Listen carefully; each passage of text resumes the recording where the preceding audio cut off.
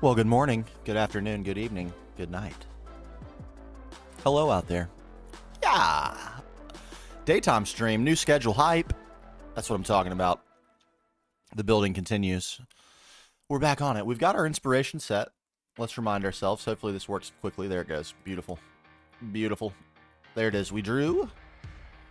We took some inspiration images. We have a few others, but this is our main one. And now we build. Bam. We were on this little dome piece right here. I think I can start by continuing that. A little bit of a grind. We'll get this out of the way, and then we'll continue. Gonna be a large build, as you can tell. A full-on miniature city, if we can pull it off, which I think we probably can. We've pulled off crazier things, after all.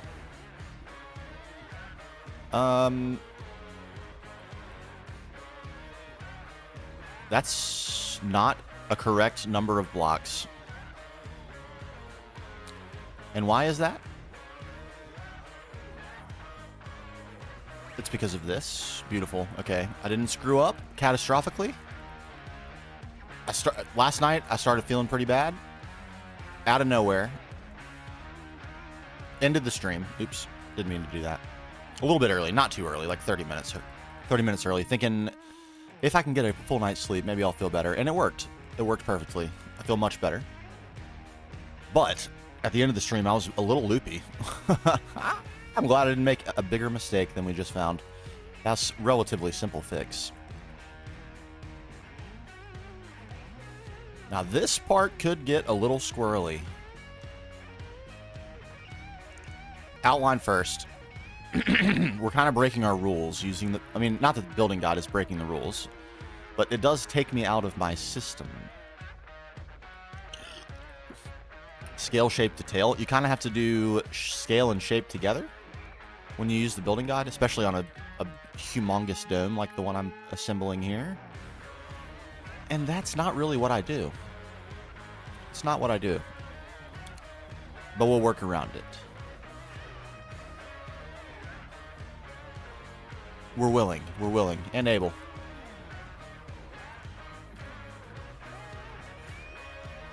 There we go. We also switched, if you weren't here last night, we switched for this build to Lave 12, which I regret.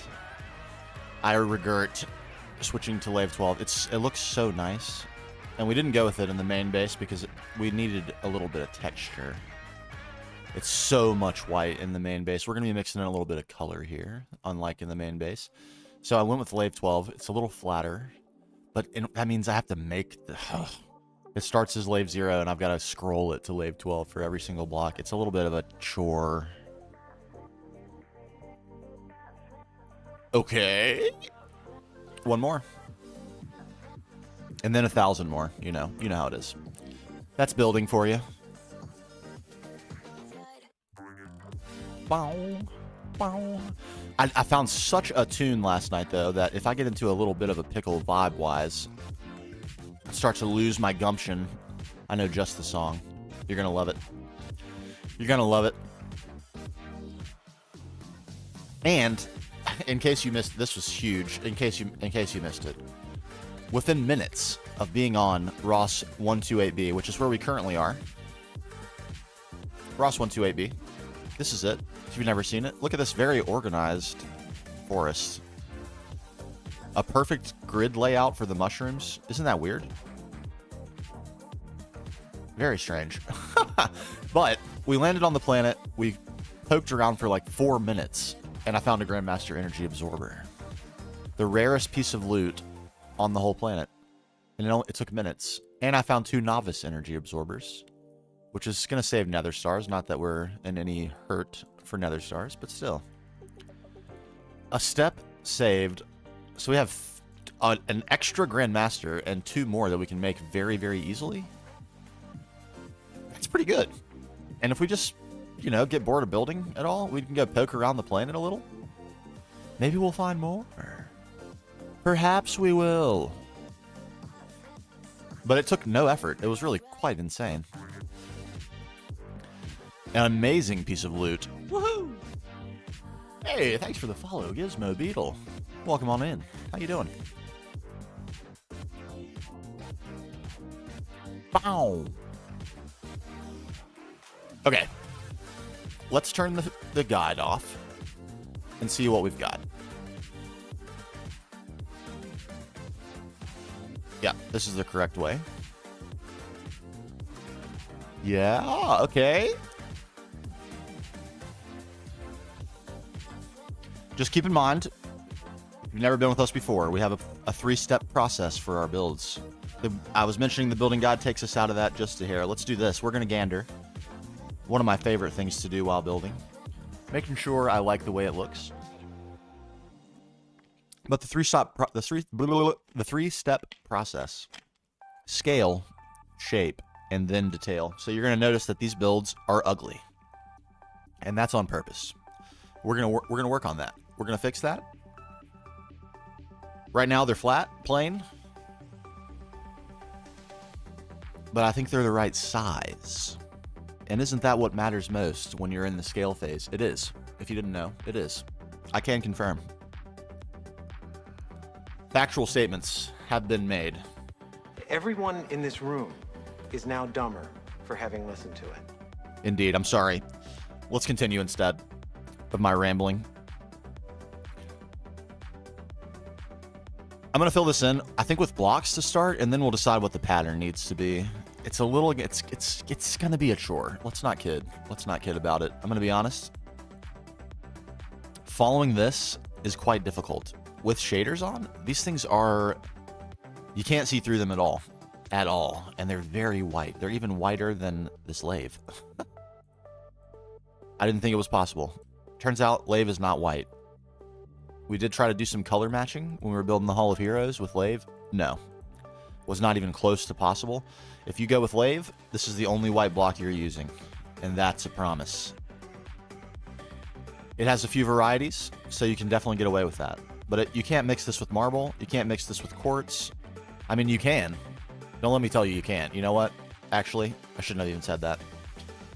I can't. That's what I meant. That's, in fact, what I meant. It turned out terrible for me. Terrible. Not even in, it couldn't even be done in tiny locations. It couldn't be done at all. So we didn't do it. We went with all varieties of marble, which worked out fine because there are lots of those too. But you're gonna, I think it's an either or. I really do. White is such a useful utility color, but you kind of get one shot at choosing your white. White and black, I think they're both that way. Once, I mean, I haven't built with a lot of black, and it's not really my favorite building color. But I think it's probably the same. I think that's a piece of intuition that I can trust. Mm-hmm.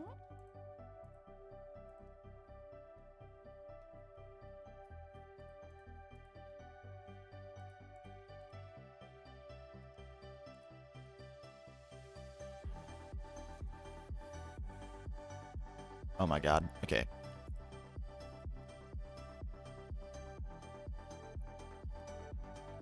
Okay, wouldn't it be cool if I could freestyle build this thing? Wouldn't that be nice? I don't think it's in the cards.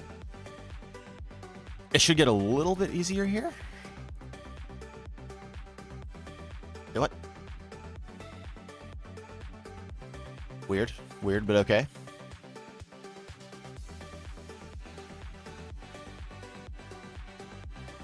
Okay, same thing here.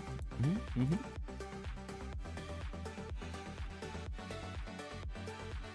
Okay, I'm pretty sure this is that super vibey song I was talking about. It is very vibey. The saxy.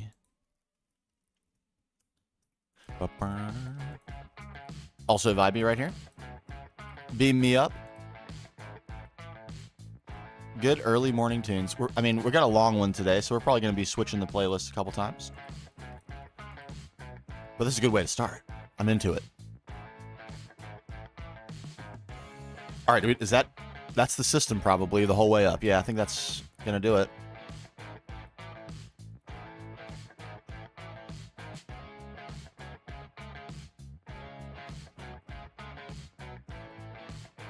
Yuck. Not my favorite way to build, but this is such a... The shape is so extreme. I don't think I could do this by hand. Or more by... You know what I mean. I don't think I could just sight line this.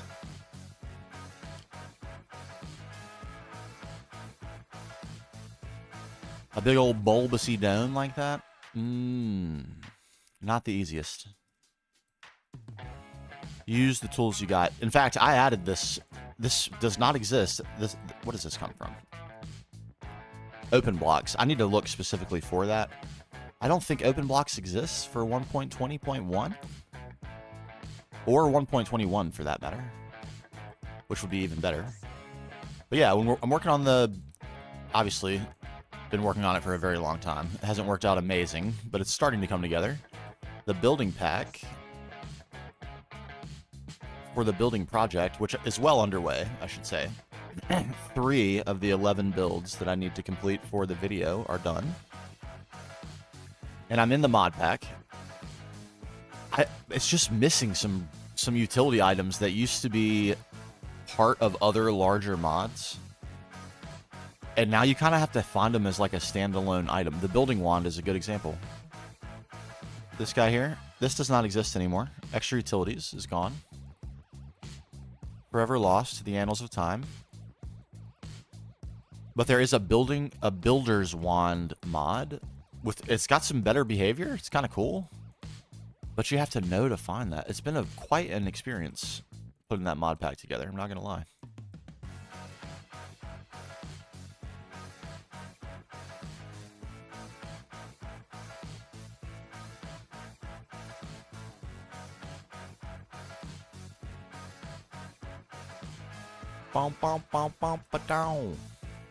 But I got it to a place where like it's definitely usable, and the main important things are Axiom and World Edit anyway.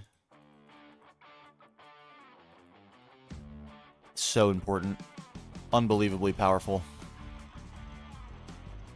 Alright, I probably could have been using the Builder's Wand here as a matter of fact, but I didn't... It's hard to know that.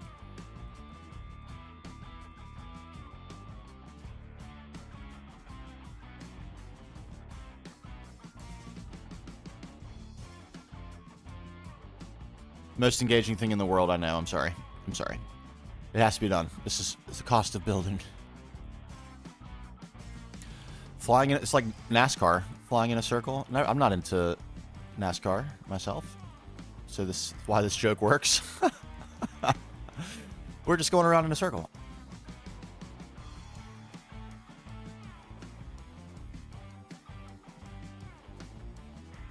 A lot of people love NASCAR, though. Some people in my family really, really love NASCAR. Never caught the bug myself.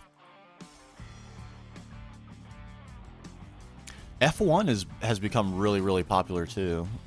I don't think they're quite the same crowd, but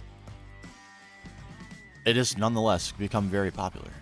Alex was just talking about Lego has released their F1 models, which sounds like it could be pretty cool. I miss building with Legos. What a piece of nostalgia. But now I have a little baby, and when she is old enough not to choke and die playing with Legos, or at least I guess you could do that at any point. There's no being too old for that. But you know what I mean. As soon as it's not a huge risk, because she's immediately going to put it in her mouth as soon as she grabs it. We're going to be playing with some Legos. We got her some blocks, and she likes the blocks. It's fun. But she more likes to spill the blocks and make a big mess than she does with actually build with. But I sympathize. That's exactly what I do in this game. Make a humongous mess, and then hope for the best.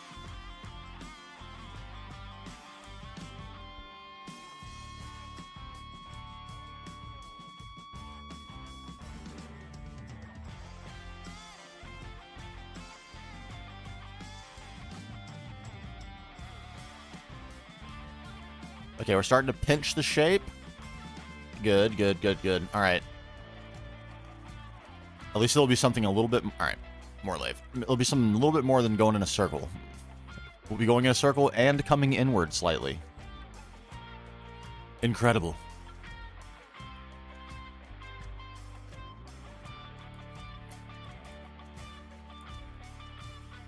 All right, we're home stretching with Lave as well.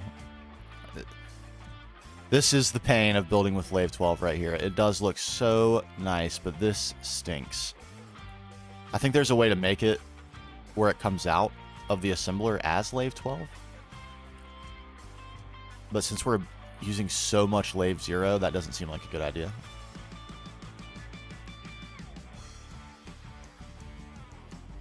We could set up a second line. This is probably the only build we're going to do in Lave 12.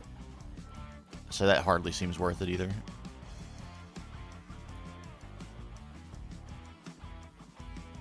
Alright, those are all 12 good.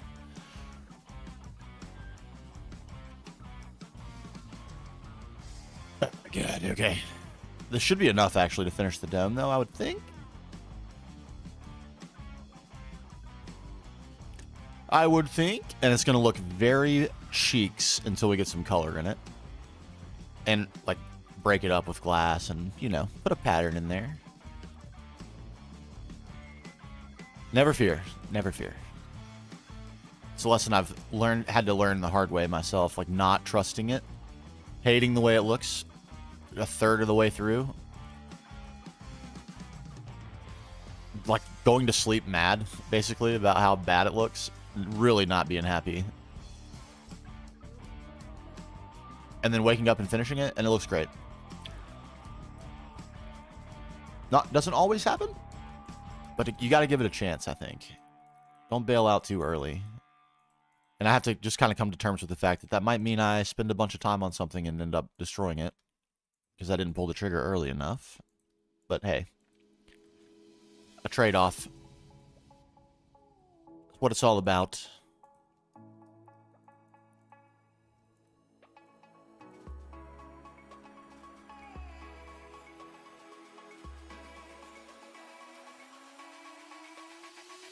Okay, slightly more stimulating building. This makes me pleased. This makes me very pleased.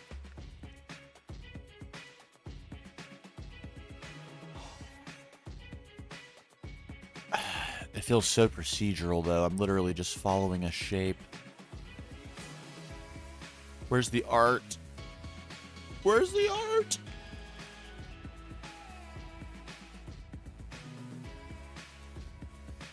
It's an alien civilization, though. They were hyper advanced. They got to the point where all of their designs were procedural. This is our future. This is the future of AI design right here. Plain. Lifeless. Featureless. Devoid of human emotion.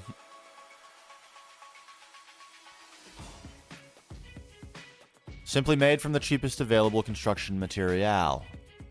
This is definitely where we are right at this very moment in the construction world. It can be very annoying. I don't want to get just like I just got myself started. I was about to say, don't get me started. I just literally got myself started on it. But while I'm on the subject, you know what really grinds my gears?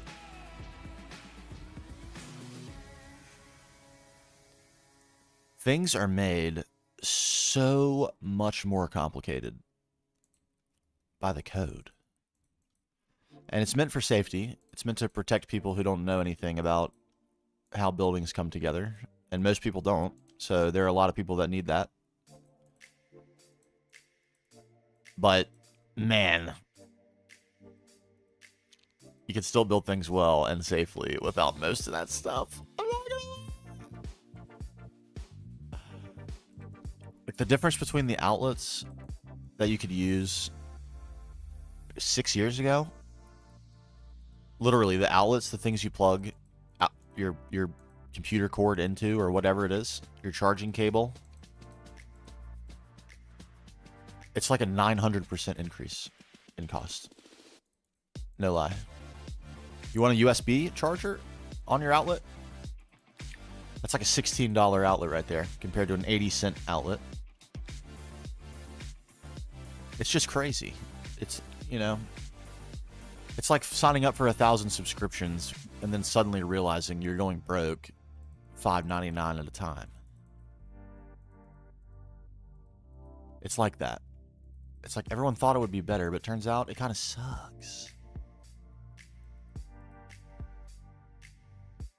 And you kind of have to have them all to get anything. That's pretty much how it works. With the code, too. Obviously, you have to follow all the code. You don't get to pick and choose. And in aggregate, it becomes quite expensive to build things.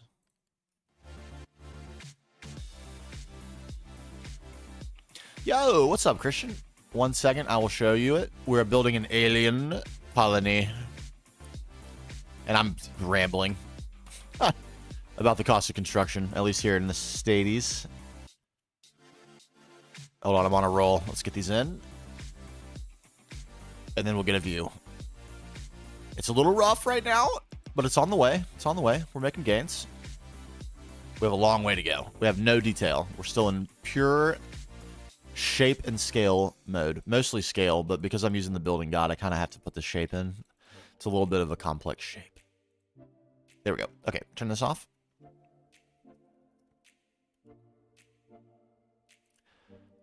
Okay, I still haven't eaten these meatballs. I need to stop holding the healing axe. I really want to eat those cosmic meatballs. Ah. All right, this is our landscape that we've chosen. We're on Ross 128B. Yeah. And here's our current thinking. Well, what's up, Ricky J? The block I'm using is called Lave, L-A-V-E, and I'm using number 12 for this build. Although for most of my builds, I use Lave 0. So this is kind of the sketch is what we kind of dreamed up. The art is our inspiration. And of course, the land is our land. This is what we have so far.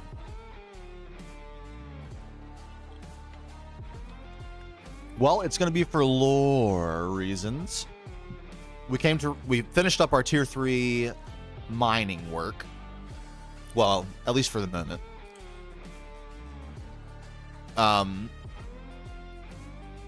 We got Callisto ice. We got whatever we needed from Europa. I think it was Letix from Europa. We found a meteor in the asteroid dimension. Got an Aquata. I might go back and get more of that if I can. And then we came to Ross 128B. Wandered around. We were, of course, for lore reasons, we're going to be sent here by our heroes. Or maybe by Halfdan. I'm not sure. We'll have to come up with how we're actually sent here. But we're going to be sent here by the lore. And I was here for minutes and found a Grandmaster Energy Absorber almost right away. How crazy is that? And I found 2 Novice Energy Absorbers as well. So crazy. So now we're going to stumble across this alien civilization. So I'm going to build it really fancy, and then we're going to kind of destroy it a little bit and make it look abandoned and ruined. And I will stumble across this, and it'll just be like to see, basically. There's no infrastructure or anything is going to go here. So we're going to go really fast. We made a ton of progress last night. We're broad stroking it. We don't have to think about logistics or any cable management or anything like that. So it should go pretty smoothly.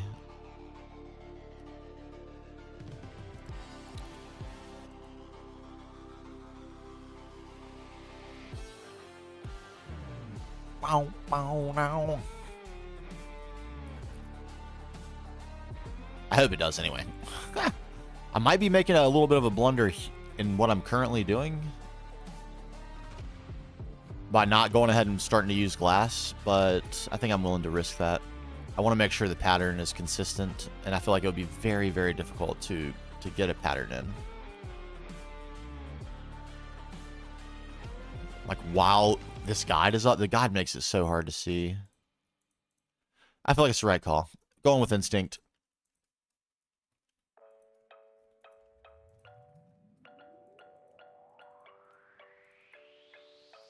Yeah, it's not my favorite way to build with this guide, because it feels like you're putting together a puzzle that has all the pieces, like a sketch laid out for where all the pieces go. I don't know.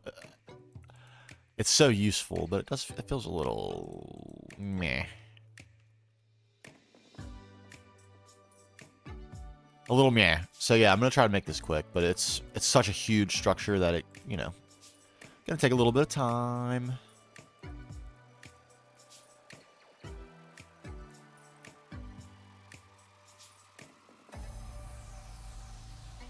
Ko-Fi, what's going on? How far am I tech-wise? What was the last thing we did? We got the plat line, of course, running. We got the tier 3 rocket. We got whatever, I'm not even sure how far the rocket fuel goes that we have, but we have CNH, or CN3H 703. Whatever's better than dense hydrazine. And we did a level maintain line for that. It worked out great.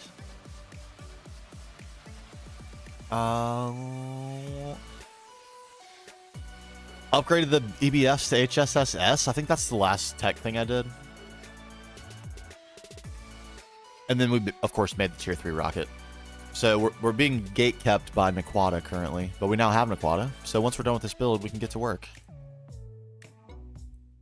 A little progression. But this is where I think this is where we're going to finish the episode with the reveal of this build. Our dark future, if we don't change our ways. Yeah, the schematics are really bright. Not my favorite. Not my favorite. I'm trying to make short work of this if I can, but it's a little bit of a struggle. It's really hard to see. Like, yeah, I'm not even sure what to say. It's hard to see if you place a block in the wrong place and you know you did, but you want to go back and find it. It's hard to find it. That's the real struggle.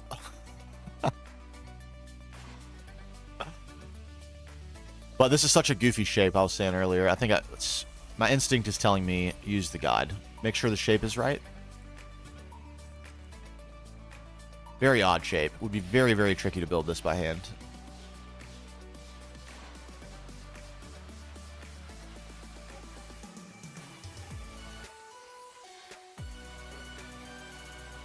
Bum, bum, bum, bum. Oh, looks like we're going to be venturing back for more lave. If you've never seen the main base and you're hanging out, we're about to go back.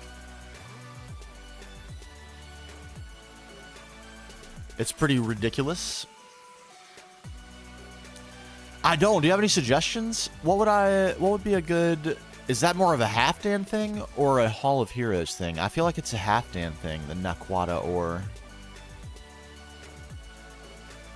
And the processing of it.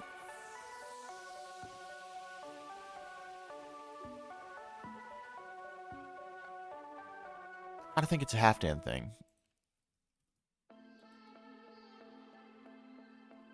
Yeah, we have to have a reason to do it. We can't just do things. Come on, come on. We know.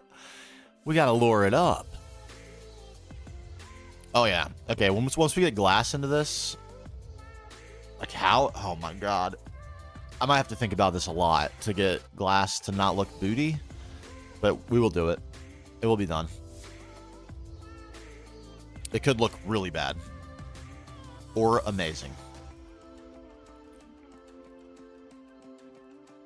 It might be such a time-consuming thing to do to decide what the pattern of this is going to be that I might not do it on stream, though. It might be really boring, and I've already done some pretty boring stuff recently on stream, placing a lot of blocks just like this.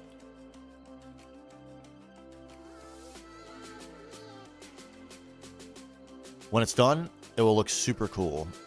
And I found people appreciate the super cool, but they don't necessarily like watching some of the more arduous tasks that are required.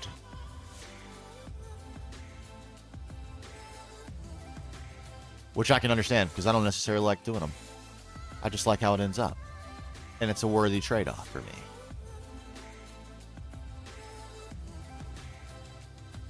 Okay. Oh man, I'm getting nervous. It's going to be difficult to go backwards from here. We're making a large commitment.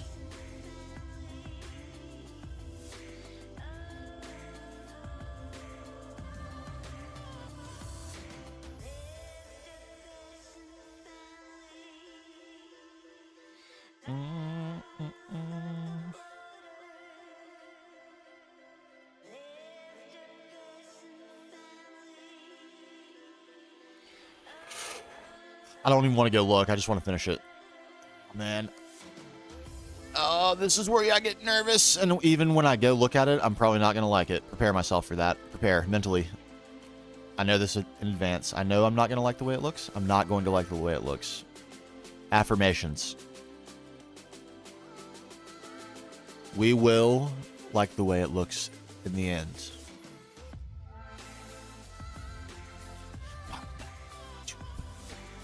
Yo, Greg, what's going on, buddy? How yous doing? We're out of lave. Completely. We have no backup lave at all. We're gone.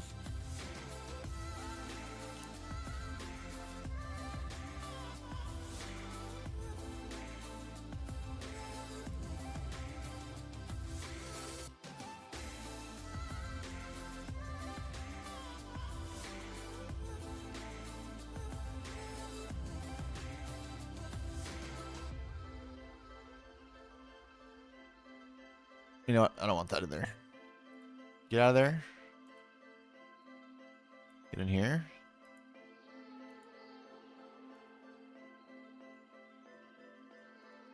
You come with me.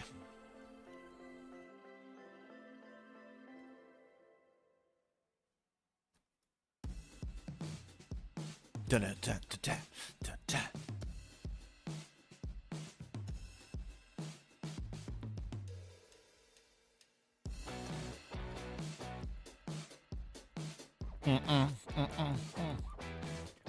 Oh, you said. Oh, Vintage Story Sai is going to be so pumped to hear that. How do you like it? I think we might play it. I might put it on my server if we can. I'm not 100% sure that will work, but I think it probably will. I don't see why not. I've seen literally nothing about the game. Absolutely zero.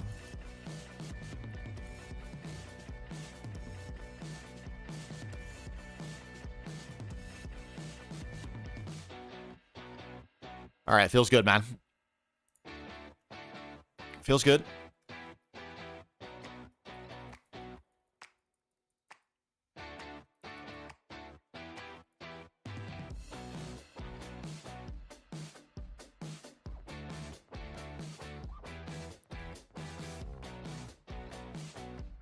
Satan living in the walls of the... Uh-oh.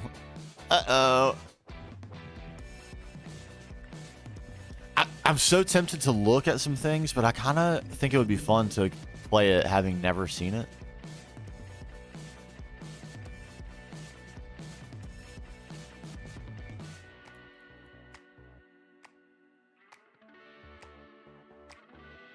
I'm sorry, the TDM continues. This also has to be done. This is the pain of using Lave 12 instead of Lave 0.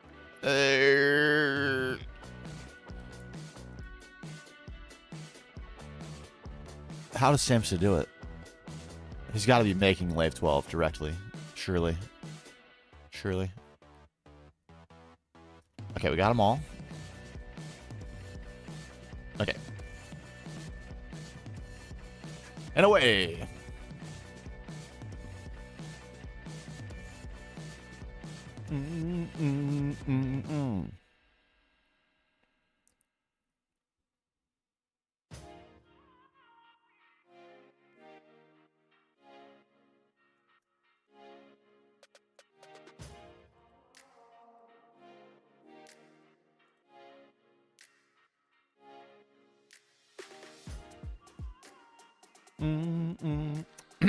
Yeah, but I think Knack is gating us pretty hard.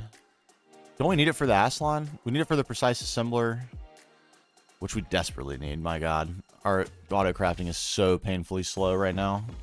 I mean, I guess like individually things are kind of fast, but we have to make so many things that to make anything that it ends up being slow.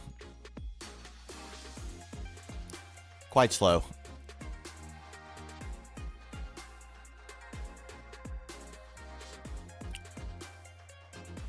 But I need it for circuit upgrades.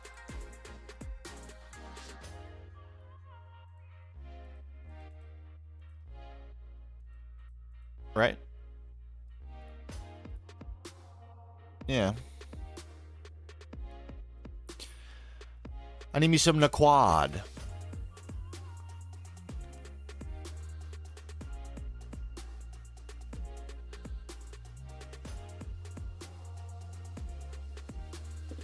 This is pretty much it. I need to set up, we're going to like completely refactor chemicals and rubbers. Finally get rubber, silicon rubber, and styrene butadiene rubber automated. And obviously polybenzimidazole. Polyethylene. We already have polyethylene and polytetrafluoroethylene, but we'll add this and completely redo all that. And I think that's really like the last quest-related major infrastructure project we need to do before LUV.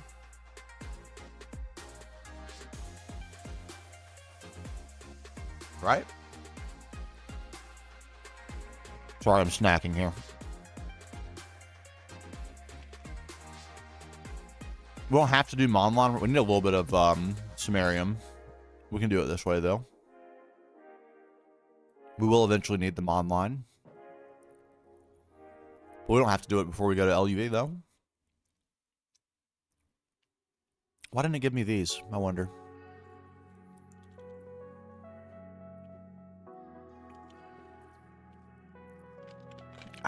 Anyway.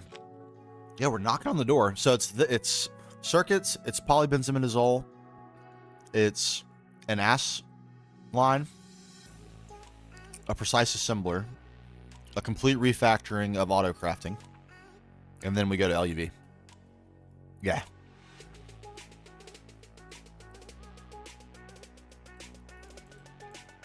We probably need to scale up power just a little bit. And we absolutely need to fix whatever the heck is going on with our main power spine. There's probably machines that are off at home right now. Wouldn't that be sad? I think there probably are, though. Something weird. It's like, I don't even know. Like, I don't even want to explain what's happening because I have no idea what's wrong. But basically, machines are turning off. And we have so far been completely unable to deduce what the problem actually is. We're using 15 amps of LUV power in total. Our Lapatronic supercapacitor, that's like the total possible draw on our main spine is 15 amps of LUV. And the line can carry 16 amps. So I'm just at a complete loss for what could be wrong. And that it could not possibly exceed that ever, because that's limited by the transformers that are pushing power off of it.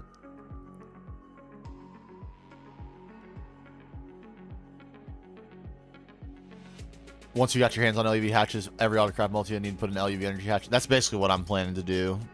We need a big, and then I'm going to do all like the refactor before we get the LUV hatches, but then when we get to LUV hatches, I'm going to just immediately upgrade everything and redo the main spine.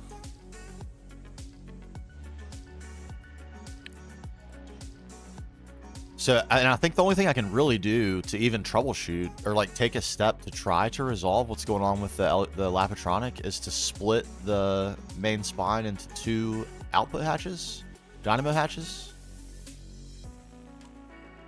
and just to send out 128 amps of IV and 32 amps of LUV.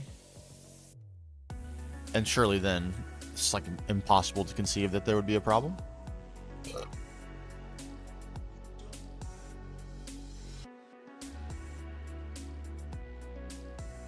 And of course, even though the max draw can be 15 amps of LUV, it would never actually be that. Because we have extra amps on transformers and that sort of thing. So so confusing what the problem could be. It also seems like every time I make a change to the spine, we have machines turn off.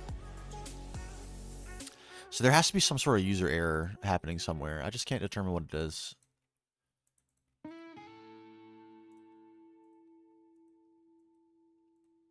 I need to get finally move this over to the 24/7 server and get some geniuses whitelisted so they can come in and look at it and tell me what's wrong.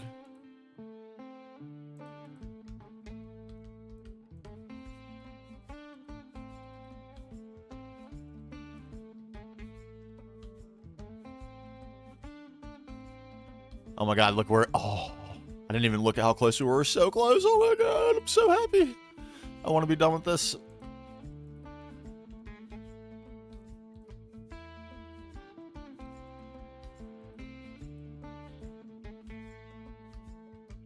You can get indium from fusion. I need to be getting that as soon as humanly possible. That's another chore I probably need to be thinking about in the near-term future.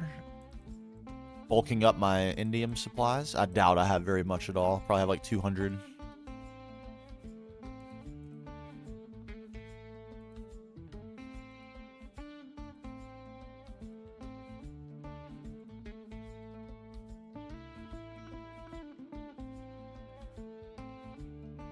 Yeah, I think I avoided... what an idiot. Nice. Absolute genius maneuver. Avoided like 3,000 purified galena.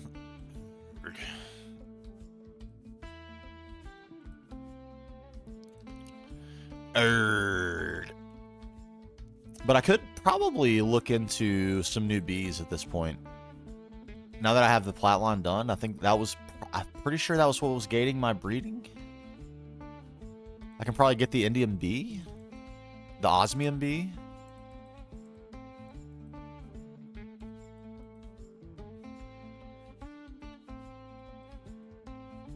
That'd be actually... The osmium bee would be great, because osmium's very slow.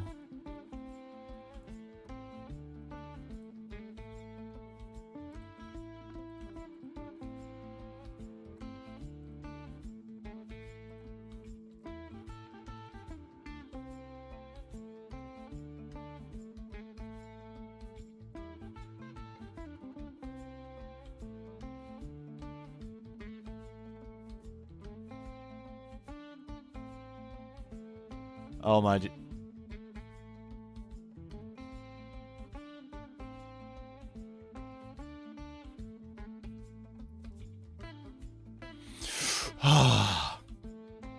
Oh my god, sweet relief.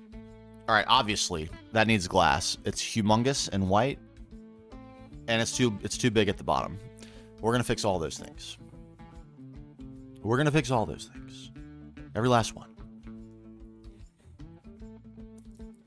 Scale check. Everything's in scale, I think. Our little satellite in the front is still in the wrong spot, but it is the right size.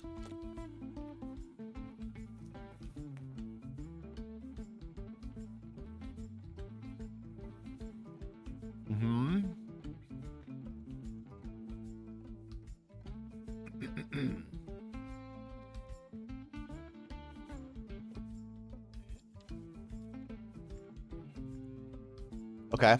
Where to next? What's the next focus area? Probably what's over there kind of behind this pillory, domey monstrosity. Over there to the right. I mean, that's kind of all that's left, let's be honest. And then something floating out in the top. Connections. We're almost there. We're almost to detail. I mean, this badly needs detail. Let's not kid ourselves.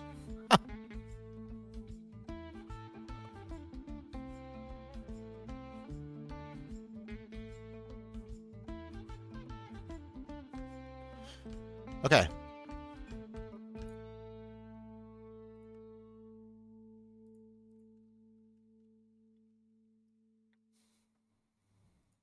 Over here.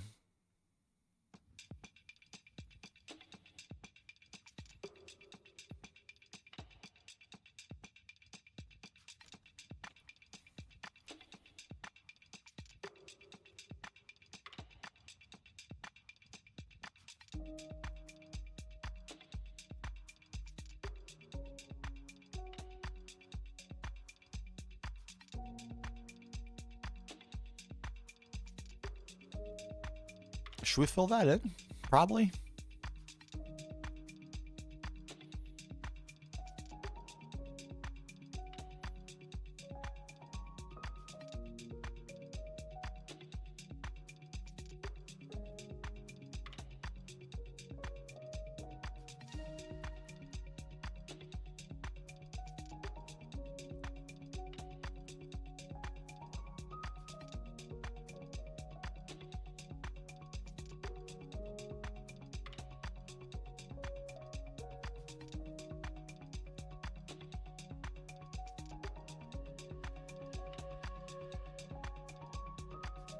Yes. That's the spot.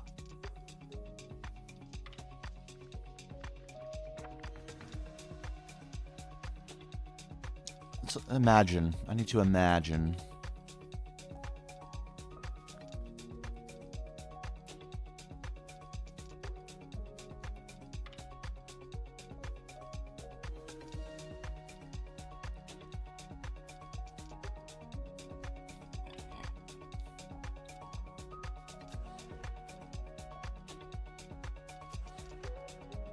Are you seeing it? Let it take you over. In your mind's eye.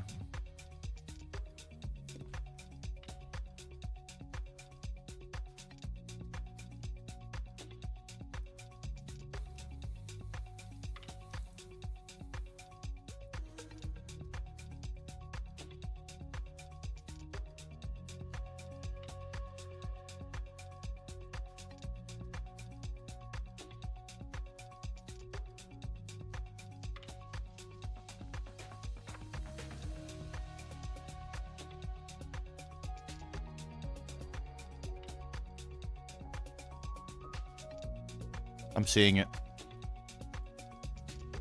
It's happening.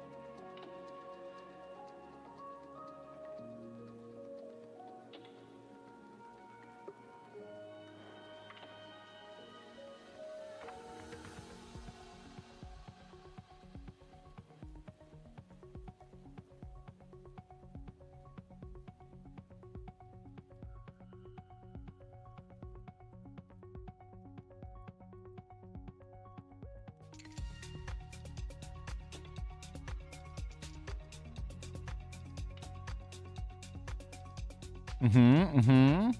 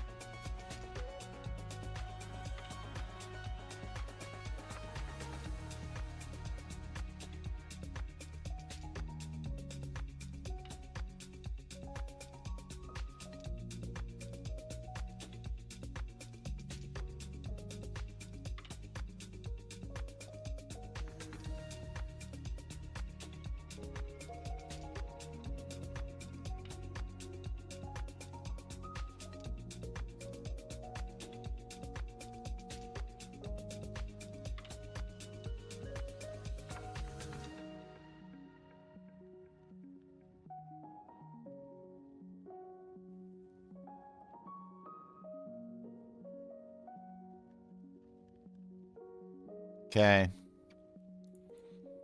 little bit of, I want something complicated is going to be happening over here. I'm not exactly sure what. We're just going to put blocks down until it makes sense, I think.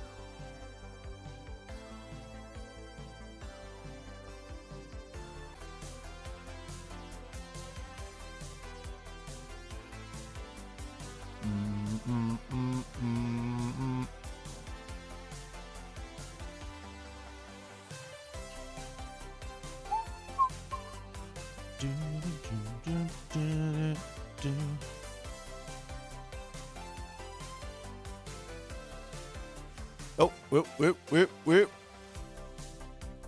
No. Absolutely not.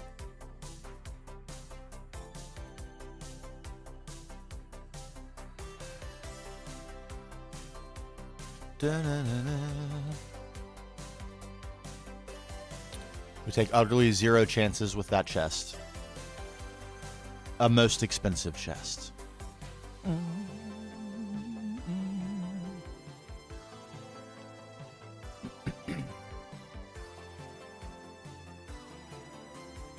All right, I'm getting confused. I'm confusing myself. I'm gonna blame this tree. It's that tree's fault.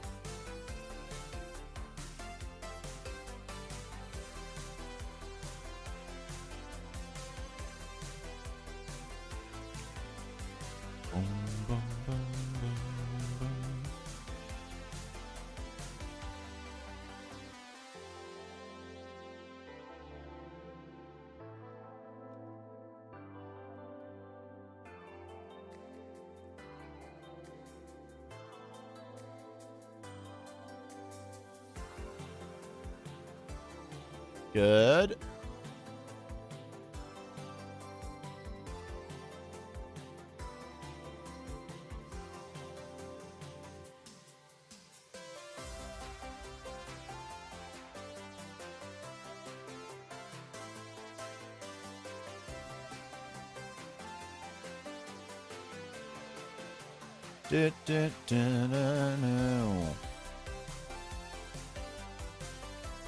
Little shaving action here. I'm gonna shave the trim, just a trim.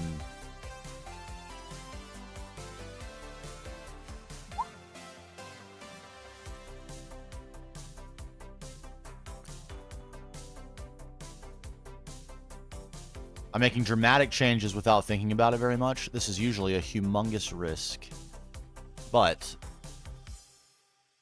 this is a purely aesthetic piece, so we don't really there's no logistics to think about. There's this, we really can't overdo it. It's kind of like the Hall of Heroes. Do we take that too far? Probably. Did that end up mattering at all? No. Not even a tiny bit. In fact, it was all the better for that.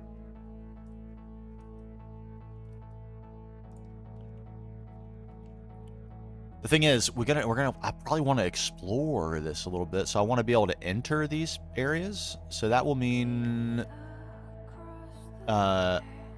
you know, making it so we can actually do that. Can we, in fact, do that? Probably. A little bit of world edit later, and we have an interior cave that we can finish.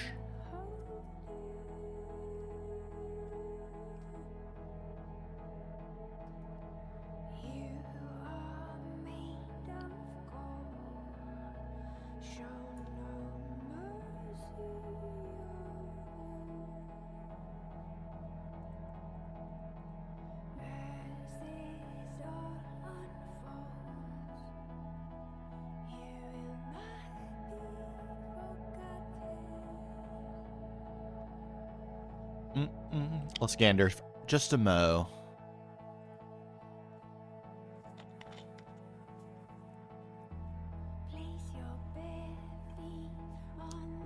Okay, the depth of this is working for me. I'm liking it. It's a little too small, isn't it?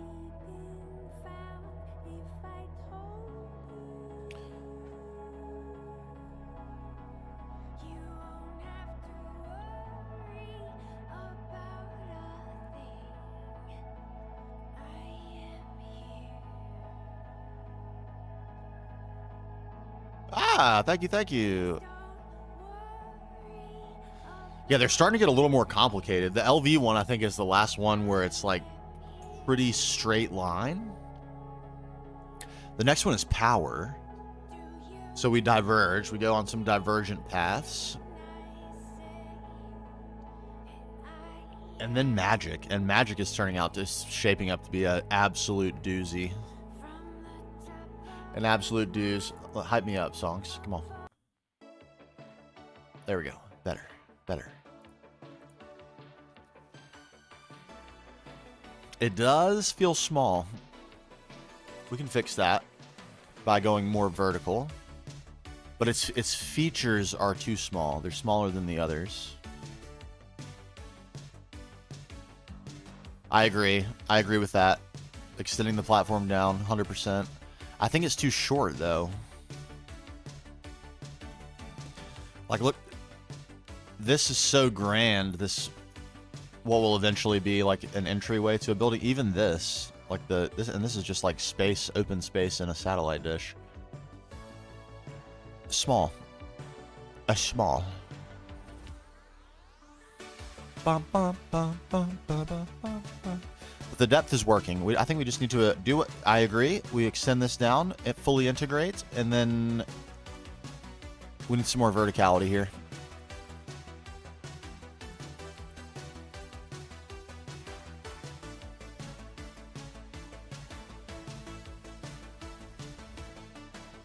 Do we need this much? I'm not sure.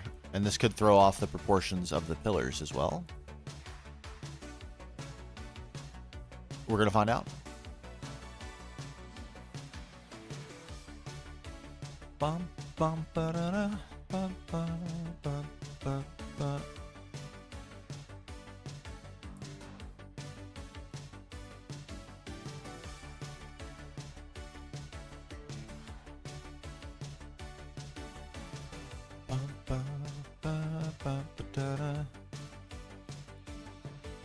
Let's do this as well. This is definitely needed.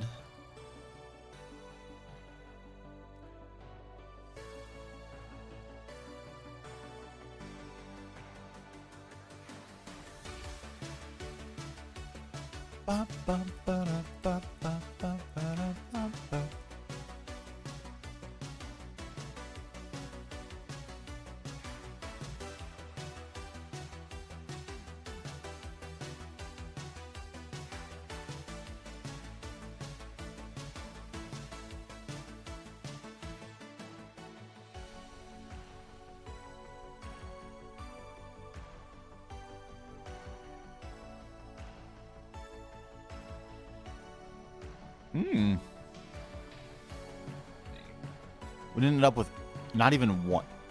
Amazing. Not even one goofy dirt block that ended up as part of our wall. You love it. Oh, there's one. I knew it. There had to be one.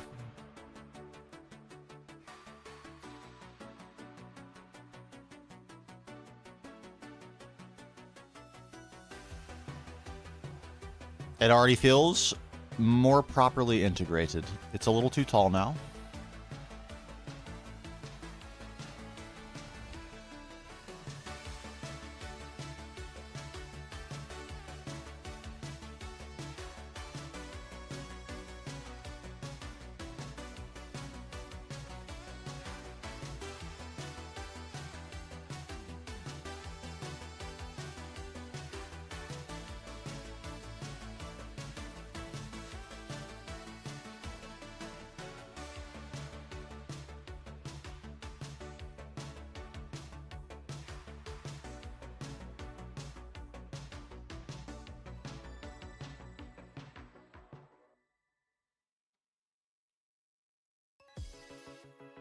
Yeah, and this gets better anyway. It's going to give us more room for things.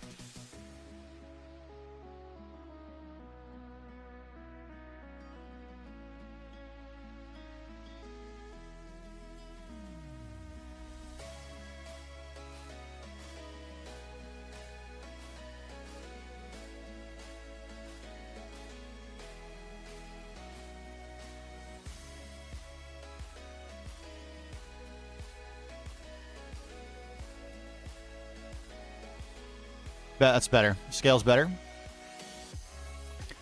Shape, detail, all that. That's later. We know.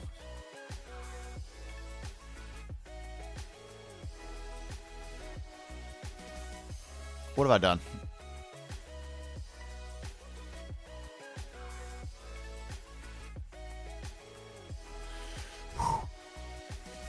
I got super scared for a second. That's the one we can't lose. If I lost this chest, nah, I wouldn't really care. It's only Lave.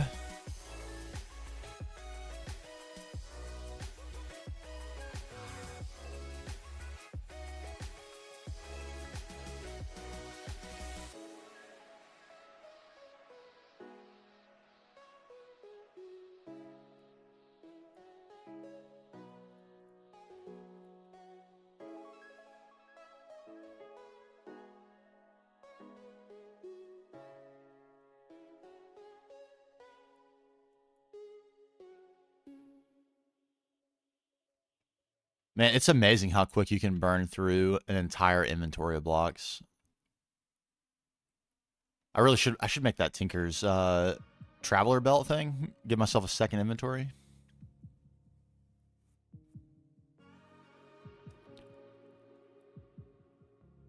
Oh my god, what a legend. Honestly, we did a tour of his world, everyone, and it is...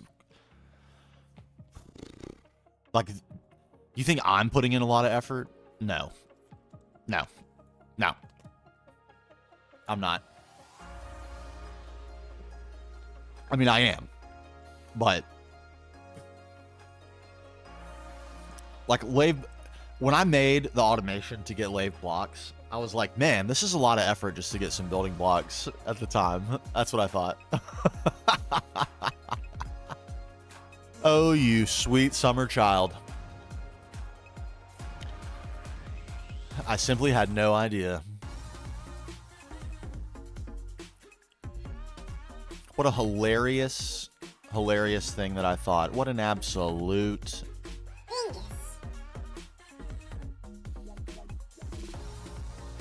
That's pure comedy that I thought I was actually putting in effort.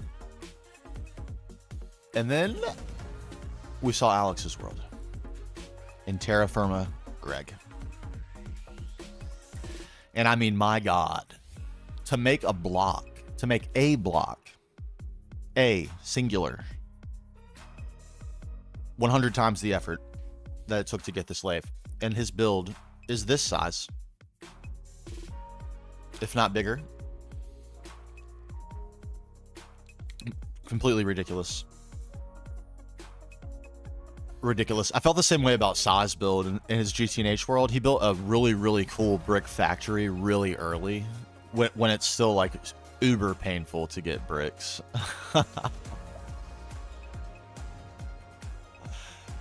Oh, man. Okay, where'd I build this? Here?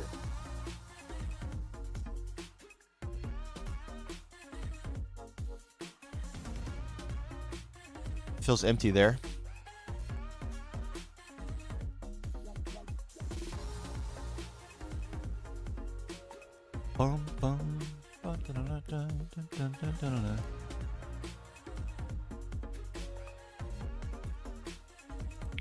Oh my God, how much further does the progression go?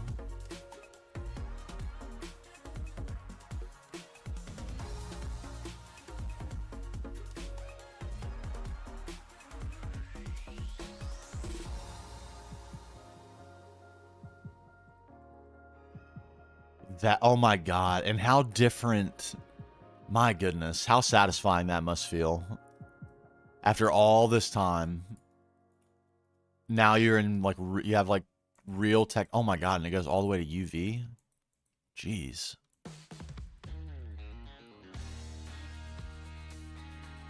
After all that time, it's like real technology emerges from the rubble pile.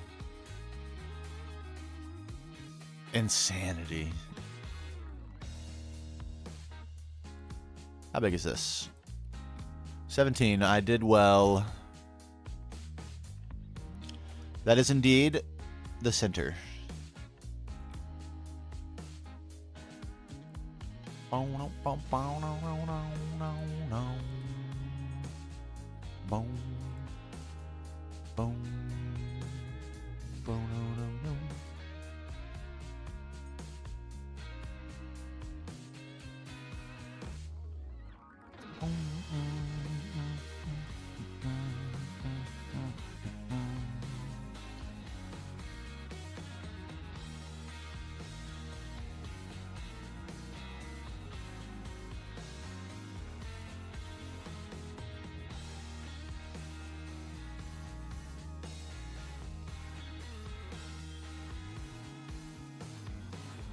Boom, boom, boom.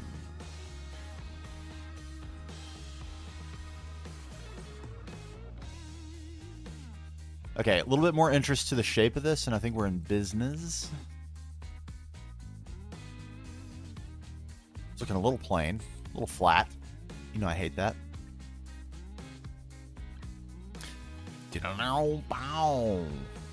Okay, and then something, something, something here. Turns out this was precisely the correct location.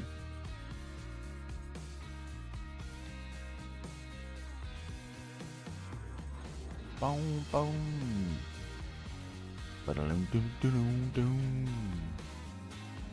And what happens to this building? I'm not sure. We're going to make it up along the way. It probably does something like this. Maybe like that.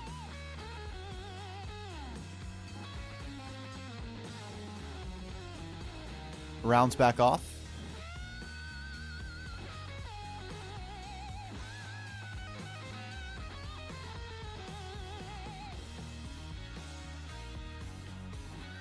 An 11 spot, something, something.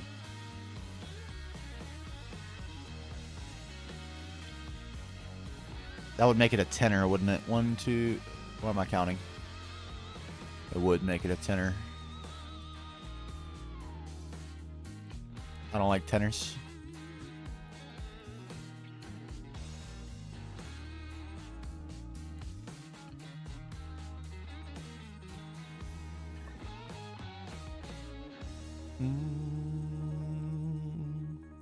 That's 9, and then a 2, a 3.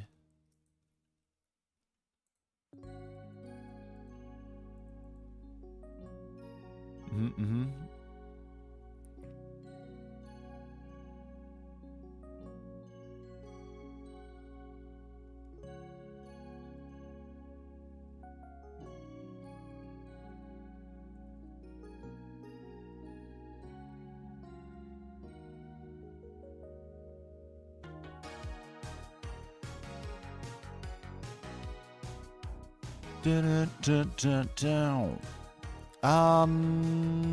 Is that plenty?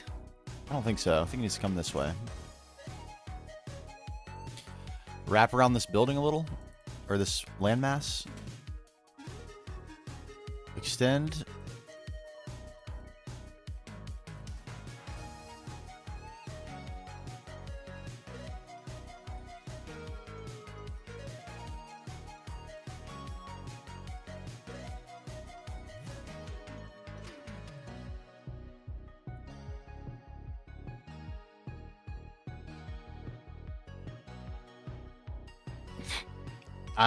What we're going to do here, don't ask yet. Don't ask yet. Don't worry about that.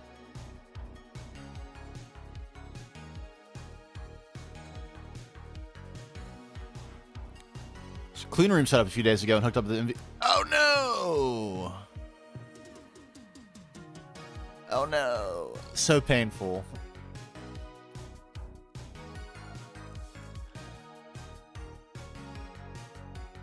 Okay, we're back in scale. I like it. Does it look good yet? No. No, it does not. But we're going to get there. I have faith. And I think the shape is doing it. The distance, also good. We're going to get a little bit of interconnectivity between the buildings going in the form of paths and things.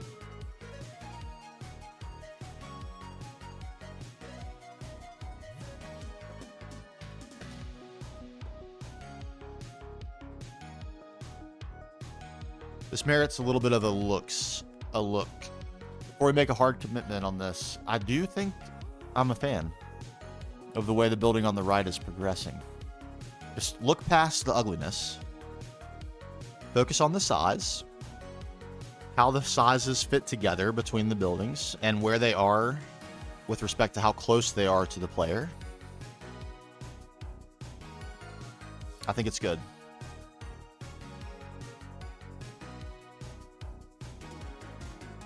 If anything, this is a little too prominent, but we can fix that with glass. And it's going to be less prominent once the build underneath it is more fleshed out.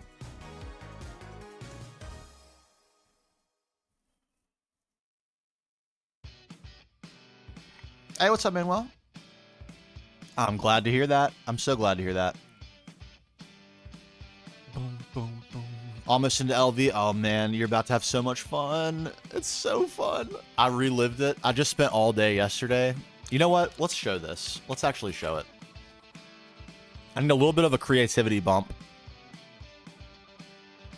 So give me just a second. We're going to look at something else for a second and get inspired.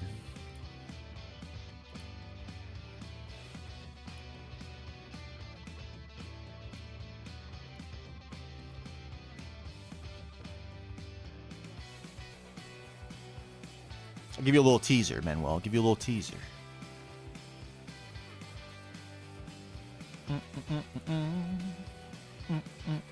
Just opening up a different client.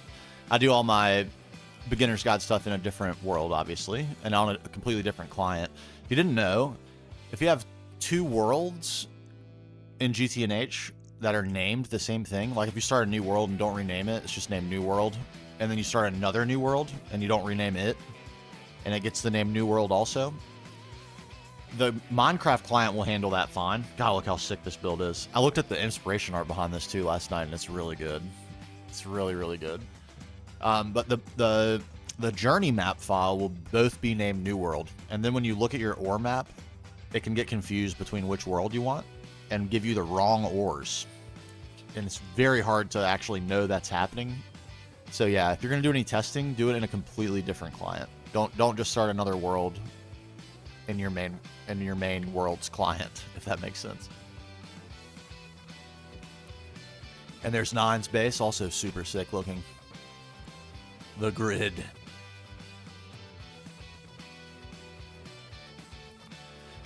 All right, here we go. A teaser. The next episode of the Beginner's Guide is about power systems and base building. And I give a little recommendation on how you might want to approach base building. Bam!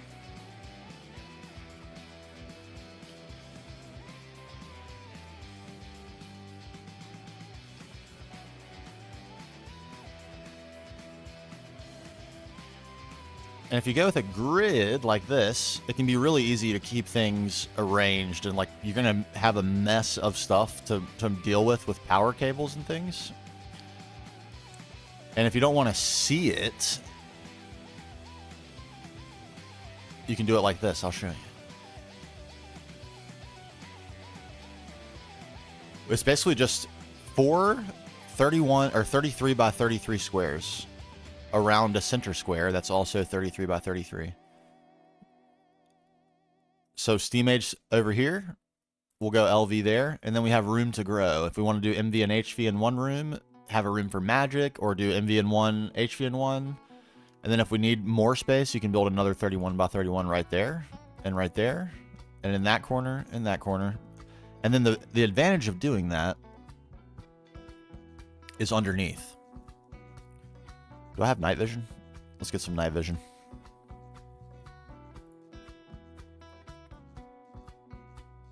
Night vision, there we go. So I'm still on Steam here. We upgraded the Steam setup. 33 is specific. It's exactly 2 chunks. So if you... Let me go back outside.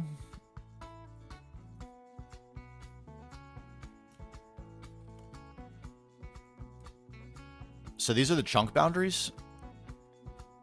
I hit it one too many times. There we go. So you can this is not something I do personally in my world, but a lot of people do this to make it easy to chunk load their base. So when I go to chunk load this, I can chunk load I can very precisely chunk load the base and nothing else. You see? But that's the only reason. And this makes it really easy to chunk load, and multi-blocks, if they are overlapping chunks and like they get unloaded, they can break. So this can be a way to prevent ever having problems with multi-blocks and make it really, really easy to chunk load your base. But that's the only reason.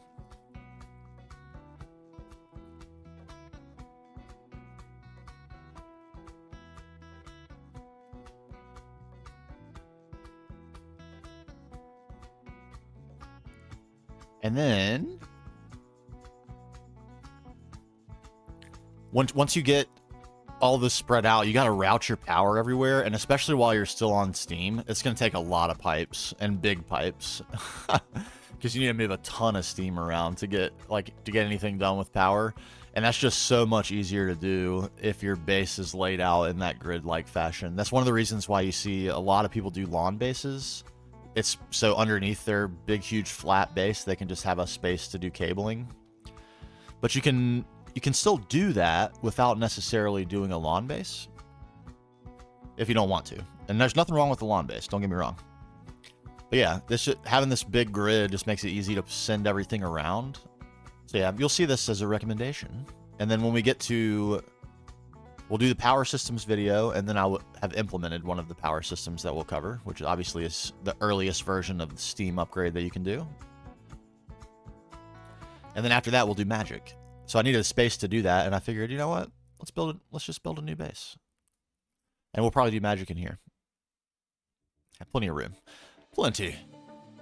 But yeah, I'm pretty happy with it. Aesthetically, obviously, it's pretty similar to what we've been doing, but it makes it really easy to see. And I'm going to be explaining a lot of things in here. So being able to very clearly see the machines for the purpose of the clips, like when I do clips like this, it's so clean and neat that it's just easier for recording. So yeah, it's a little bit similar to what we've been doing in terms of style, but yeah, what can you do? It's definitely the crispiest for recording purposes. Yeah, the space underneath, so good. And I haven't done myself any favors in my other worlds by not doing that. In just a sec, we'll switch clients back.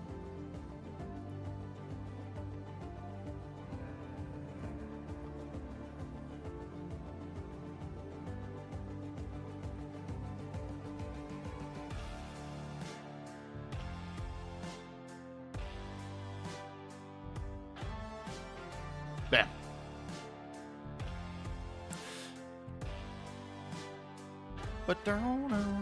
Maybe we'll see the base. This is really cool structure-wise, too.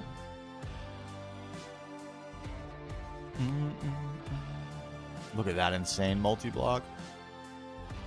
It actually is a multi-block.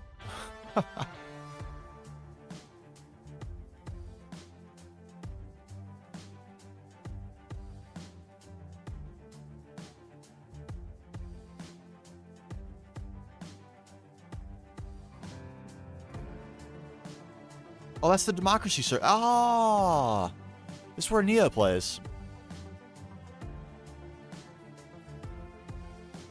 Yes, I think that was the black hole stabilizer.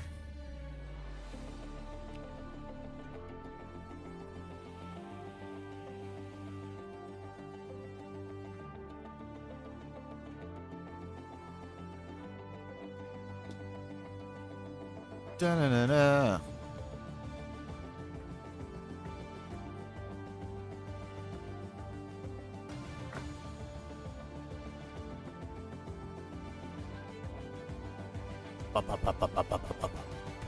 All right, I feel better. I feel lots better. I feel refreshed. And I feel like the scale is correct. It's that guy. It's the one up there. That one. I don't like it. I'm not sure what it is. I don't think it's something I need to fix right now, but I need to Keep that in my mental state. This is not doing it for me.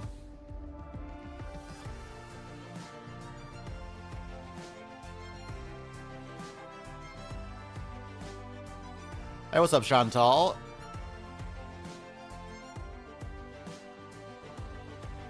What's the farthest I've been in GTNH? This is the farthest right here. Close to the end of IV. Close to the end.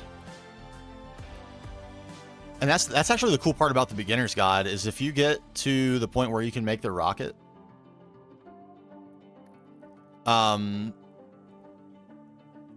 you pretty much, like, all the mechanics that you're gonna need to know, you know. And then the main thing left to learn is applied energistics. And the quest book kind of takes you through a lot of the stuff. And then it's sort of like the main challenge will be scaling.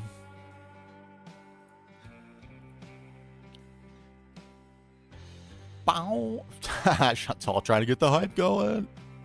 All right, what do we close? What do we tip this off with? A little something, and then we need a floater up there. Like barely visible in the mist, maybe.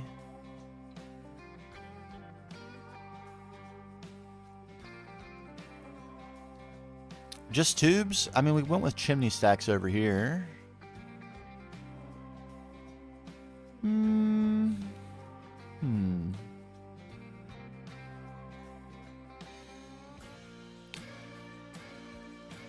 it doesn't have to be decided at the moment.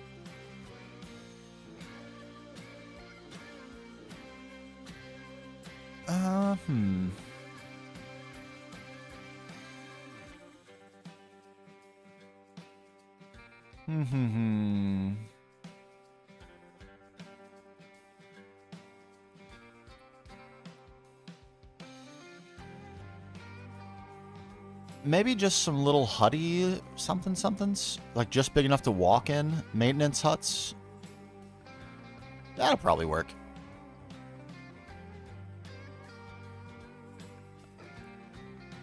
Maybe some more lines will help me. And then there's like this, you can't really see it from over here, but there's that whole empty space to contend with too. Mustn't forget.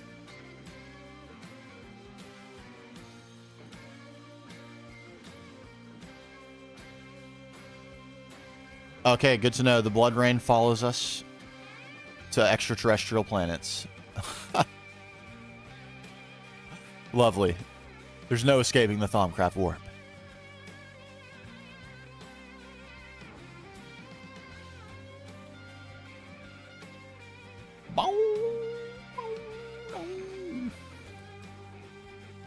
Get the corner lines in, make sure I like where they are.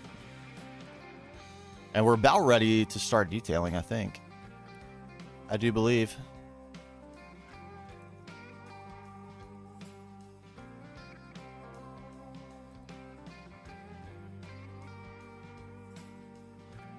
Oh man, I don't think we're gonna take it that far. My logic is anyway that you're out of beginner's territory at that point. My real goal is to make it so that folks can get into the pack a little more easily, because it's so worth playing. And I feel like at least this was me until I started playing. It was like, man, maybe this is too much for me. It's really just not as complicated as it seems. Not that it's not complicated, don't get me wrong. It certainly is. But it's not that complicated. It's not unplayably complicated. It just takes a little effort and thinking, and if for me, like, being willing to put that effort and thinking in makes it that much more gratifying. When things work and you've thought a lot about it, feels good, man. That feels good.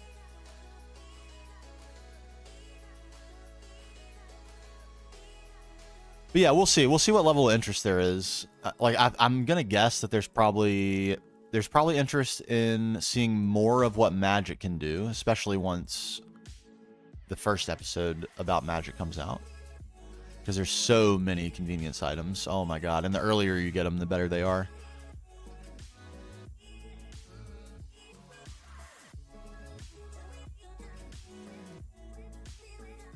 And then I'm going to guess that there's probably some interest in a little bit more information about applied energistics. Because that's sort of an if you know type of mod. There's all sorts of tricks and like little doodads. And there's tons of stuff that they've added in GTNH. So that's stuff I would consider for sure. But I don't know if continuing it like really beyond the rocket. I think at that point you're out of beginners territory, and if we were to continue it, it would be as like the intermediate guide.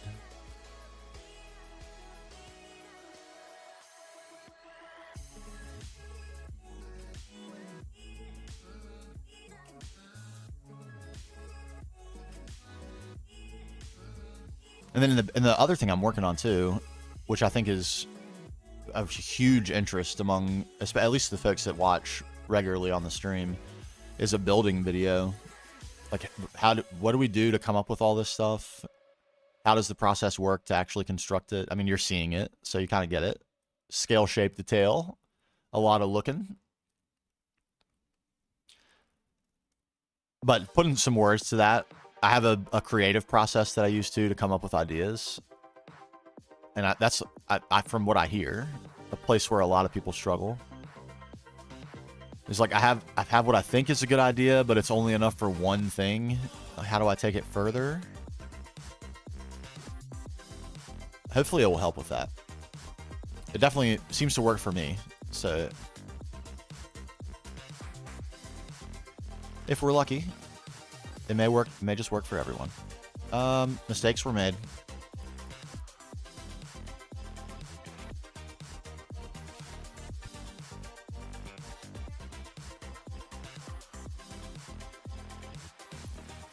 Okay, it's the shape of that building that's making this wrong. It's not the fact that I made it wrong. It's good to know.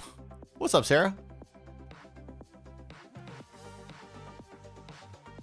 And I think we're getting somewhere.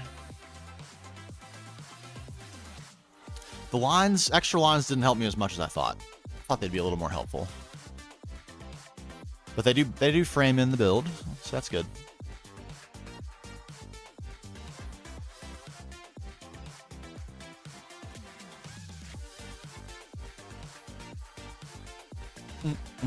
All right, Gander, with me, together.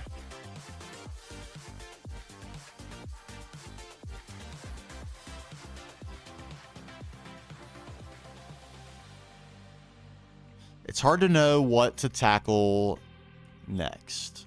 I think structurally, the only thing that might be missing is something here. But that's, I think, a game time decision. Do we want it or not?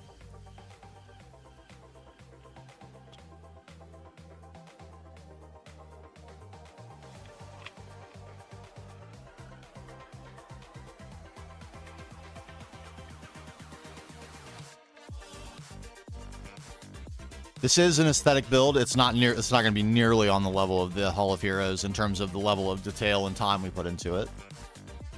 But it's a set piece for sure. And I have some notion of what the interior decor is going to be. It'll be very thematic, that's for sure. But we're not going to go insane with the micro blocks like we did. We will be doing, without a doubt. There's no way I'm going to resist the call of the micro blocks. But it's not going to be nearly as insane. It was completely insane what we did with the Hall of Heroes. Over the top.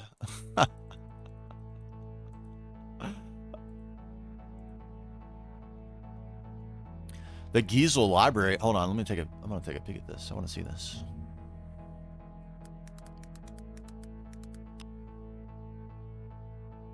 Oh my.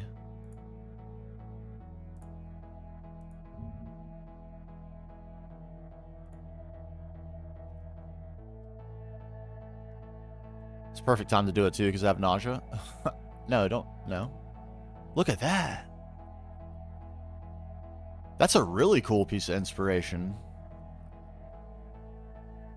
Oh man, and you could get really close to this too with micro blocks and things.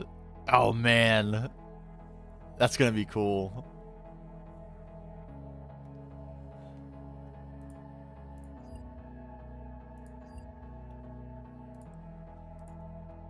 Oh man, that's a really good piece of inspiration. That's like perfectly suited for Minecraft too.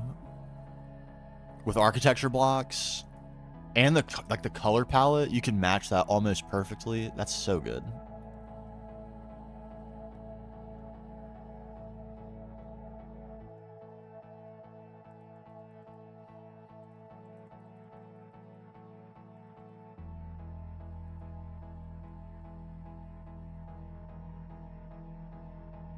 I'm a big fan of sandstone.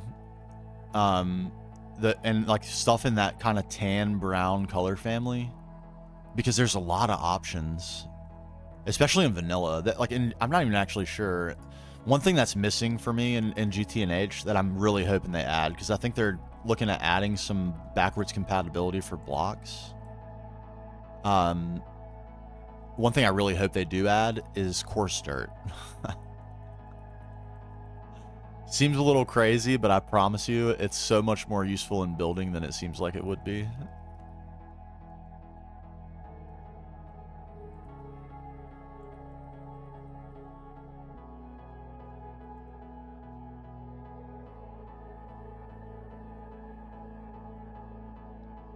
Gain more resources. I feel you.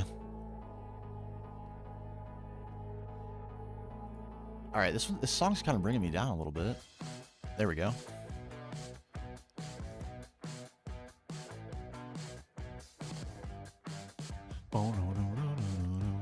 Me too. Like coarse dirt, I feel so like I don't even know, because I feel so empowered because there's so many good building blocks and tools in GTNH, but at the same time with no coarse dirt, I feel so limited with the landscape. You can't here's the thing, okay? Here's the thing. I'll explain it. Give me some grass.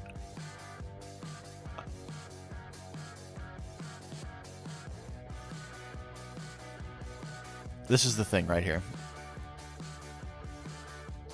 If I wanted to texture up this ground, let's say, and I wanted it to look like that, I cannot achieve that. Eventually, the grass will spread.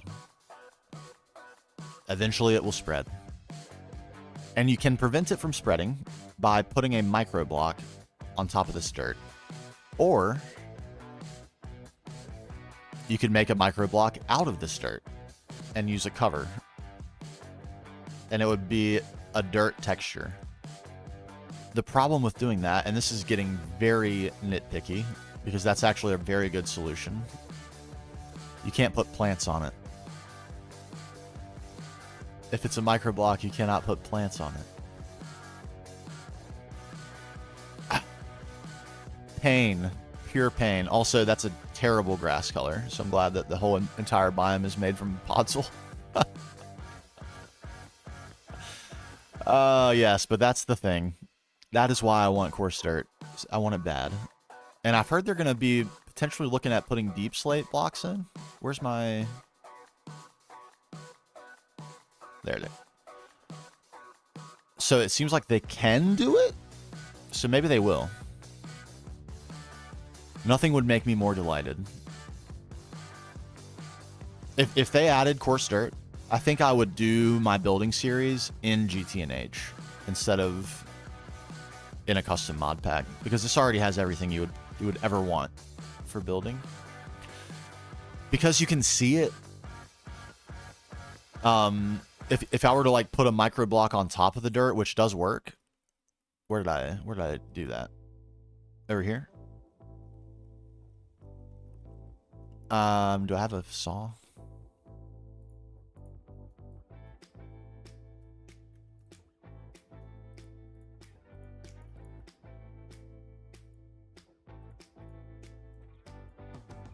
So you could do this.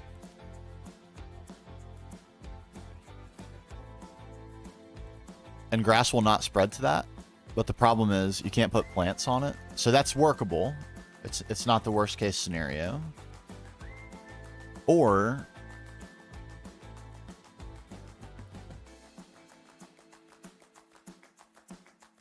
you can put a notch on it like that. and grass will not spread to that.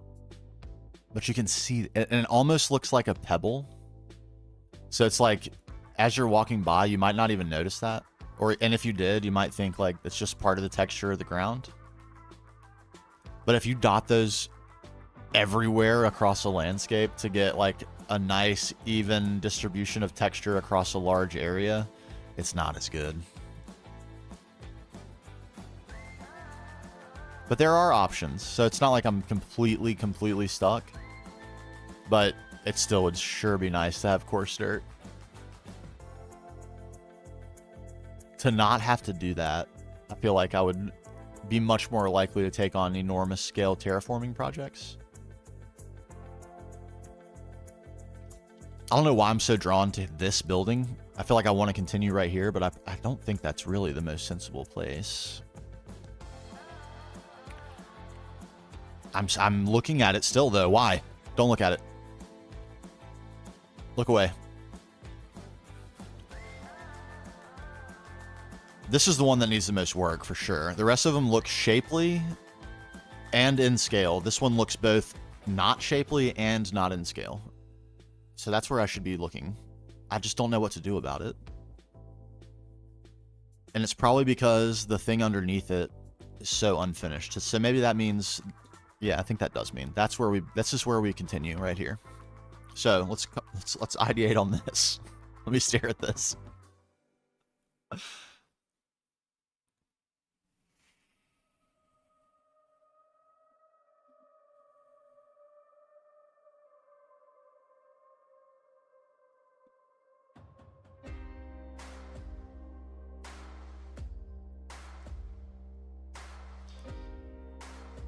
In the words of Toasty Spud, just put some blocks down. It will come. Yo, Volans, what's going on? Welcome on in, early bird.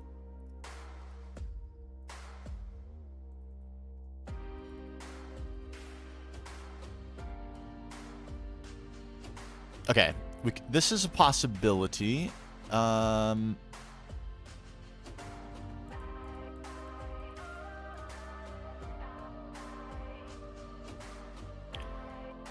The problem with doing this is if I make this flat, I can't do... I'm very limited on how I can detail it. We can still detail it with micro blocks, of course, naturally. But only in certain spots. And you can not go horizontal at all. Can I deal with that?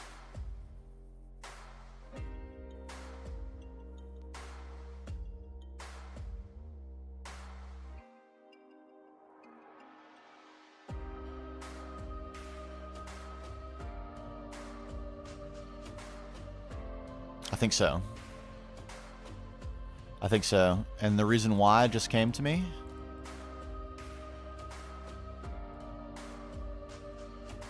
This will double as the place where we put a path to lead to this. This is going to get moved. Yep. Yep.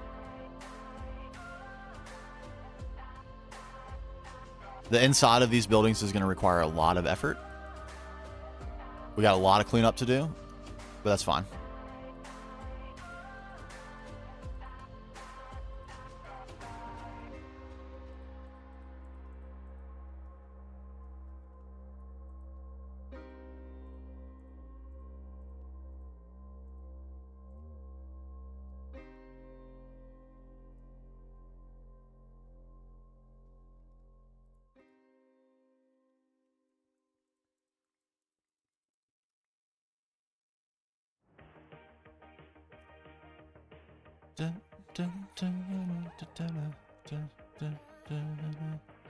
All right, and I wanted something else to be happening over here, but now that I'm looking at it, I'm not sure that would be good.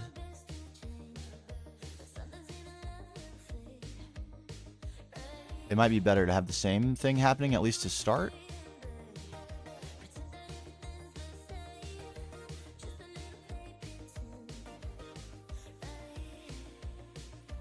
Hey, what's up, E-Pony?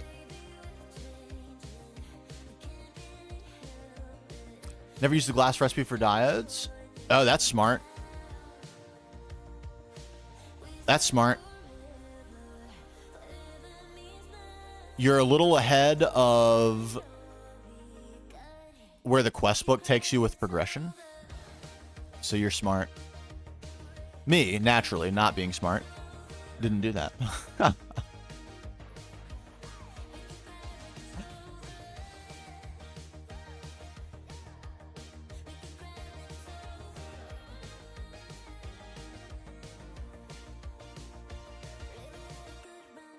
Da, da, da. All right, looks like there probably is room. I was worried that if I continued this out like this continues out, this would not overlap enough to give us enough visual distinction, this arching over that we're doing. It might be okay, especially if we end it right here, which we will.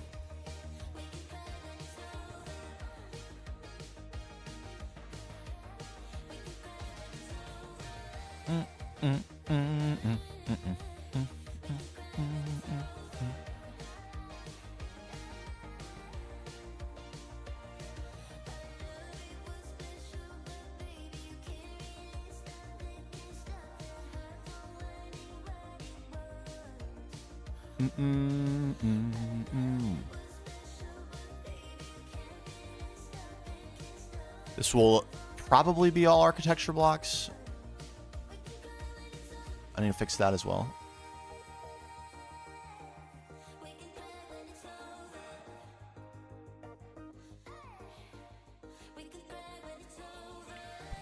Okay. That actually did... That helped me. That helped me. It's this dirt. That's problematic. What do we do about it?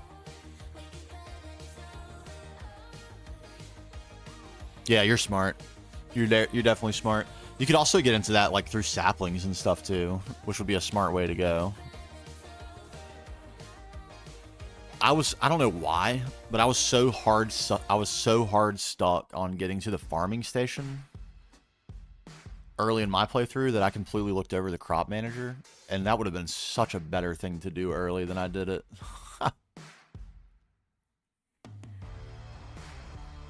I don't think I set up a wood farm until like the end of EV. Using the wrenches, I think I saw Rilico do that in his latest video. Is that what you're talking about? Because if you are, that's a really good trick. I personally went with stick reed, which worked out pretty well until I got yeah, that is so good. I did not know that until I saw it in this video though. It's a super good tip. If you want to leave that as a comment, I would love that, because that's a great tip.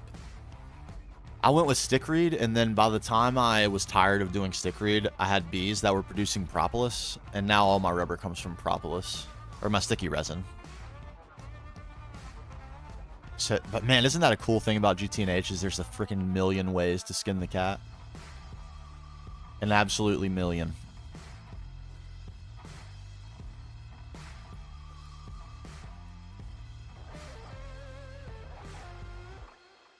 I was like fiending for quest book diodes at that point in the game.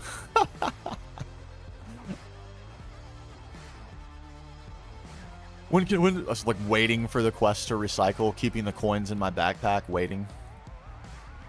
Always ready.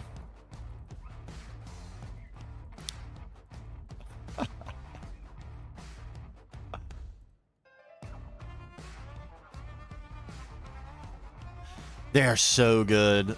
I'm going to be like I think I mentioned this, but the next episode's power, and then we're going to do magic. And one of the main reasons you would do magic, especially early in the game, is to get into bees.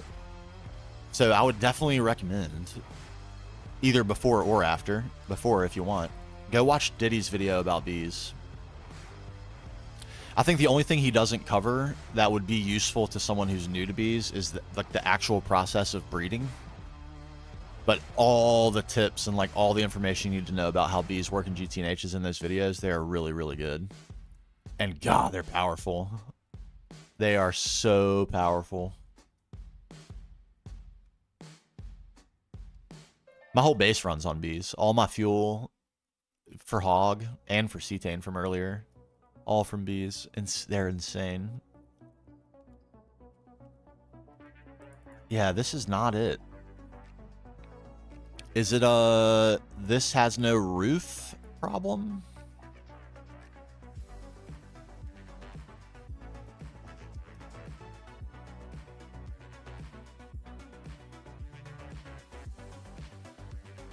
What is the problem?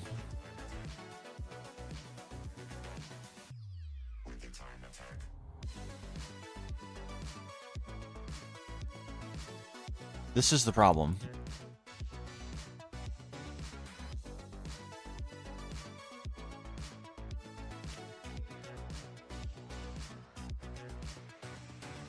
Yeah, and the spacing of it, you're right. You're definitely right. And the spacing of it means that there can be no roof because this is in the way. The whole thing's in the way. That's the answer.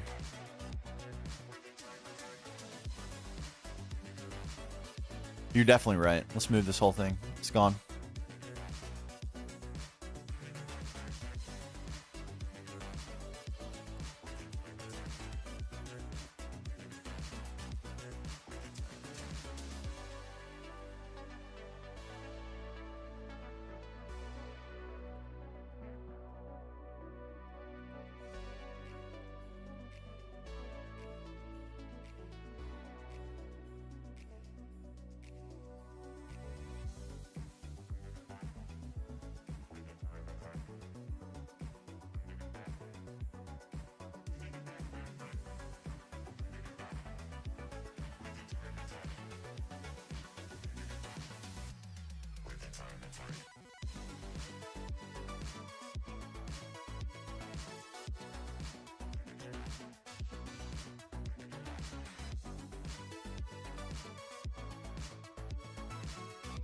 All right, we'll come back to that.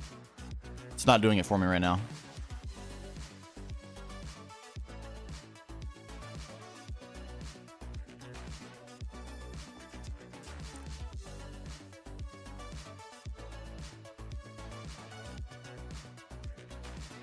Everything is getting domey, isn't it? We need to... I'm going to put a dome on this.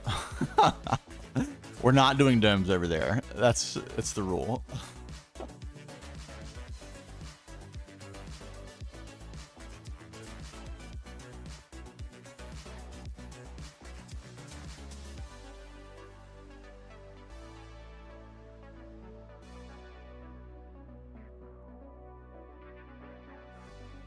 Oh my god, the Vazure is the greatest thing ever made.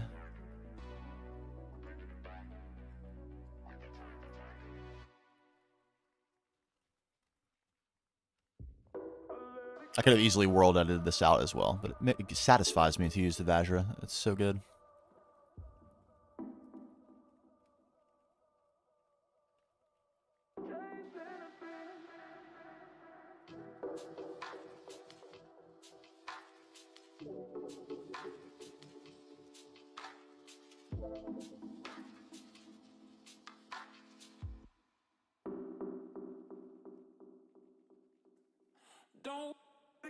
The whole interior of this building is going to have to be cleared out. That's kind of sucks, but that's fine. The only reason I haven't just deleted with world edit is because I want this to appear like it's set into the mountain. Which I think we're pulling that off, but the consequence of that is we're going to have a little work to do to get the structure of the inside in.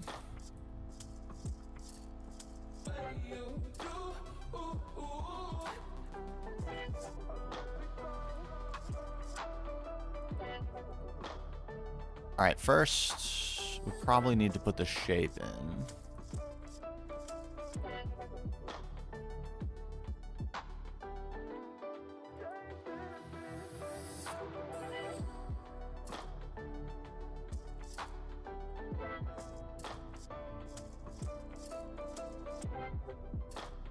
One, two, three, four, five, and then a tour. 1, 2, 3, 4, 5.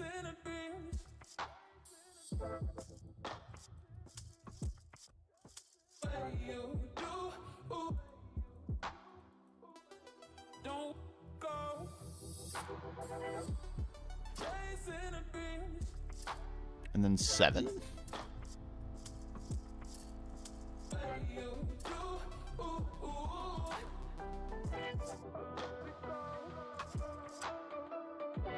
2, 3, 4, 5. Tour.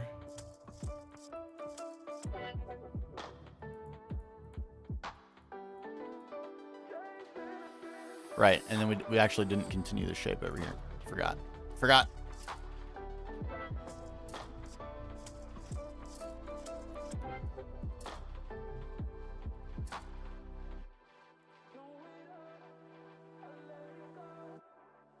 Screen or humble brag. Although you can share them anywhere. We do a lot of just bantering and stuff in the general channel. But humble brag is the place intended for it. But yeah, there's no hard and fast rules.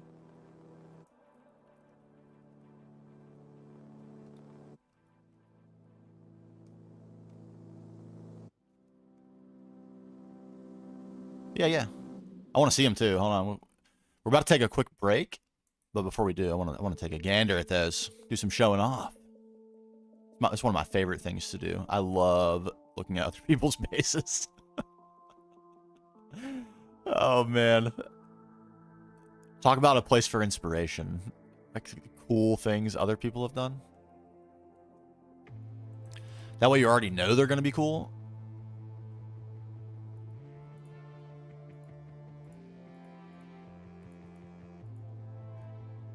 Bam. Okay. What do we do here? I don't know, but I feel good about this. We didn't make the roof decision easy.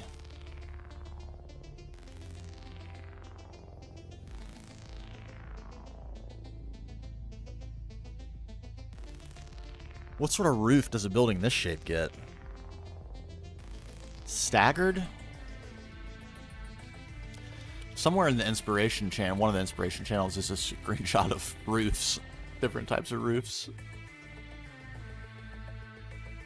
Oh no, there's no bad base. There's no bad base. And we like to delight in the chaos as well.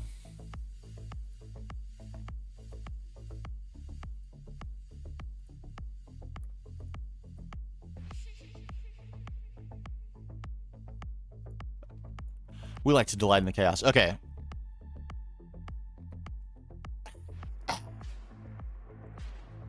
I made this so difficult. Why did I do this? Why did I do this? Am I about to spend 100 hours on this build? Even though I said for sure, definitively, that will not happen.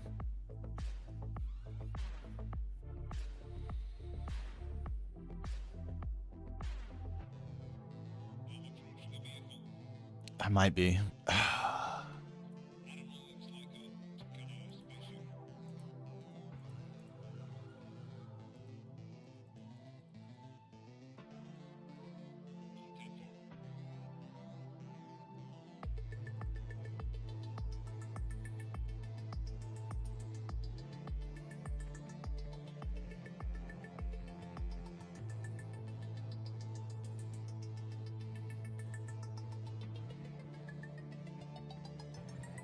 I might. Oh man, I don't know how I'm gonna avoid it.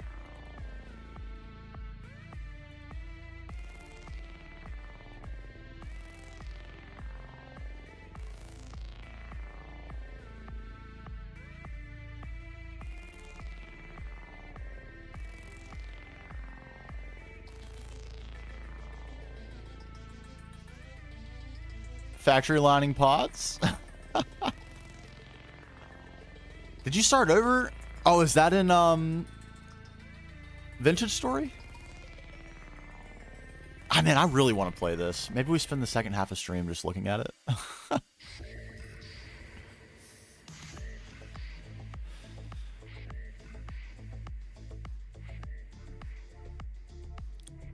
Yes to the latter. Okay.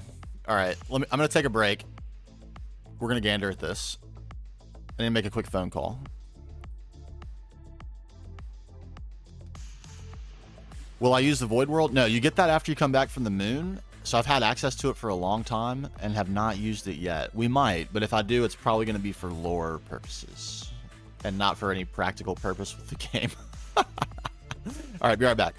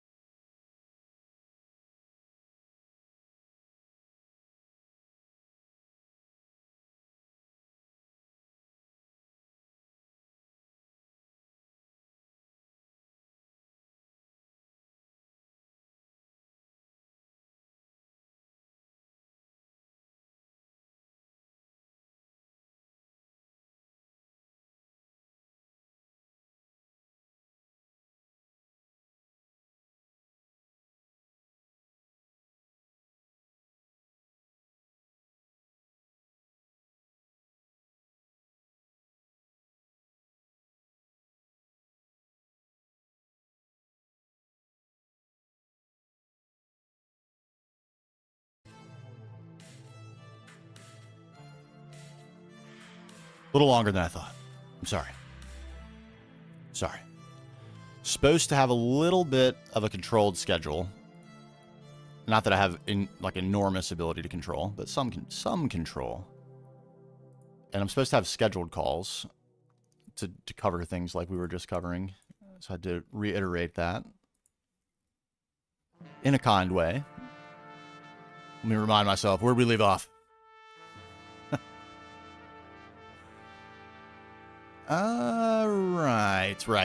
Right. We're working on this.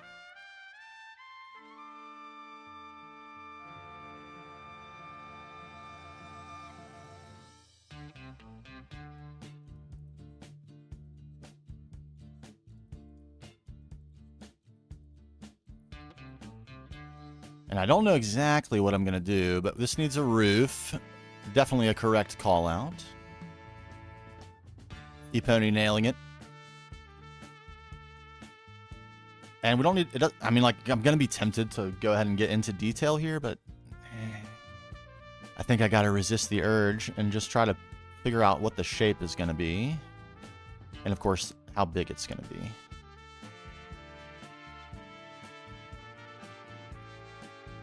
What if...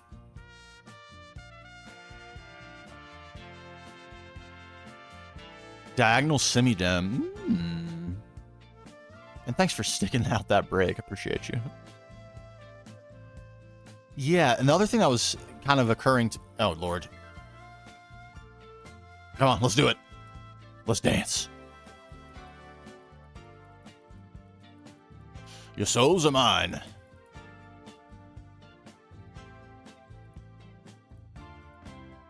Trash.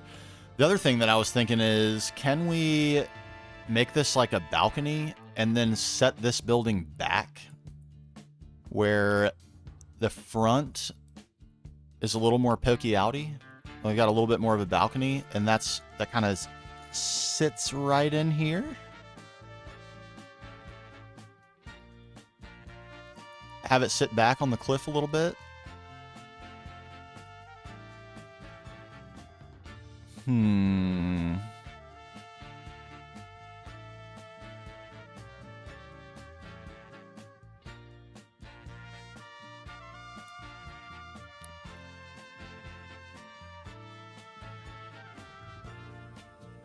You.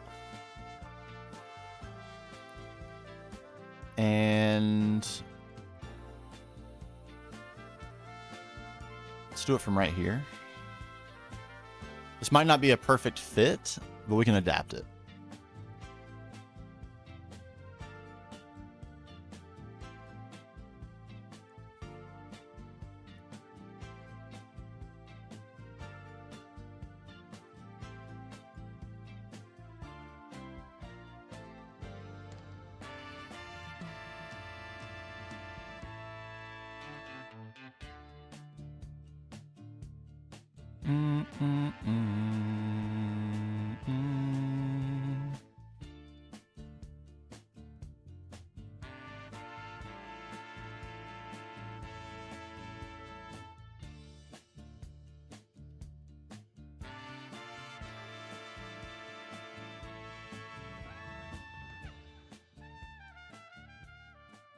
Yeah, and then have it sitting on some stilts back there, maybe?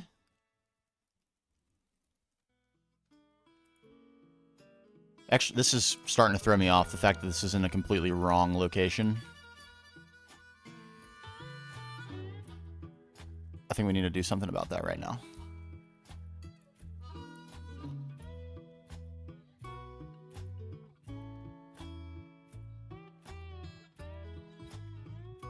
Okay, we're going to snip just the edge of this. That's okay.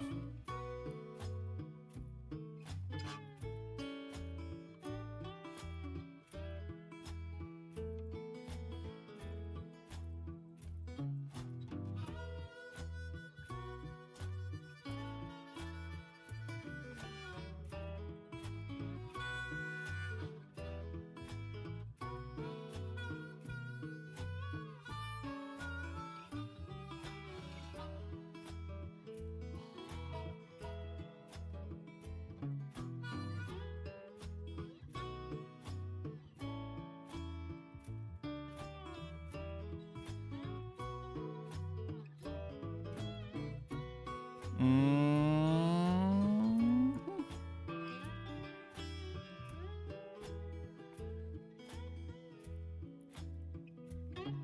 Okay. Not a crazy change we need to make here. It just needs to come out just a little bit. Oh. All right, yeah, and we stole a block. I can live with that.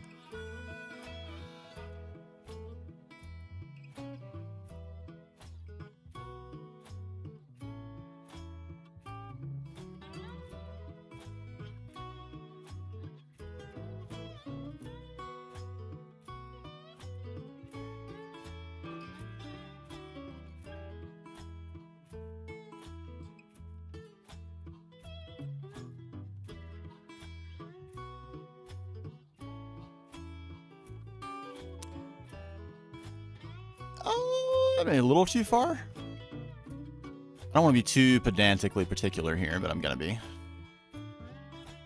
Because I like it.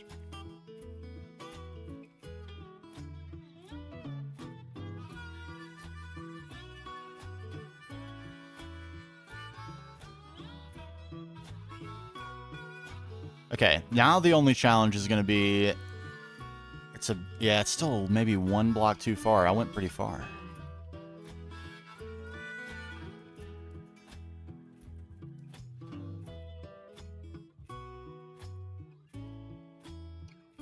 Yes. Yes, commit. Remove the block that I can use to move it. That's how committed we are.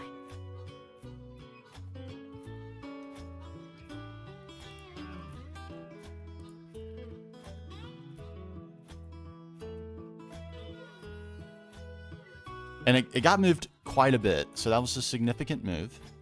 I like it. Makes it feel a little more separated from the landmass as well. That's a long distance to span, and I do believe we want this to connect in some way. Probably have a little room to make this bigger, though, so that's also good.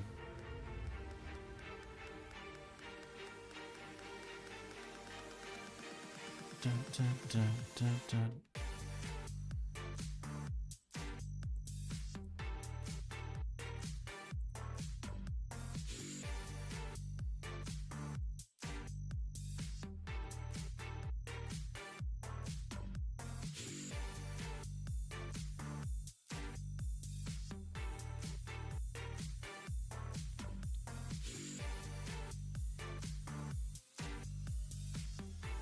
Not sure the shape of this is going to be perfect. It's definitely not. Cross that bridge when we get to it.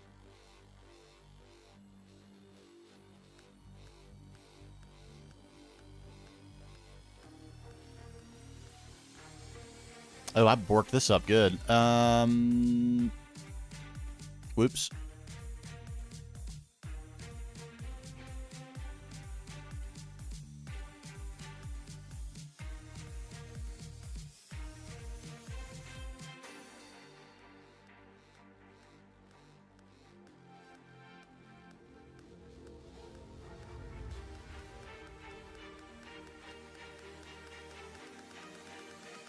I didn't quite fix it either.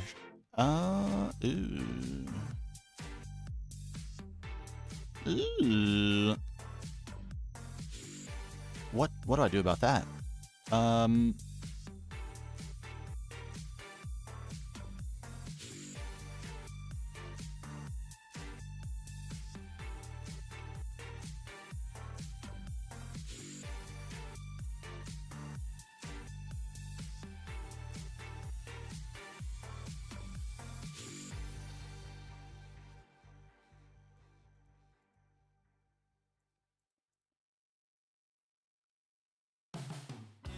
Worry about it in a minute. I think so.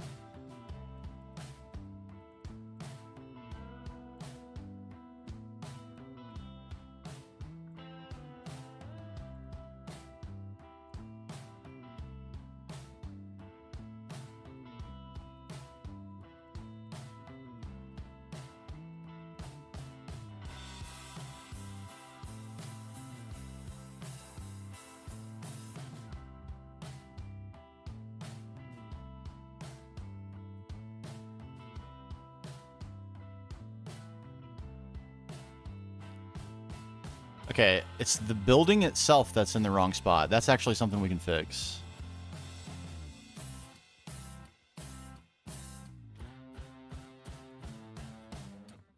Man, 1, 2, 3, 1, 2, 3, 4, 5.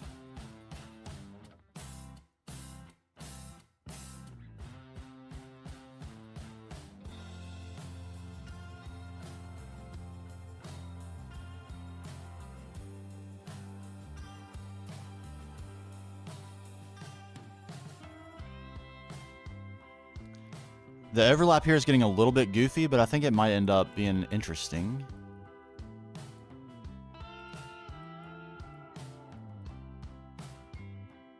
It's all an experiment after all. Nothing can't be fixed.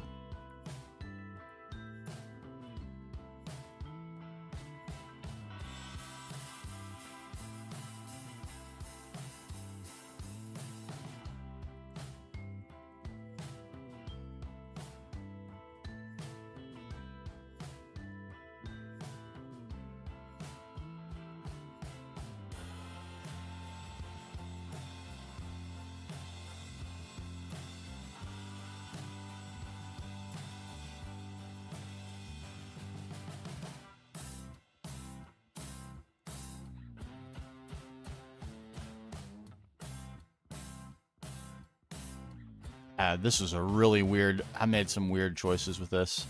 It must be said.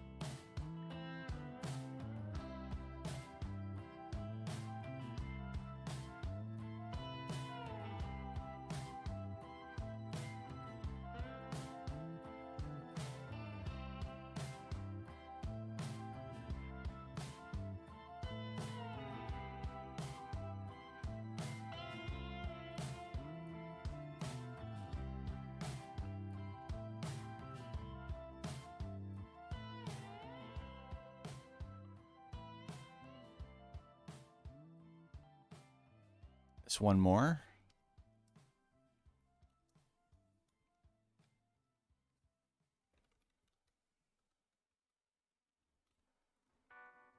Is it one more?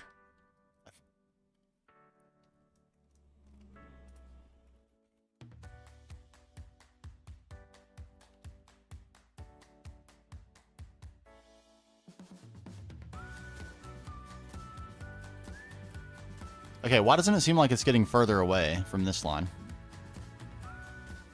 Am I insane? It doesn't seem like it's getting further away at all.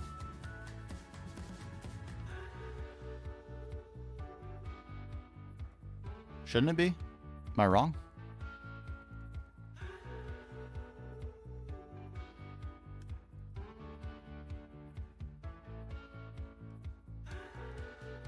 What's happening?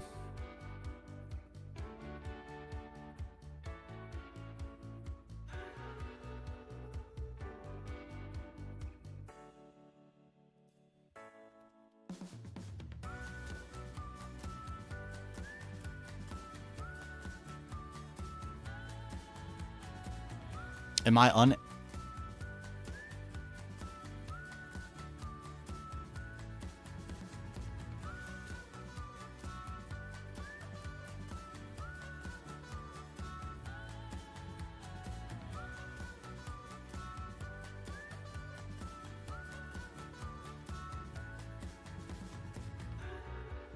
I don't understand. I feel like I'm moving this way, but the building is not moving.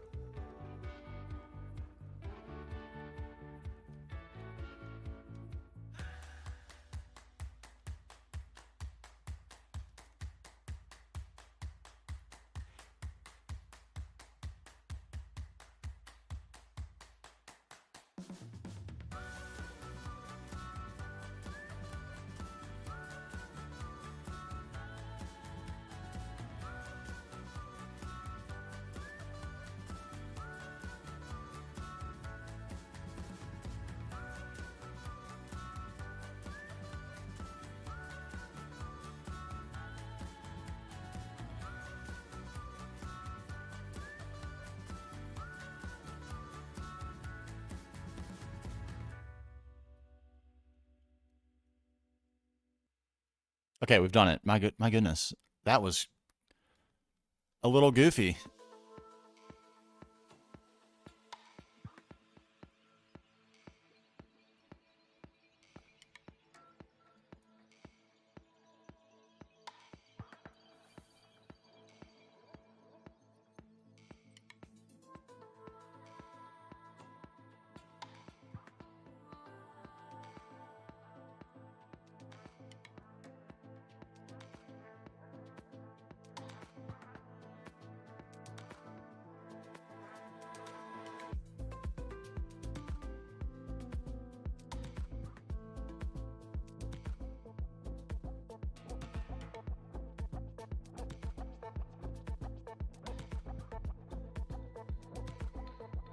All right, I think we've got it.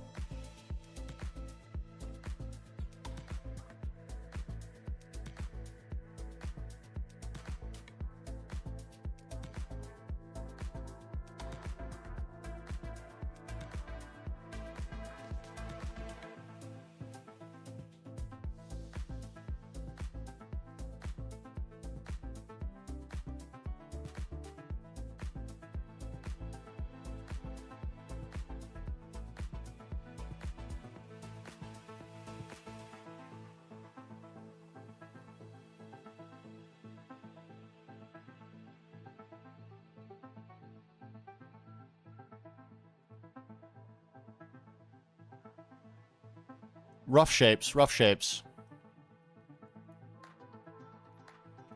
I like it. I kind of wish this had a little something other than just being big and flat like that.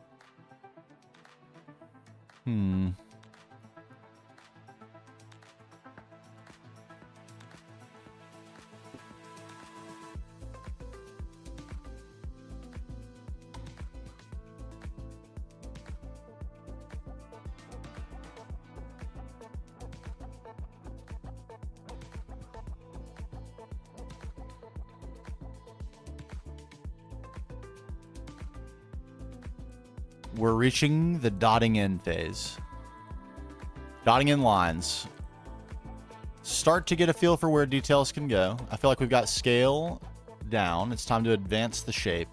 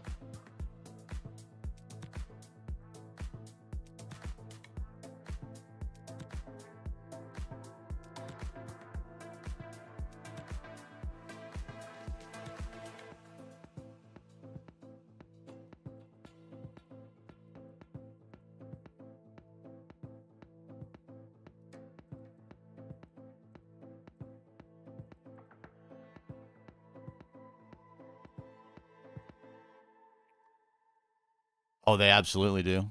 All my homies do too. They know all about that.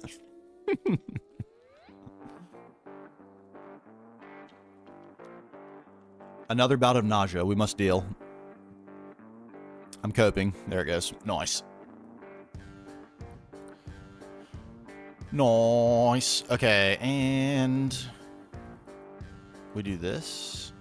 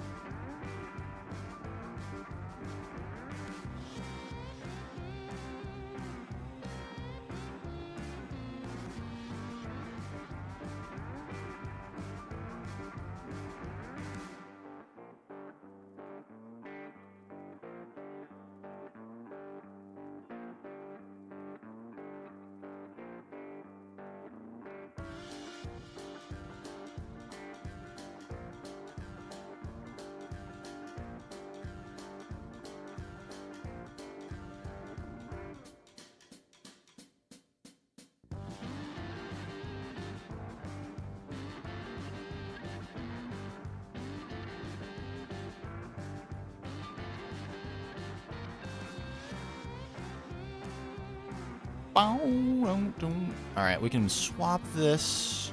I think we're ready. We're ready to start making some commitments here. As we're putting lines in, we're going to be making some decisions that are going to be hard to unwind. This is one.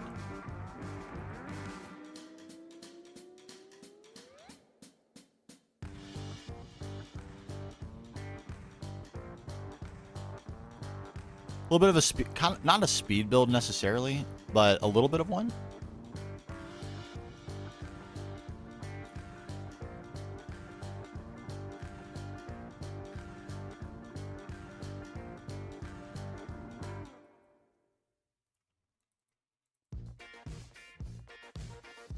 The main goal is not to spend hundreds of hours on this.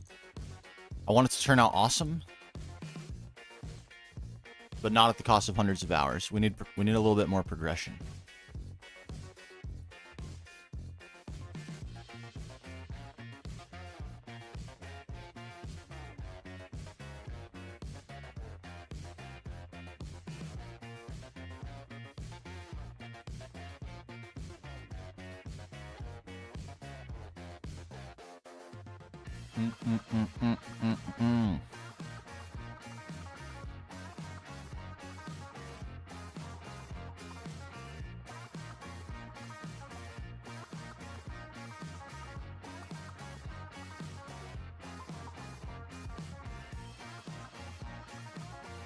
We got lots of interior space too. This is working out really well. We have some ambitions, to say the least, for what the interior will contain. And I guess, you know what? Let's reveal. I think I want to do like a bio lab interior, some vats with test subjects in them. Because we need a way to work a bunch of color in here. It's an alien civilization, after all. It wouldn't just be... I mean, it might be a little bit sterile, but I don't think it'd be just purely sterile. So we mix it up. We'll get some colors, some colored fluids, some bio vats, some sciencey looking stuff. There's plenty of that to be had, that's for sure. And this planet, one of the themes of this planet is you find kind of like, you know, quote unquote ancient technology in these abandoned buildings. So we can even use machines and stuff as part of the thematic decor. Maybe some broken multi-blocks. Woohoo! With the primer. Sergeant Stins, thank you.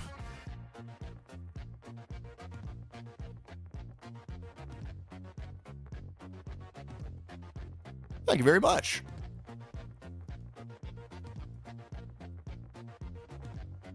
Hey. Appreciate that. This is an eyesore now. Let me get rid of this.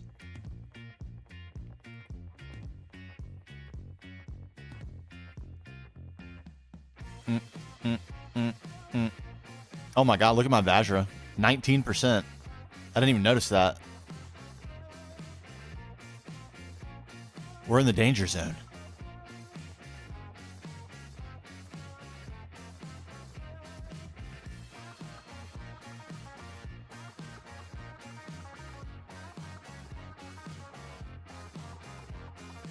Okay, now what do we... This is going to be like a walking path to connect these two builds.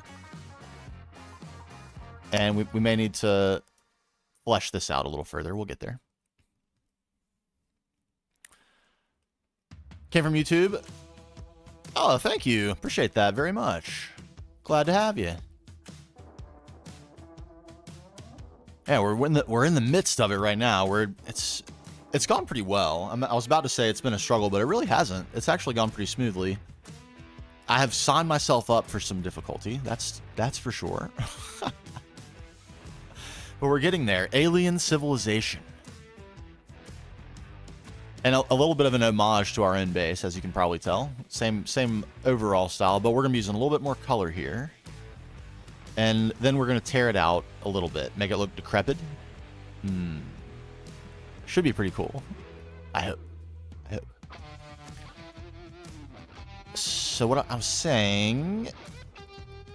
This is a walking path. That means this is a roof. But what goes on the roof? If it has to be... You know what? It doesn't matter. It doesn't matter what goes on it. That's not a decision I have to make right now. Trust the process.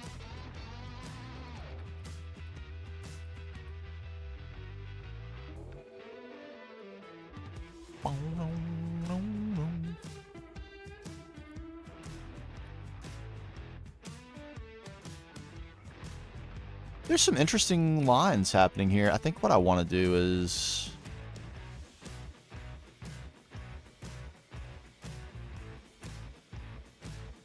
Yeah, look at that. That's... that might turn into something kind of cool.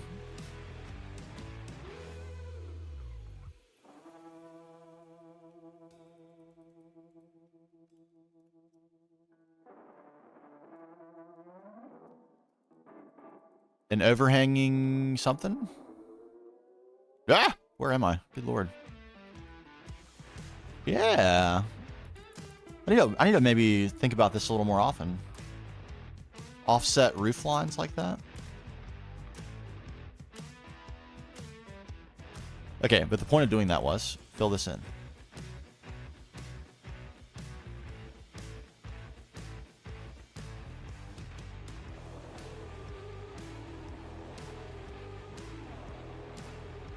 I mean, I will use the builder's wand, but the protective lip, we need it.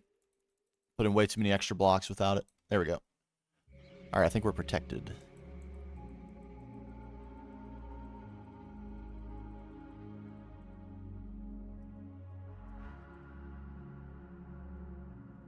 All right. Eat through the lave using the builder's wand. You there? You there. Opportunity for a slanted line there. A little bit of angular delight. Okay, if this side's a little plain, maybe what do we do there? Is it okay that it's maybe that's where a plant goes? Yeah, we'll save that.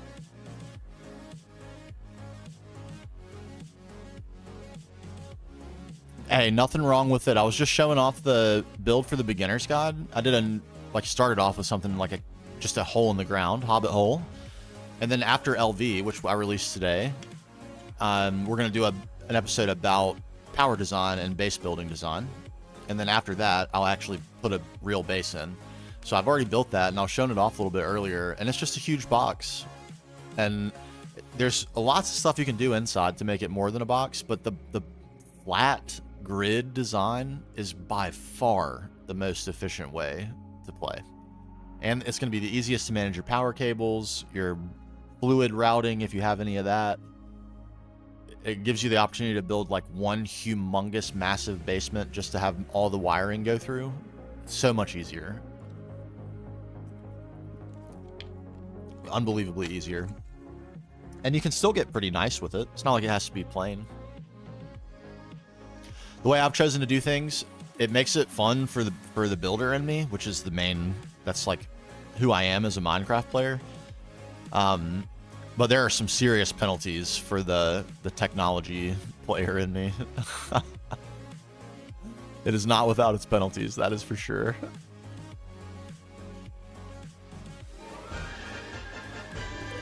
Oh, I'm with the raid. Thank you, sir. We haven't seen each other in a while. How you been? How was the stream today? Yo. We're working on some new stuff. Maybe you know what? This is an ideal time to go and take a gander at what we got going on in the old world. Especially, it might have been a while since you've seen it. To say it's progressed would be an understatement. We're here on Ross 128B. Oh, no worries. Yeah, no worries. Same. Yeah, we just don't have schedules that overlap very often. We might soon. I'm going to be streaming during the day, in my time during the day, starting at 8 a.m. Eastern pretty regularly. So maybe we'll catch each other more often.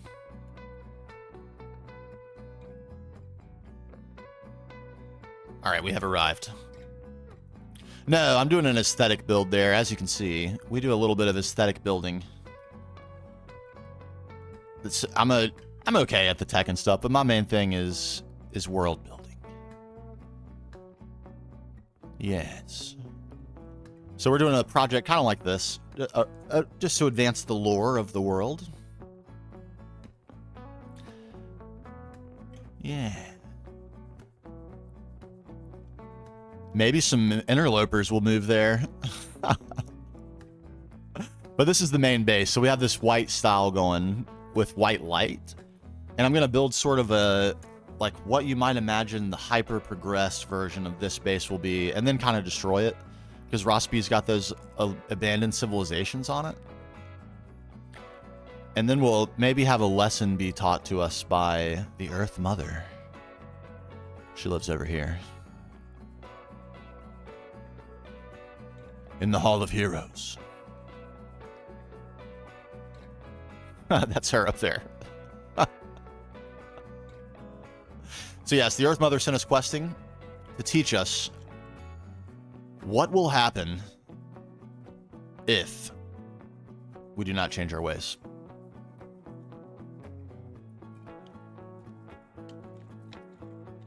What if we don't change our ways? And who, may you ask, is tempting us to stay evil? Well, oh yeah, also toxic pool. I love this. That's our rocket fuel facility there. Got a little bit of runoff. This needs some lighting. This looks bad. Looks out of place with no lighting.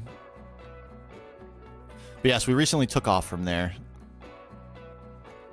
And we have another entity. If I can find the entrance to his cave. There it is. Hello?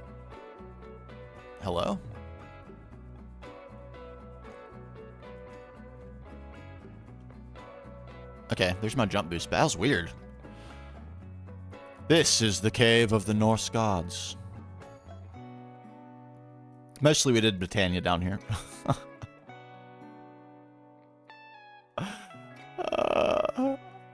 Pretty nuts. And this is where Platline is too. We squeezed it in. Level maintained Platline. It worked out great. Can't really see. There it is. It worked out really good. Basically following the thing that's in the Discord. And with a few of my own changes. One was we've got ammonia running constantly because it's needed in such huge quantities. But yeah, it worked out great. We got all sorts of plutonium.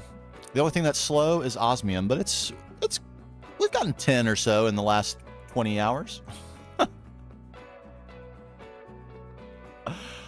Oh man, and yeah, to be fair, I'm not just like inventing this stuff out of thin air. I use a ton of inspiration art. A ton. We don't do like copies or anything. I'm not building one for ones, but I like to, in fact, I can demonstrate that exactly right now.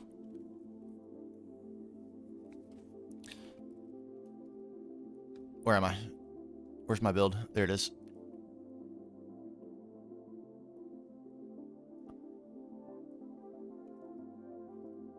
So, this is what we're building right now. And this is our inspiration piece.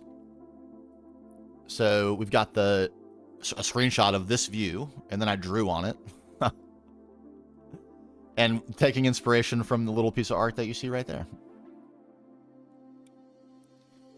And we have a few other pieces of inspiration art as well. But this is the main one for like the structure of the build. So, you know, you can see it's clearly not a one-for-one. But there's a lot of things going on that you can see motifs taken. And this is basically how I do all the projects. Yeah. And so far, so good. It's coming along pretty well. This is a little bit of an awkward phase. This is like I have a three-step process. First, I set the scale of everything. That's why it all looks so rough right now. There's no detail at all. Just put on all the rough shape so that I can tell how big everything is. And then I go back and finish the shape. That's what we're doing right now. And this is kind of the awkward phase. It's like you put a lot of blocks in, but you can't really tell a huge amount of difference. But it starts to give you an idea of like where you're going to have room to put details in. So, and I never ever get ahead of the detail process. Sometimes shape and scale can blend together and you do both at the same time, but detail I always wait until the end because then I can see where I want the detail. Like where does the shape leave you wanting? Where do you end up with empty space? Where do you end up with flat shapes? And then that's where you want detail. I don't want to place it in arbitrarily. Hopefully that makes sense.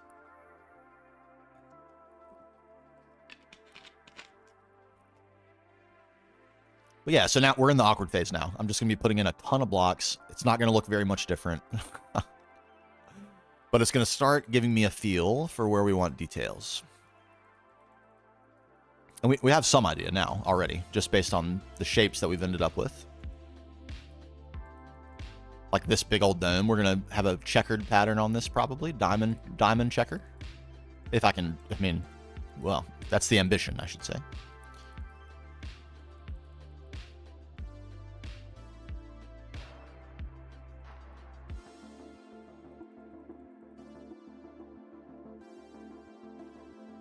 Good. No extra blocks. The builder's one can get a little out of control. Roofs, platforms, decks, all those things need to go in.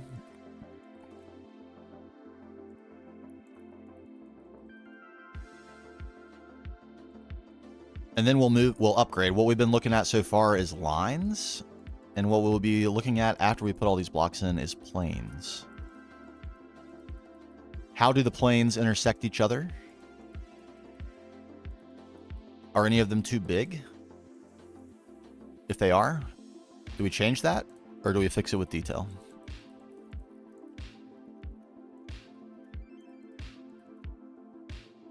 That's too big, clearly. That's large. Large and in charge. This, very clearly too big. Everything else looking okay so far.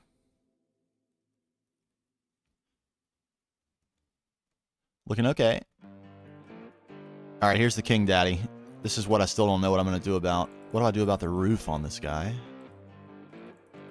Surely it can't be flat. Why am I putting in a flat roof right now? Well, because I don't know what else to do. And when you're in that position, as my friend Toasty Spuds long ago said, just put some blocks down. It will come to you, or it won't, and you'll take all the blocks out, and that's fine.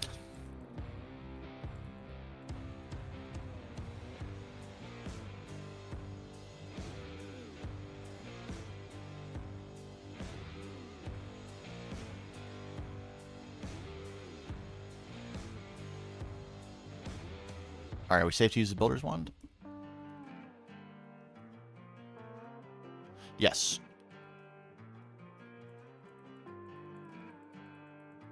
No, we weren't. We weren't safe at all.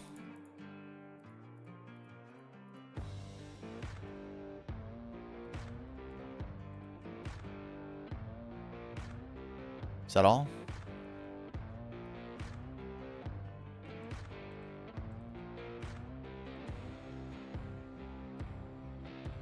Yeah.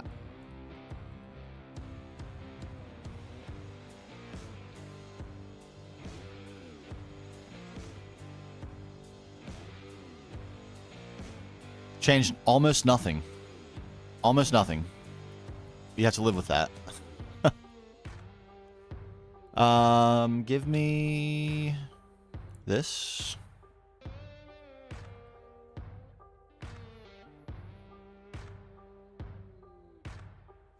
Why don't I remember the command for this?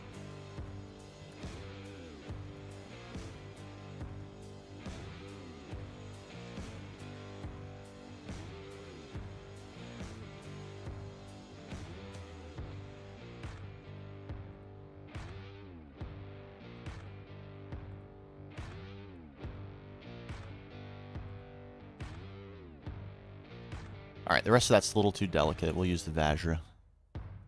Oh, convenient trip back home, too. We also charged the Vajra. Very, very convenient.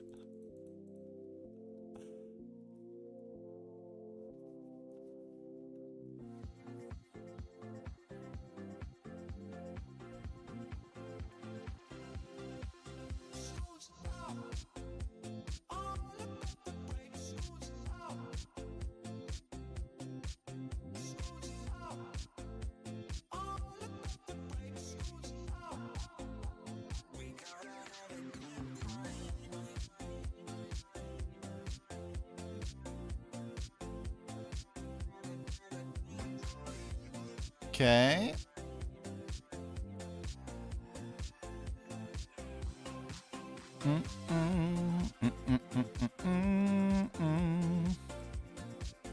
This actually reminds me of a mainstream song to such a degree that I'm surprised it doesn't get copyright claimed. I don't even want to say what it is, because I feel like that's just going to set off the copyright claimers. Good morning and good night. Does anyone hear that when this plays? I do. I know. They are ruthless. They are ruthless. And it takes nothing. Like a 4-second segment of a song is enough. It's so crazy. And it's actually YouTube. It's the auto claim system of YouTube. I'm not a big complainer about YouTube. I think it's cool that like it's free. You know, how much room do we really have to complain about it? Especially me. They pay me. At least it might be a tiny amount, but it's still they're giving me money. In a place to put videos where they can make money. So I'm not a hater, but the copyright claim system is pretty insane. It's like judge, jury, executioner, and there's no recourse at all. It's over. If your video gets claimed, it's done.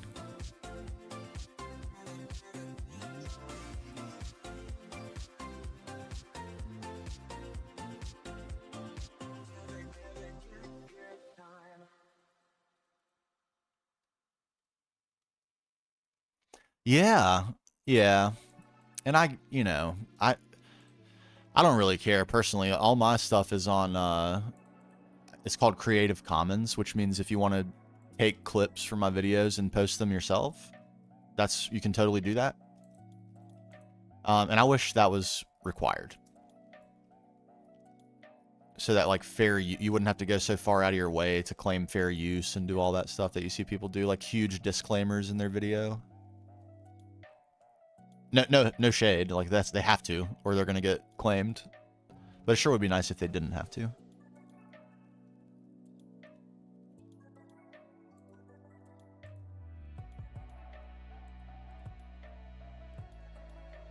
The idealist in me. That's absolutely what that is.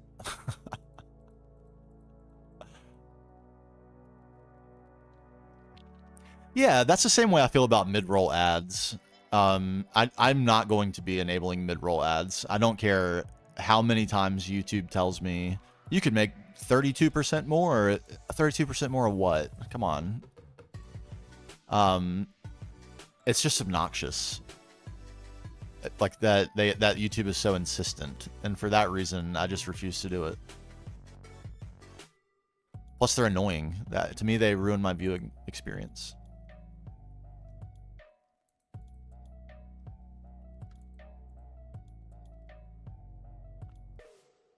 Yeah. Yeah, I mean, the creator in me says, like, no! Watch my ads! But...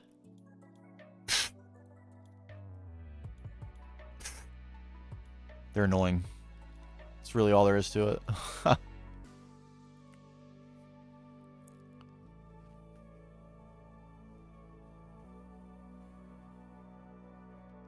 For ad blockers, and then the blocker wars started, yeah.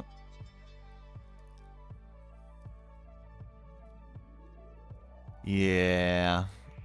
I get it, but I don't get it enough to abuse the ad system myself, even though I could. Now, I'm not trying to be like knight in shining armor over here. This has a lot more to do with my personal preference than it does any sort of philosophical stance I'm trying to take. But still, my preference is not to have mid-roll ads, and it's just as simple as that. I personally give brownie points to creators who don't use them, and I would be a hypocrite if I said that and then used them myself.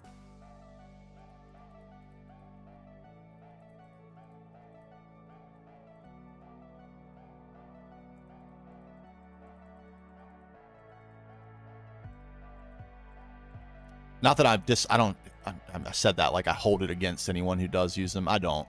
It's not like that at all. It just, yeah, it feels a little greasy. I don't know. They do. They do. They got, exactly. They have to. And like if you watch some of the people that are really big on Twitch that don't have ads on, they're costing Twitch a fortune to restream that 1080p or 1440p video to 30,000 people. They're literally costing a fortune. And they have to recoup that money or they just go out of business and then none of us get to enjoy the platform. So yeah, I try to take a practical view and kind of do my part. I will eventually enable ads on stream. But like, you know, it's not like we don't get massive viewership on the stream. And for the people that are, you know, committing their time and hanging, as long as it's just us and we're just hanging, I feel like I'm not going to do ads. It's just trivial. The amount of money is just trivial. It's not worth it for me. It's like, you know, 40 cents. It's just... Yeah, and here's an opinion question here. What do you think is better? Do you think it's better to do, like, let's assume at some point I am going to enable ads for the stream. And because I will. I'm not going to lie about it. Eventually I will.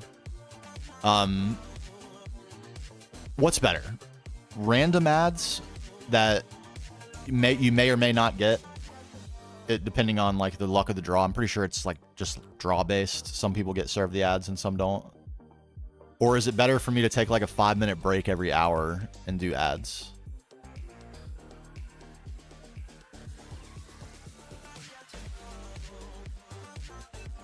You're not wrong. So here's a funny dichotomy. My background, I'm in like handyman type work right now. But I've been in cybersecurity for most of my life. So I've spent my life protecting people's data. And like contributing to the ideas and regulations and things that advance user privacy. And on the other hand, my wife works in advertising. Specifically in digital advertising, where her mission is to extract as much possible value from user data as can possibly be derived. You think random ads are better? Okay. So the conversations we've had about how it all works are pretty wild. Like, she's a very ethical person, so she's not trying to like get over on people, but she does work in advertising, and the name of the game is using people's data to serve them relevant ads. And her feedback, which is hard to argue with, although I still don't agree, I have a respectful disagreement on this subject. Her argument is, if they don't have your data, you're still going to get ads. No matter what, you are getting ads. And they will eventually make it impossible for ad blockers to work and figure it out. And there will always be the battle. But one way or another, you're going to see ads on the internet. Do you want to see ads that for things you might actually want? Or do you want to see complete dribble? Like if you're forced to watch it. Let's assume you're forced and you have no way to stop it. Like, do I want to watch ads for paper towels? Or do I want to watch ads for the next Elden Ring DLC? You think random? I actually agree with you on that. The privacy advocate in me says, I don't care about ad quality. I don't get to choose the ads. I'm not getting targeted ads on television beyond a certain, like whatever they can tell about who's watching certain programming from Nielsen's and stuff, which is not a reliable metric.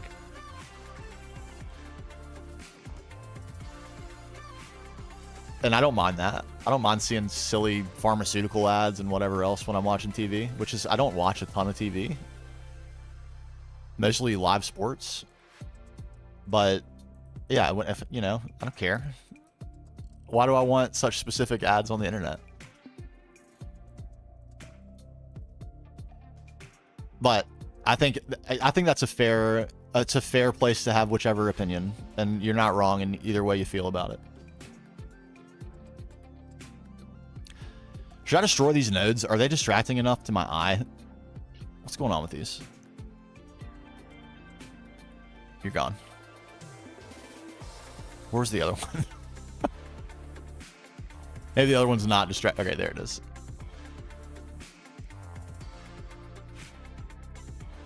Goodbye.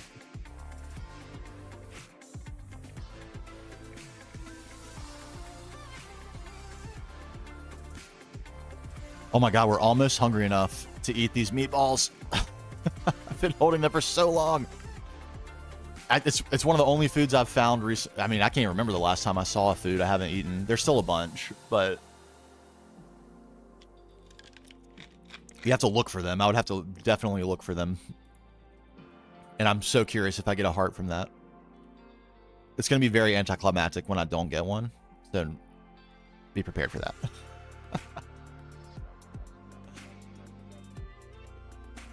Okay.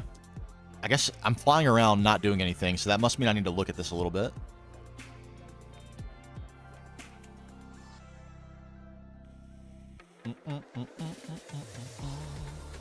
At the age where targeted ads are getting me with oh my God. So okay, we're probably pretty close to the same age then.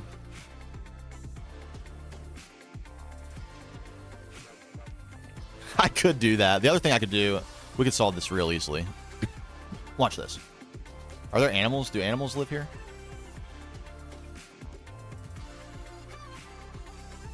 I thought that was a pig. Are there passive mobs here? Probably not, right? There's fire. Fire works. Okay. The atmosphere is safe. There's both water and ice. I don't see any passive mobs. I didn't really take note of that, but there seemed to be none. Nothing lives here. Okay. Away we go. I need my friend. Where's my friend? Which friend should we choose? Where's Bernard? Are you still over here, Bernard? Are you Bernard, even?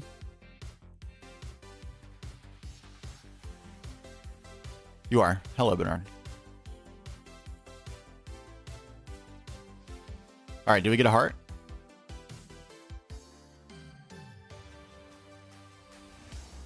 No. Okay. At least we know. The suspense is over. What made me pivot from cybersecurity to the handyman trade? I loved cybersecurity. Like, first things first. It was great. And for someone who was not very successful in college for reasons of bad decision making, being able to pivot into that from something I was already interested in, which was computers and like nerding, was life changing. And it definitely changed my life. It was wonderful for many, many, many years. But then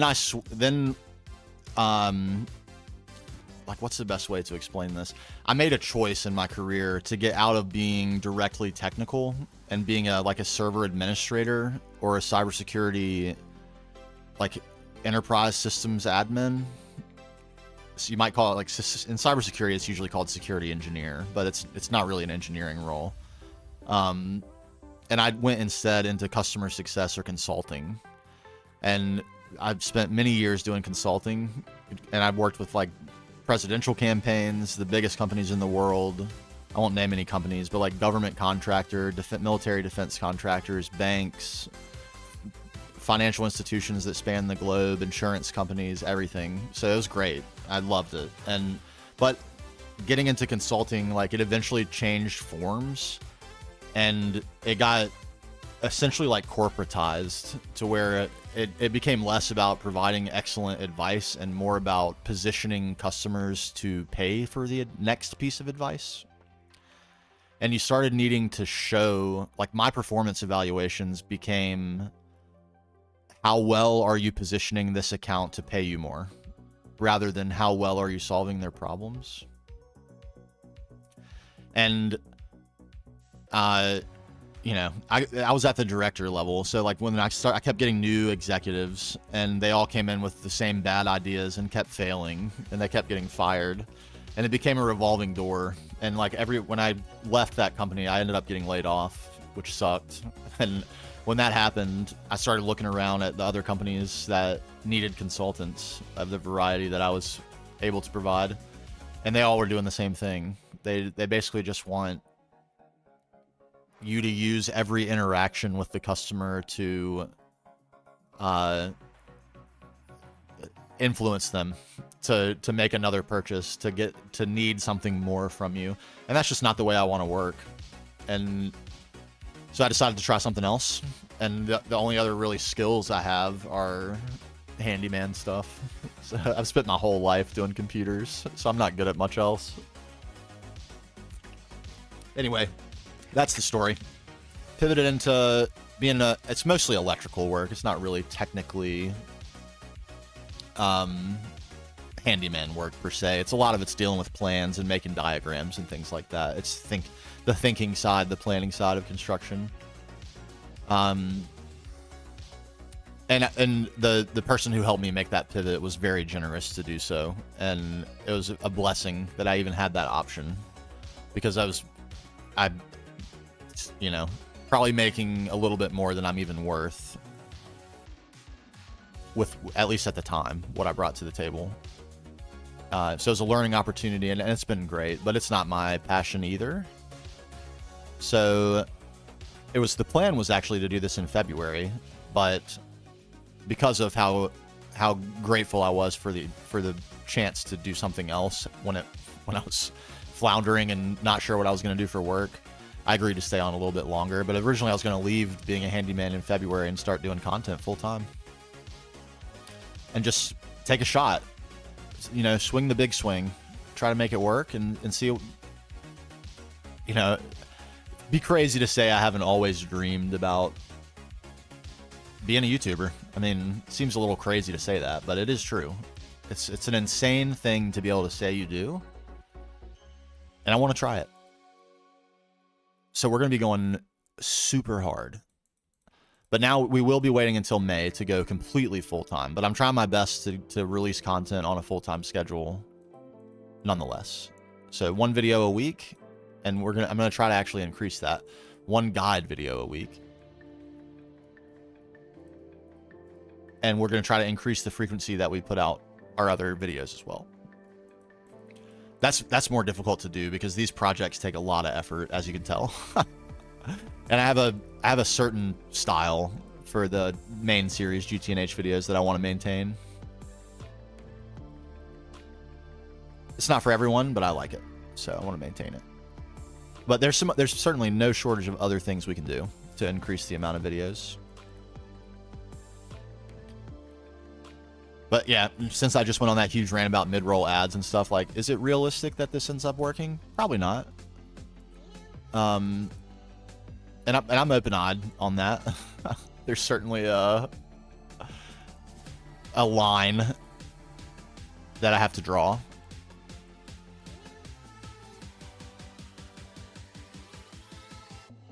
Okay, how long am I going to give myself to see if this can truly be something that's going to work? It's not infinite. I'm in my 30s. I've got a wife and kid. I can't just be taking infinitely long swings, but we can swing, and we're gonna.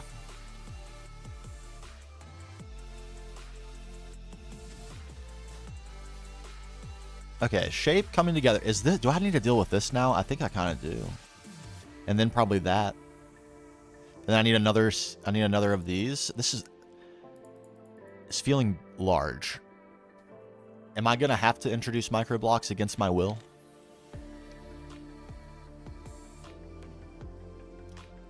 Yeah, it is a really big life step, but someone said this was actually the thing that made me decide to do it. Great quote from a chatter. They're only dreams unless you act. It's always going to be a dream unless I try. So let's try. Let's do it.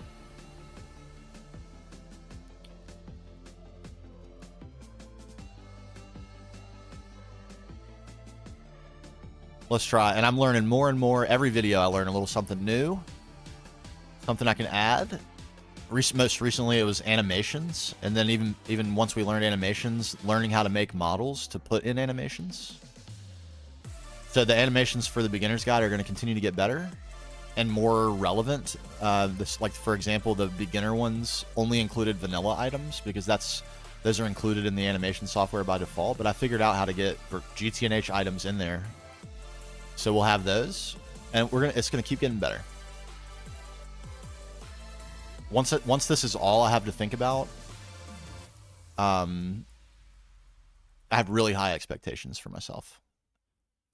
Really, really high.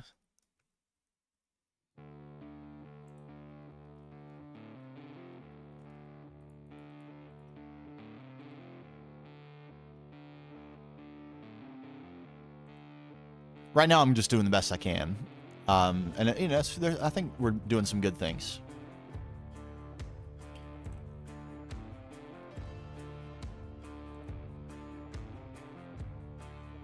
But I got a lot of other stuff to think about at the moment. And a lot of some of those aren't going away. Certainly, little baby is priority number one, now and forever.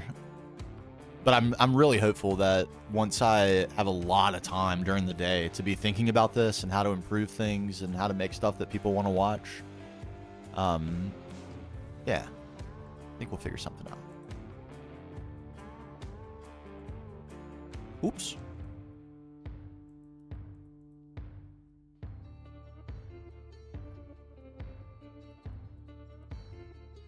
You know what is a little tricky to find that I was surprised? I thought there'd be better analytic data on this. Is what is actually the most popular modded Minecraft on YouTube right now?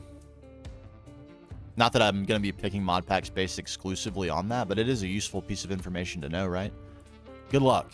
Good luck finding that out. You can get some things that are suggestive, some analytics data from YouTube Analytics that would indicate a certain direction. But it also, the things you see in there would be very surprising too, to some degree. You think it's all the mods 10? I think that's probably the correct answer. Anecdotally, I will say. I think that's correct.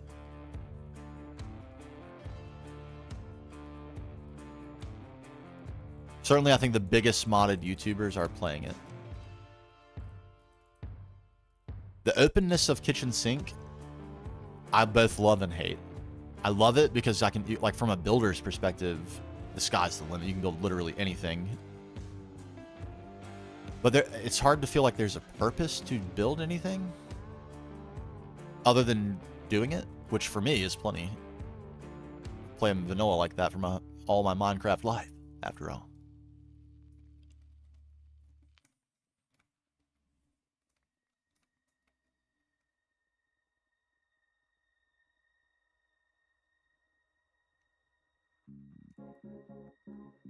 But yeah, and I also wonder is there any value in like some replays? Some of the old classic mod packs that were so good, but that you would, you know, compared to GTNH, you could also finish them in like a couple of sittings. Like 10 sittings maybe. Like imagine how fast do you think you could finish Agrarian Skies if you were to go back and replay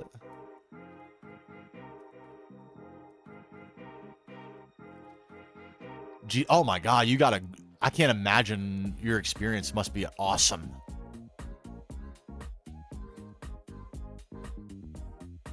The experience of pivoting straight from, I mean, more or less straight from vanilla to GTNH, amazing. I highly recommend that as well. Because then you're not like bogged down by things you expect to be true from other mod packs that end up not being true. You just have to explore for what is true. I'm actually kind of envious.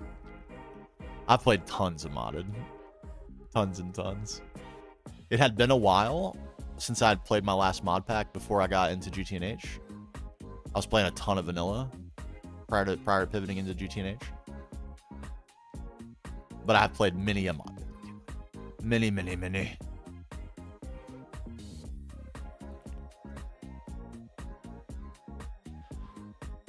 No doubt about that. No doubt. That was actually the whole point of the beginner's guide, is that I would encourage vanilla players to, if they want to get into modded, to start with GTNH because it's the best. It's not getting better. So, and there's like, if you have vanilla sensibilities and you bring those to GTNH, which is like, you're playing to play, you're not playing to win, you will really enjoy it. But although the quest book is excellent, it doesn't explain the very basics of the mods. Like, how would you ever learn all the functionality you might use a conveyor for?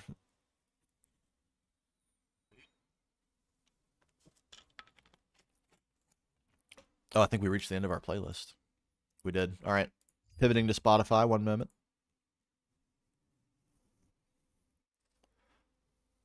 Man, I'm actually so jealous of the way you must be experiencing the mod pack. It's got to be great. It's got to be so great. Because I know how I feel when I discover something that I've never seen before. I'm like, oh my god, this is the coolest! With like the level maintainers. Oh man. It's like cocaine. I just can't have enough. Not that I'm, you know what I mean. Not that I'm, you know, don't do cocaine. No drugs. It's just a metaphor. You've only played, really, Greg? Beastly. I'm jealous as well of you.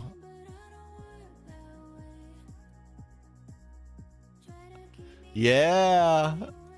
I had a lot of fun for the power setups video, the one that it'll come out next week. I spent a bunch of time like making a benzene setup, making a steam setup, and then I used fuel in my own world, so I've already made that one before, but remaking the fuel setup. And it was really cool. Like, you know what surprised me? The limitation I ran into on Steam is that the pumps are not fast enough to extract all the steam from the boilers. What's up, Sai? And then the thing that surprised me on benzene is that you don't need more fluid extractors.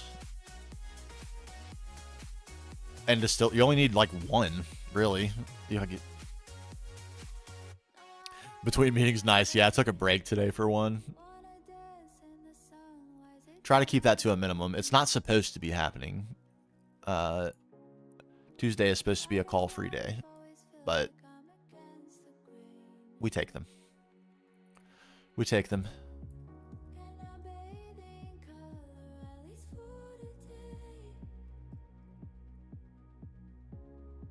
Right. I got super goofy here. Darn.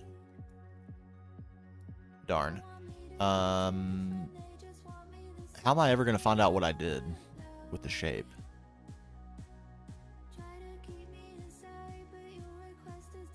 Am I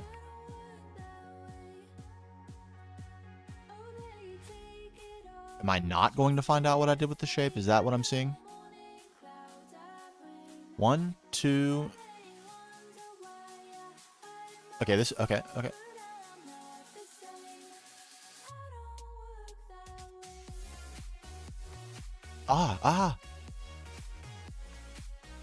Look at me. It's almost as if I planned ahead. Would you believe it if I told you I did? You wouldn't. And you'd be a fool too.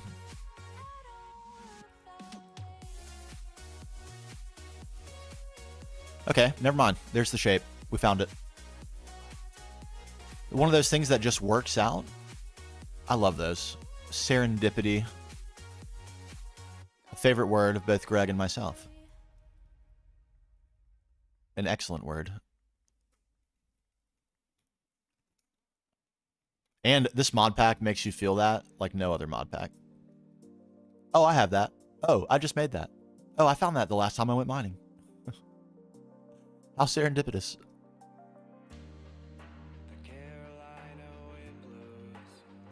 In the very first part of the game, you almost never feel that. And then suddenly you start feeling it and it never stops. It's great.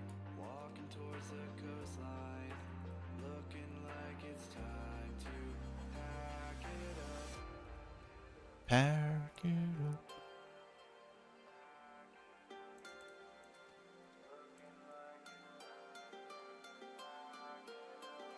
No.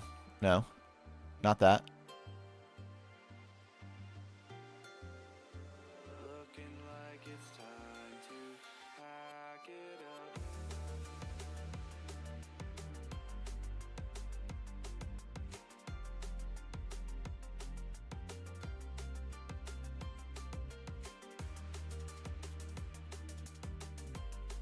Okay, that required way more thought from my brain than it should have, but I think we got it.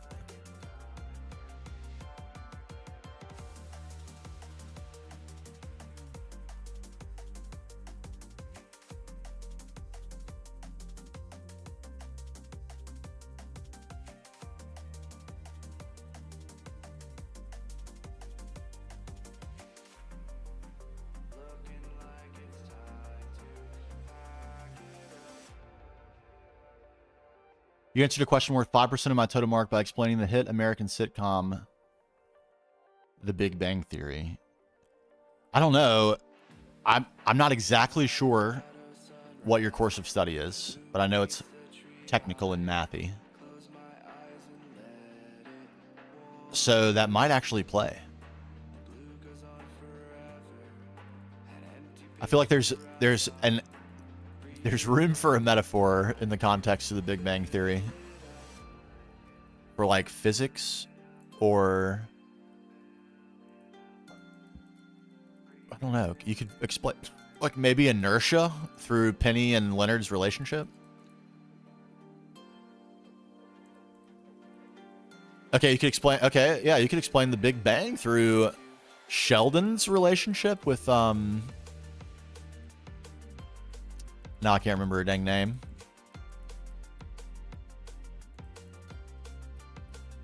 Not Bernadette, the other one.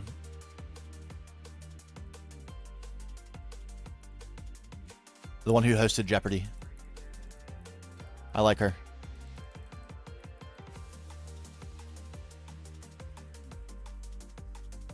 Certainly, coitus was a monumental event for Sheldon, as he calls it.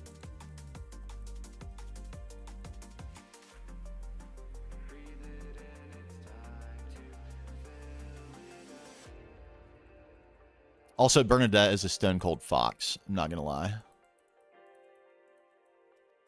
Howie definitely won the lottery. Oh, Howie.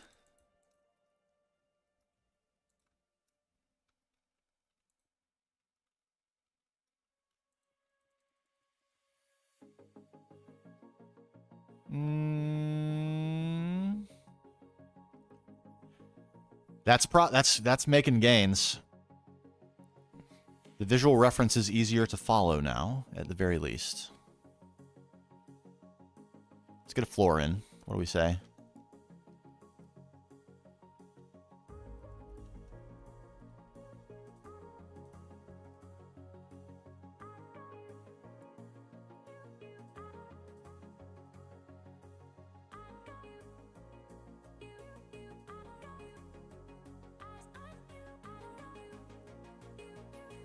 Da-na-na-na-da-da-da-da-na-na.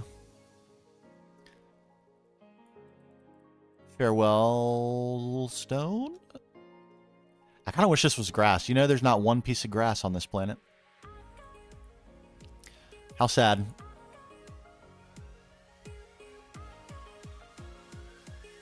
The entire planet seems to be made of podzol.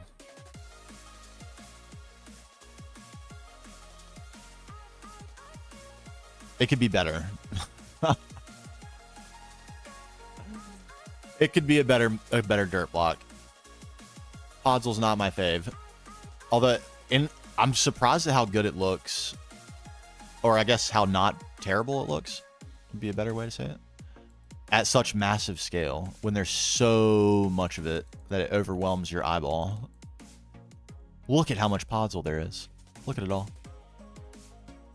It's so much podzol. But with all the grass on it and stuff, does it look that bad? Bare Naked Ladies? Man, that was one of my first CDs as a young lad. I think I got like a country music CD for Christmas because my mom didn't know any better. I think it was John Michael Montgomery. Anyone know who that is? Later in life, I gained an appreciation, but at that time, that wasn't what I wanted. I wanted some bare naked ladies, some semisonic, some eagle eye cherry, third eye blind.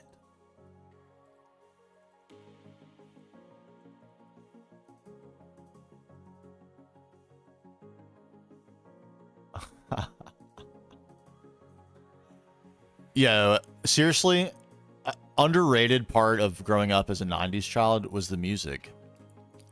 I hate to be that guy, but today's music kind of sucks. Doesn't it? Or is it am I that guy? Am I literally that guy? The exact guy?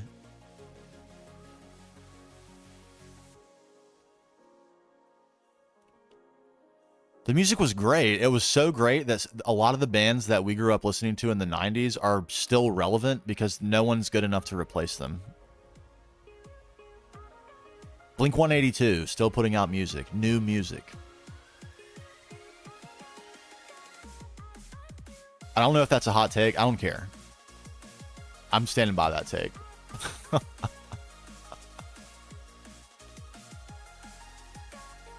I stand by that. New music is so poor that bands that should have retired 25 years ago are still relevant. Clip it, ship it.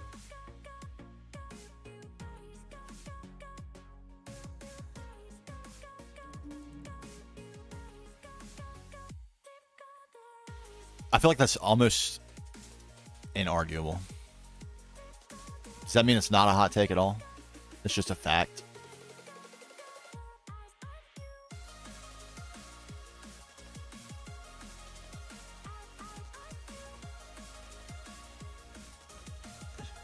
Okay, we can start to see where this is going.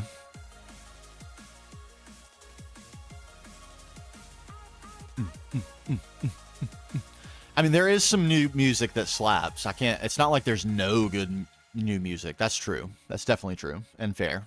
I shouldn't categorically discredit all new music. Sometimes I do listen to the radio still. I don't know if that makes me a fogey, but I actually leave the radio on in my car most of the time. Sometimes I still use Pandora. I use Spotify for stream, but that's really the only use case I have for Spotify. I have Pandora stations that are still around from like 2004 that have thumbs up and thumbs down like 9,000 songs on. So they only play music I want. I play those very frequently. But yeah, I do listen to the radio. Hey, what's up, Nip? We're making gains. As you can see, we're making some gains. We still have a lot of work to do here, but it's coming along. We're definitely going to we will not reach 100 hours on this build. Thank God. Oh yeah, here. There's the reference. That's what we were attempting, and this is what we have so far.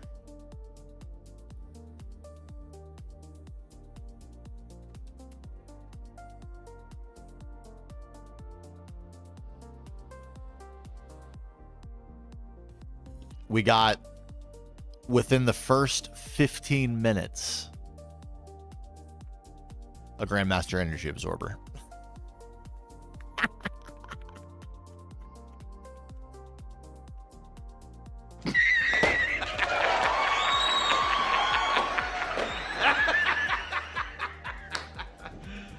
You serious? Yes, I am. Also, 2 Novice Energy Absorbers. So we're going to save a little bit of Nether Star action and a bunch of Essentia. So yeah, it was pretty eventful and great. And we only did, seriously, we did, this is how much exploring we did for that. Seriously, not very much. It's like 45 minutes in total.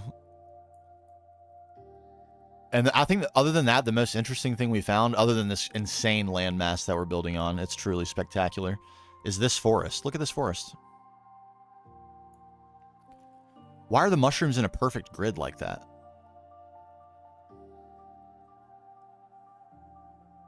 Isn't that weird? Is it weird? Is this just the first time I've ever noticed that?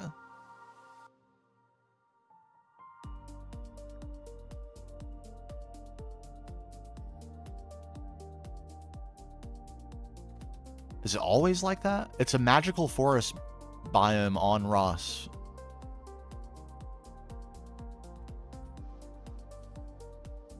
Isn't that strange? That's so weird. Where am I relative to this? Yeah, we could. I want to go see it actually.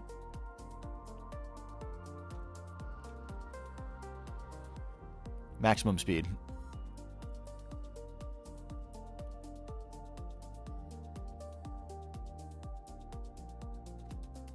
Oh, I didn't even notice the mystical. That's I did notice all the flowers, but I didn't make the connection.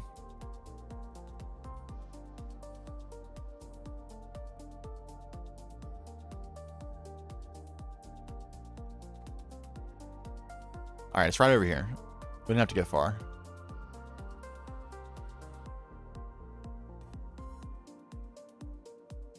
Isn't that weird? It's so weird.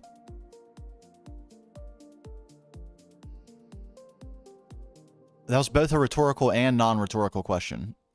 It's freaking weird. It's weird. It's the whole thing too. It's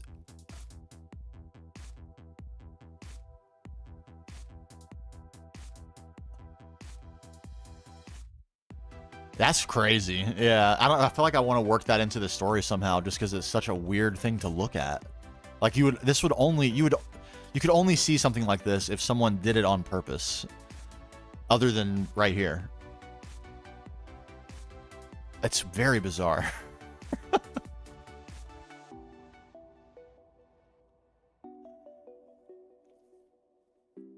It's like on what's that crazy server called, that the oldest anarchy server in the world or whatever. Whatever, it's like TBT, TBTT, whatever it is. There's like a field of pumpkins on there that's like as far as the eye can see in every direction, all you're gonna see is pumpkins. It's like that. 2B2T, there we go, yes. Or like the field of furnaces. I think they have something like that too. Or it's like thousands of furnaces.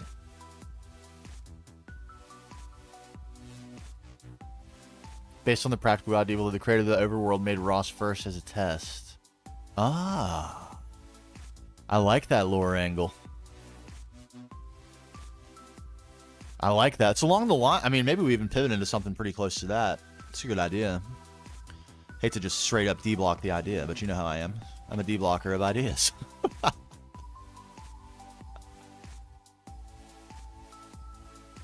yeah, that's kind of what we're... It's like, go and see what could become of you if you continue down the path dictated to you by Halfdan life. Oh, in fact, I think that settles... What if for lore for this episode, because we're still kind of formulating the plot here. It's Halfdan who sends us to space to get Naquata. But it's the heroes who say, hey, while you're there, why don't you go take a detour to Ross B and see what you can find? And lo and behold, look what we found.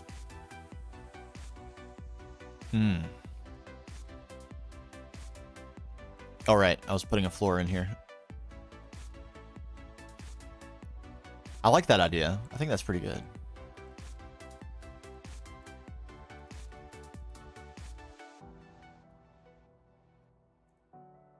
All right, if we can make the goal, I think a reasonable goal for today is to get out of the shape phase and into the detail phase. If we can do that, still, we got a little bit of work left to do still on that. This building is very raw. That building's very raw, and that one is very raw. Why don't we start here? Let's de-rawify this building. Quick. I'm going to take a quick pivot home, recharge my Vajra, and take a quick BRB so I can tinkle. I'll be right back.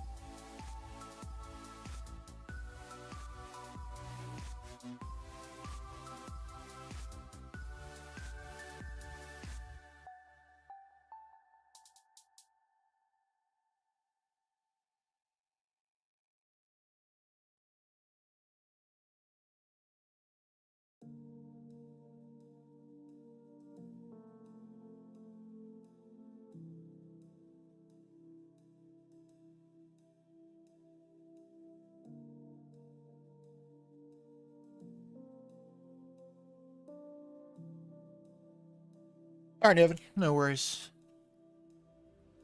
We're almost there on the recharge.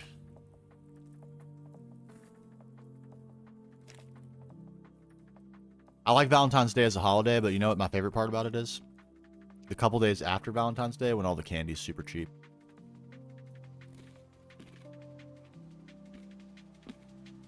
Mmm.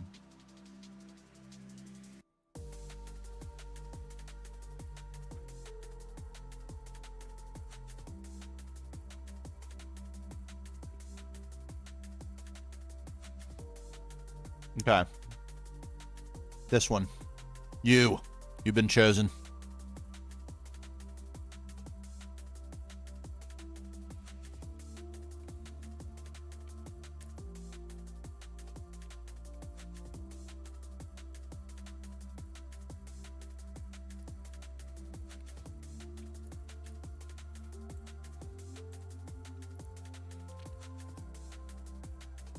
Yeah, go for it. Absolutely.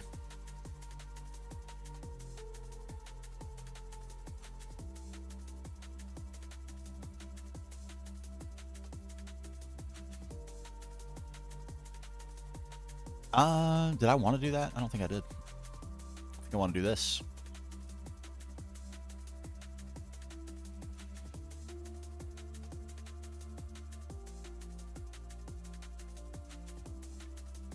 Mm-hmm. Oh, nice. Oh, okay. That's convenient. Oh man, that's actually extremely convenient.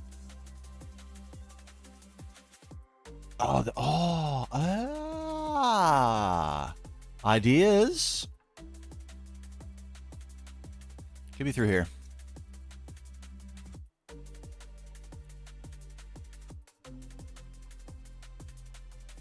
What is this from? Oh, right. This is legacy stuff that I left in here from a previous iteration of the design that was too small. Be gone. You're distracting me.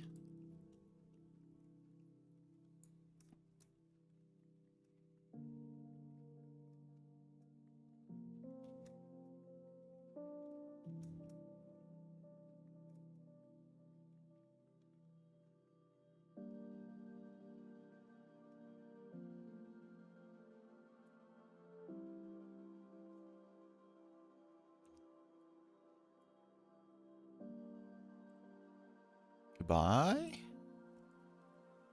Okay, we're going to get some help here, actually, because I was worried about this being so empty, but we're going to have a building that we can splurt out over here. Man, I kind of wish we were basing here. Or, like, the way you could approach building a base was by designing it like this and then moving into it. That would be cool.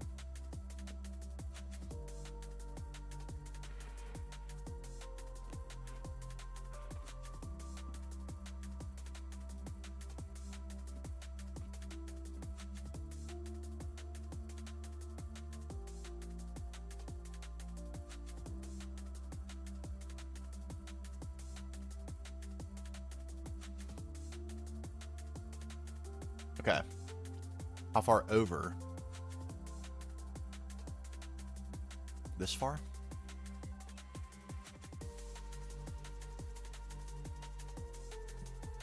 Yeah, what's up, Marcy? What's up, Yoggin? 2 steps, swapped, but depending on your mood. Build first, move stuff later, or move stuff and then build. Or if you're an insane person like me, you build just to do it and never have any intention of moving anything in. Yes. Yes. Crazy? I was crazy once. Yes, I was. And I still am. And I wouldn't have it any other way. So don't ask me to. Oh, exactly. That's exactly what royal palaces are for. We have one of those, in fact. We have one of those. Would you like to see it?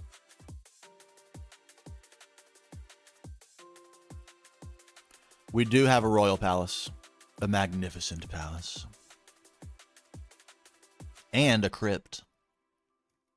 You know? Can't go wrong with a crypt. Okay, the noob question. Your main base is a 2x2 chunks. That's exactly what I am, Marcy. You're right. Just finished watching the LV God at EV, but still watch. Nice. Appreciate you. Okay, so the main base is 2x2 chunks, about 8 blocks high with a 6 block deep basement. I have everything covered in torches. There are no yellow or red spots when checking the F7. Even the top of the multi-blocks in the chest towers. Good. All entrance and exit doors have pressure plates. You still get mobs spawning in your base periodically. Yet I still get mobs spawning in my base periodically. Yes, I do have advice. The thing you'll want is right here. You will want these. Many of them. They will be a little bit expensive in that you need flawed diamonds for them. But if you've been on diamond hunting, you should have a fair number of these, and you can make more by forge. I believe you can forge hammer better quality diamonds to get these lower quality ones. They have a very small range, 16 blocks, but a 16 blocks in every direction, just a few of these, and you can get a 2x2 chunk area protected. No mobs will spawn.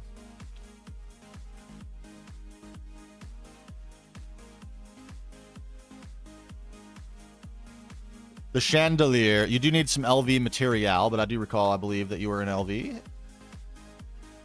Do I recall that correctly?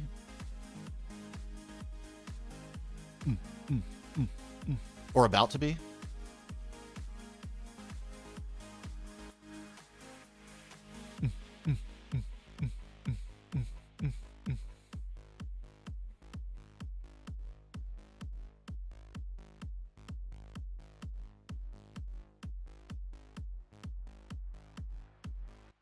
I'm scrolling. I'm trying to see. Yeah, you probably answered me by now. What am I doing? What am I doing? Yes, you can easily make them. Yes. They're great, especially until you get the Magnum Torch.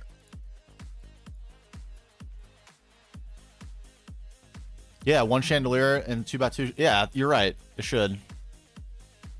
And as you scale, you'll be in business. And I'm going to be revealing...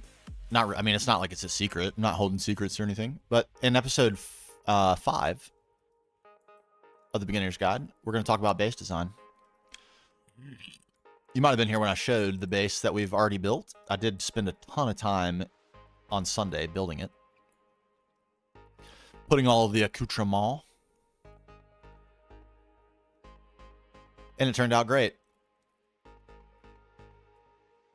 I made some animations. Oh man, I'm so excited. The animations are so fun. Doing them is really fun and satisfying. Like having a little piece of script and then trying to match it with an animation and where like the only limit is what I know about how to do them. And it's like, if I run into something I want to do, it's like, well, I guess I better learn how to do that real quick. And then suddenly it's so fun.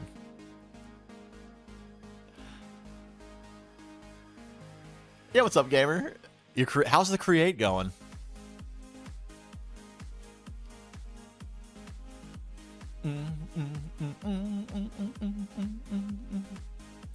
Am I gonna make an advance? So that's a good question. I'm doing a building mini series. So I guess like, what am I? Am I even going to answer your question by explaining this? Yeah, I think so. I'm doing a building mini-series where the first video is going to be about coming up with ideas and the rough process that I use, which is scale, shape, detail. And then I'm considering doing a specific video about building in modded Minecraft where that is a factor. Like when you're building to practice your building, you shouldn't be considering that stuff. You should just be building purely creatively.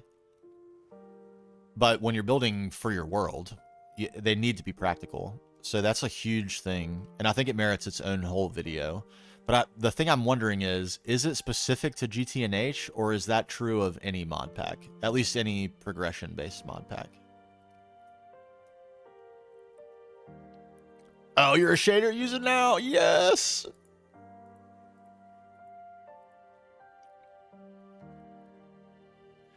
Yeah, that's definitely. I mean, honestly, if I were gonna make a recommendation on what to do, it would be just to do a lawn base, because if your goal, this is not how I play the game, but I can certainly appreciate that most people who pick up GTNH are doing it because the progression is what appeals to them. And if that's what you want to do a lawn base. It's gonna by far be the most effective, easiest to manage, easiest to think about, easiest to upgrade. Like, everything about it will be better if your goal is to progress. If it's to, is that far enough? I think so. Yeah, this is where we're gonna stop. If you're just playing it to play, which is kind of how I'm doing it, although I do want to progress. It's not like I'm progressing is irrelevant, but it's just not the main thing. In my opinion, applied energistics, especially in GTNH, makes it so it doesn't really matter. Like it might get a little more expensive, and it definitely will get more expensive. But you can send power over applied energistics. You can send everything over applied energistics. So no matter how ridiculously spread out you end up, you can make it work.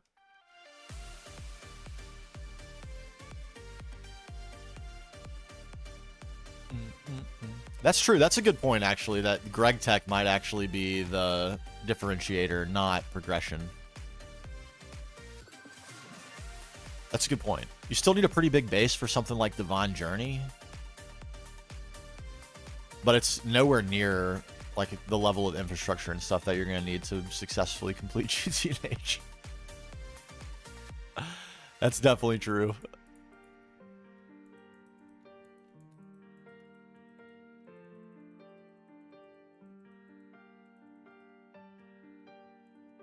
Okay, all right. I'm gonna get smart for once in my pathetic life.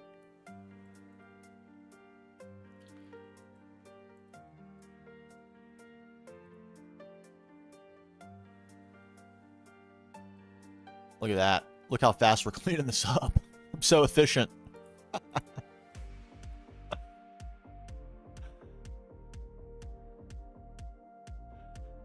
I agree. That I was actually thinking about that, Yogan, that you know, at some point we're gonna reach a waiting phase in GTNH where we're doing a lot of waiting for things to craft as we wait to upgrade our infra and do all that.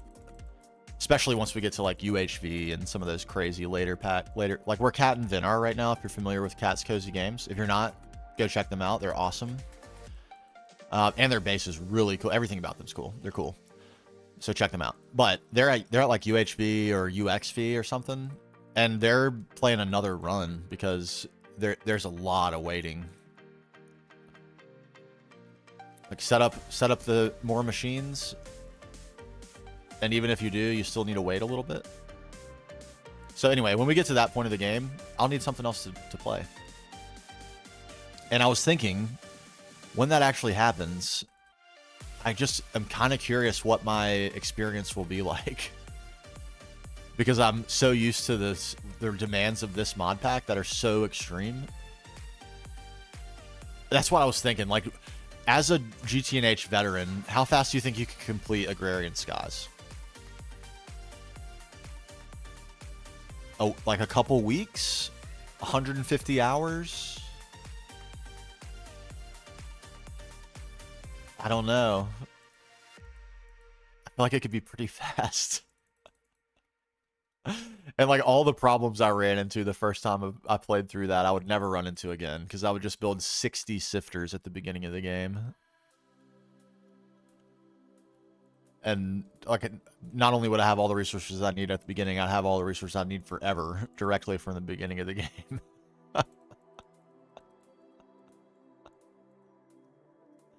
Like, am I willing to grind out all the string it would take to, like, am I going to sit there for 4 hours and farm string from infested trees? Yeah, because at the beginning of this game, I spent 4 hours harvesting clay. I spent 4 hours going and prospecting ore veins and didn't even mine them.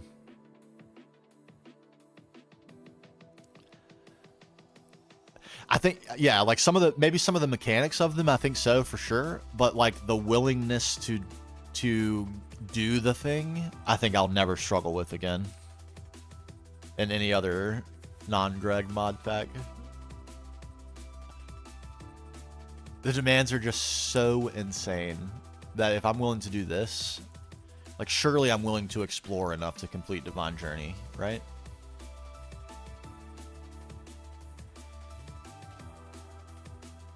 Maybe I'm wrong. I could be wrong. But that's, my brain is telling me I would be.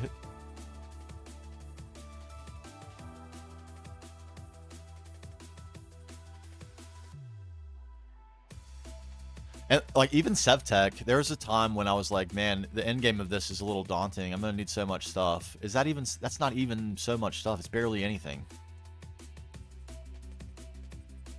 I think the most power you'd ever generate is like 900 RF per tick or something.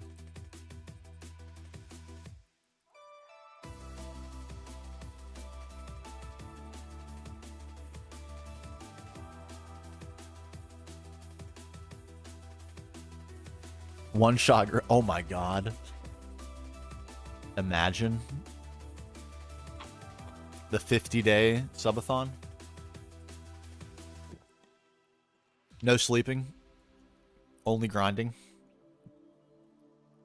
Hey, what's up, guys? I just started my only grind account.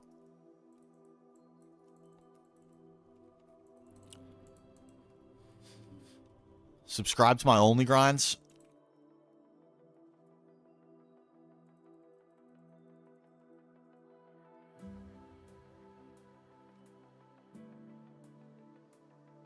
Yes. Okay, rectification of my concern. We can build a little support structure off of this here. Solid wall. I'm loving it.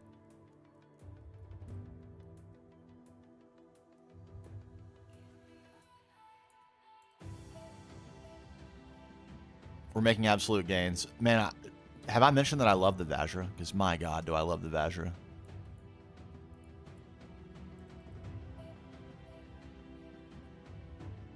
Garden, I gotta admit, like, so much of that seems so cool, but that actually is something that I think I'm unwilling to do.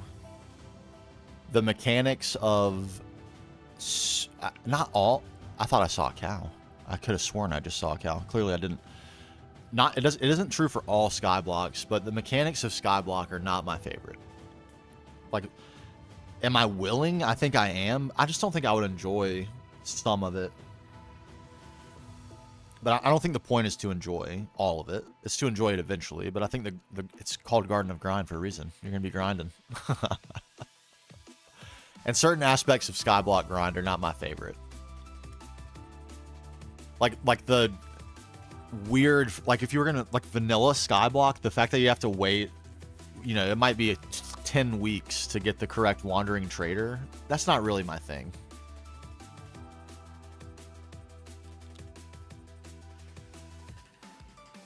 I'm okay with grind, but I'm not okay with like random waiting, if that makes sense. Random waiting, targeted waiting, I'm cool.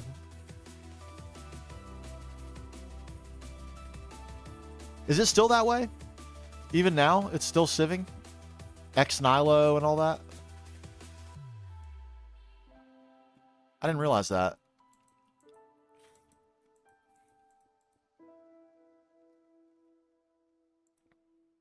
Ah, yeah, that is kind of a bummer. And for me, for my own personal building sensibilities, void stuff is not for me. It has a targeted application, but as far as my main base, I just can't get enough variety personally. Although I have to say, if you've never seen Zerth's base, that is the craziest megastructure I've ever seen, bar none. It's not even close. It's the most insane single structure where like Zerth is ZYRTH. He streams, so you can check him out on Twitch. I'm not sure if he makes YouTube content or not, but he's on the loading screen. He's the one that's got the huge vertical GTNH logo, and that's right in the center of his build. And I mean, it's hard to even explain because it's so stunning. The scale of it is so stunning. Like, so I went to a streaming the other day, and I'm gonna use one of my builds to make this example because it's kind of hard to explain without looking at something. We're gonna use the Hall of Heroes here. So you might call the Hall of Heroes a mega build. It's a huge build. It takes up many chunks. It's a gigantic area. But, and even though that's true, like look how many chunks this occupies. It's massive. You could call that a mega build for sure. You could call this a mega build. The city, it's giant, and it's mega. You could call it that. But this is made up of a bunch of small builds. It's not like this whole thing is one build. Does that make sense? With his base, the whole thing is one. It's all one massive structure. And yeah, the base is huge. It's massive. I mean, I'm not trying to discount like the scale that we've built at. We've built some really cool stuff that I'm really proud of. But it's a different type of mega build than the type that Zerth has built. Zerth is like one enormous structure that somehow still has visual variety and like fine detail in a massive detail. It's so crazy. Yeah. Anyway, I'll stop deriding right now, but it's literally the most insane thing you've ever seen. As far as if like single structure is what you're going for in your world, you have got to see his build. It's the best I've ever seen. Single structure build.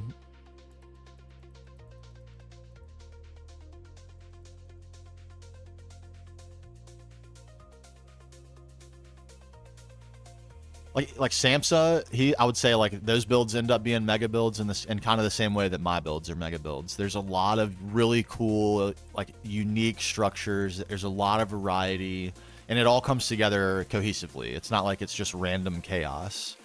I agree, it's a mega build, but it's not one build though. And Zerth is just one. It's so silly.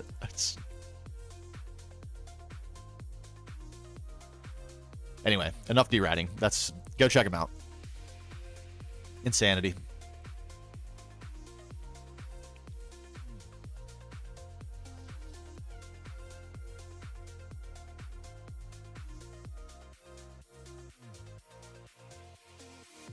I like watching the tech, and it's like so impressive to me how sophisticated the setups that people come up with are. But that's still so much more impressive to me. To be able to execute something with that grand vision.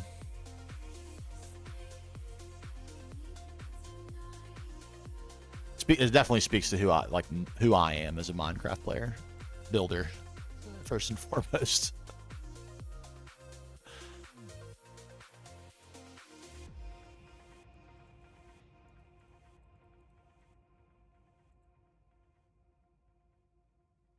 Yes.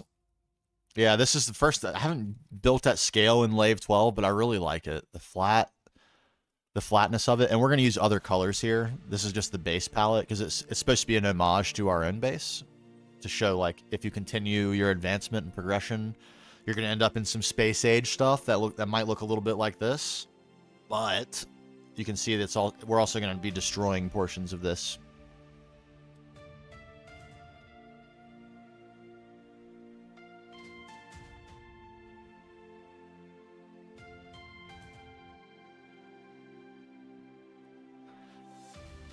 I was talking about this earlier too. This is actually a really difficult block to color match. White is a really useful utility color. This is something we're going to talk about in the building series too, is color theory. I can't believe I'm going to be doing that, but I am.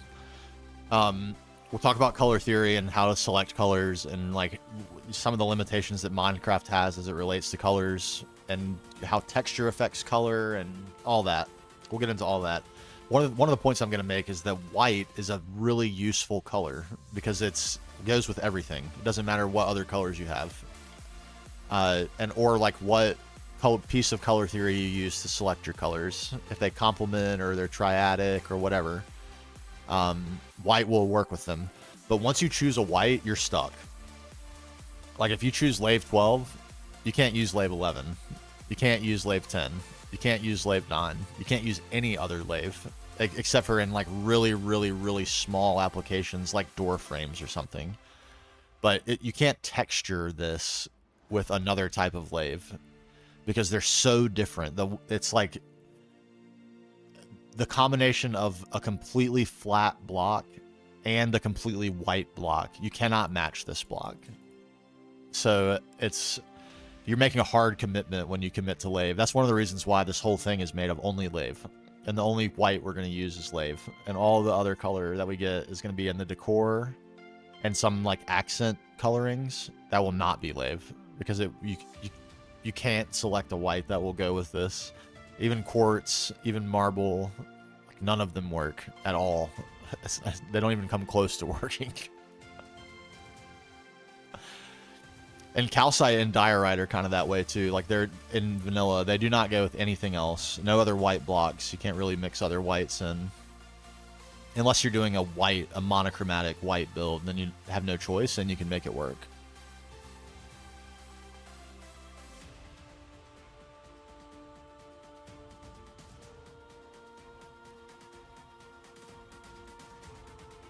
But if you like texture with calcite, you can't also texture with diorite or it looks jarring because the whites are so different. All right, he's going to try to prove me wrong. Go for it.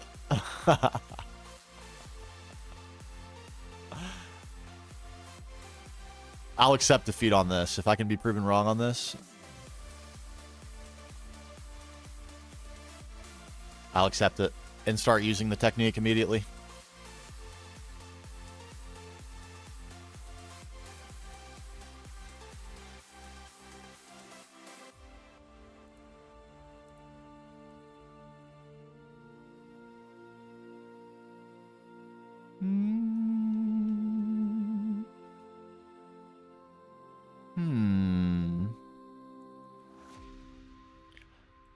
It's coming out pretty well. Like we're getting a very interesting structure in total, considered as one structure. Hey, I'll take it whenever I can see it. No problem. I'll accept defeat on this if I'm proven wrong. I will accept. But I swear it's so stinking difficult. Outside of like small accents, like edging a doorway or something like that, or a window frame or something really, really thin and small if you cut them into micro blocks. But full blocks, they'd clash so hard.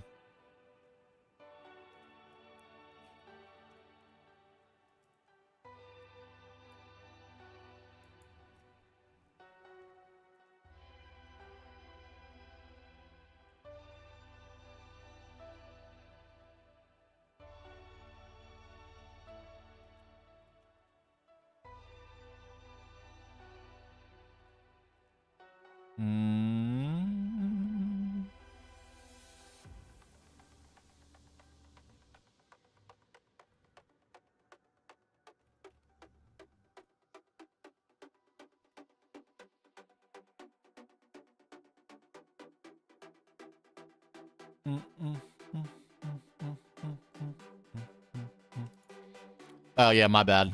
I heard myself saying it and was like, maybe no one will notice that. Lining a doorway, I said, I'm sure I said that. I'm positive those were the words I used.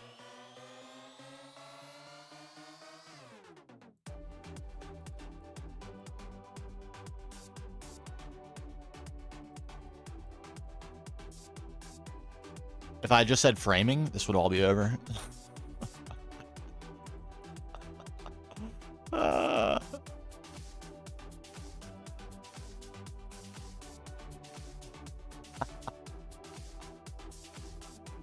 I get away with nothing. Never. Okay, we're getting somewhere here. We are getting somewhere. All right, let me not leave work undone here. Finish the floor. I swear to God, I'll pistol whip the next guy that says shenanigans. Get him. Get him.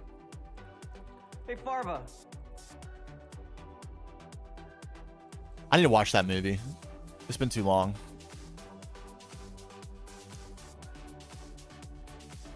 They made, I forgot what I can't remember what it's called. But there was a follow-up to Super Troopers 2. It was like it was about beer and joining a beer drinking competition, which was also very funny. If you're into like late 90s, early 2000s era stupid humor, you would love that. I can't, for the life of me, I cannot remember what it's called.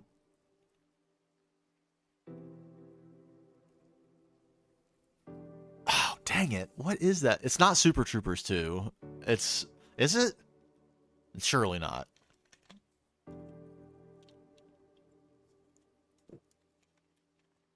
I don't think it is.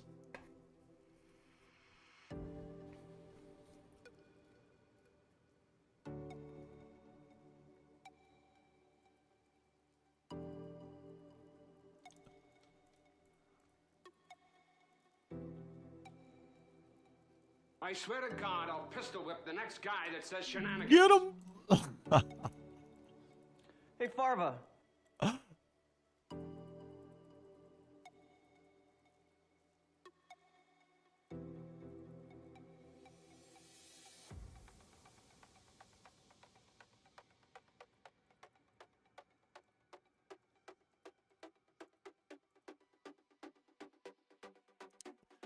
Yo, what's up, Eagle?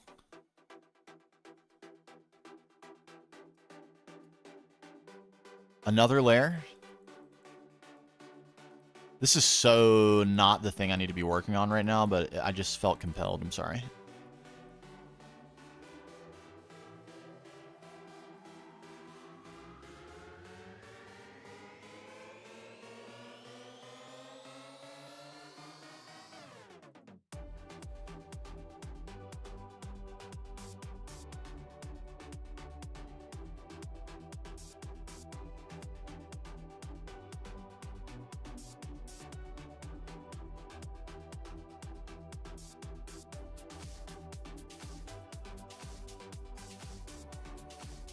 Okay, and then we can pinch that in a little bit, maybe. Well, it looks like an acorn if we did that. It kind of would. Yeah, funny. Oh, still working on the building. It's coming out good, though. It's coming out good.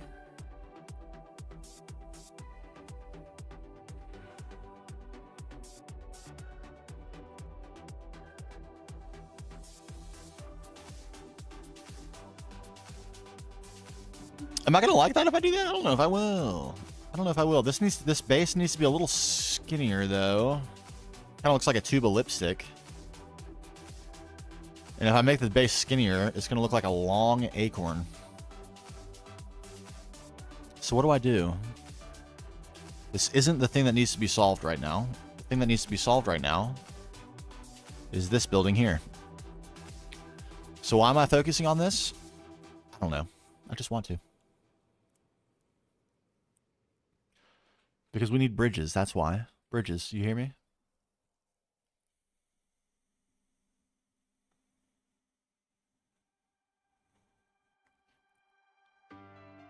Help is on the way, dear!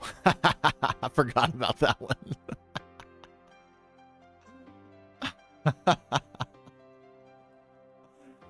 Oh, man. Classic right there.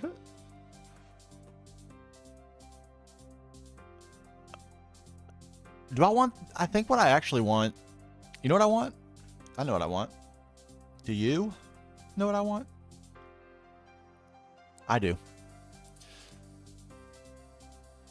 Pain. That's what I want. Pain is virtue.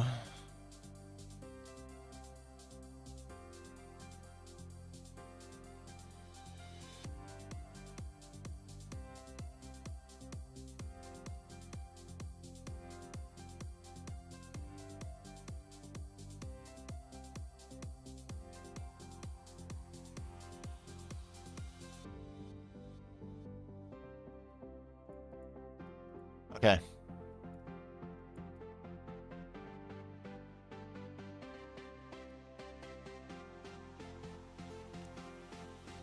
I've determined why this doesn't look right, and I've just remembered a reference image that I'm going to hearken.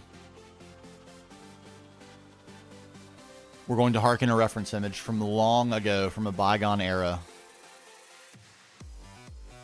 Let's see if I can even find it.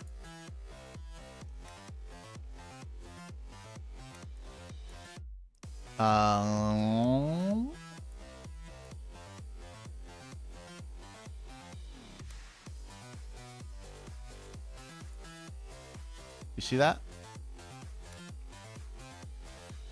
There's one more.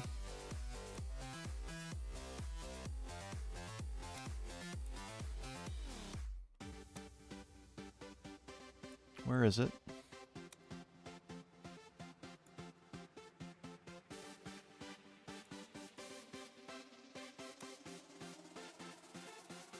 That's not it.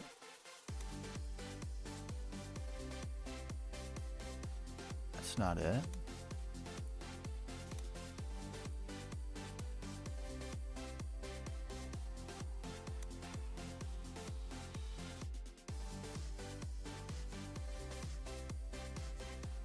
Borrow that for a second. I'm not seeing the one I'm looking for. It's got to be somewhere.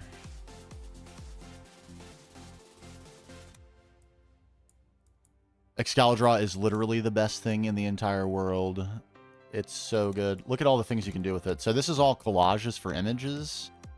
What you can also do is diagrams. I use this for the next episode of the world building, or the beginner's guide, to explain base concepts and design. So good and useful. You can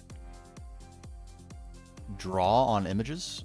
This is for our world building series, where we're going to be building a literal world with different civilizations on it. Insanity will happen. Or you could procedurally script an entire storyboard for a video, including reference notes for clips and builds. And this is a diagram for creative thought, which I'll be discussing in the world building series videos. You go in a circle.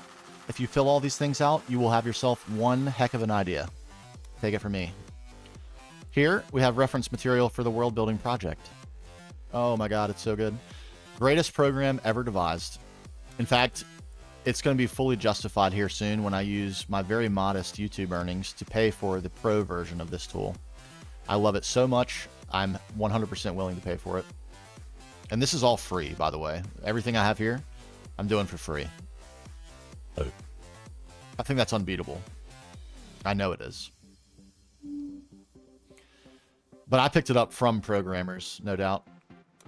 I was working in software, cybersecurity software. I cannot find the image I'm looking for, though. And I'm hanging around, I'm friends with a bunch of people who are developers. And they use this for flowcharts mostly.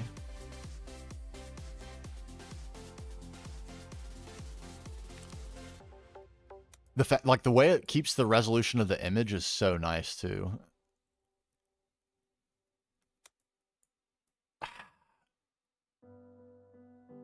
Dude.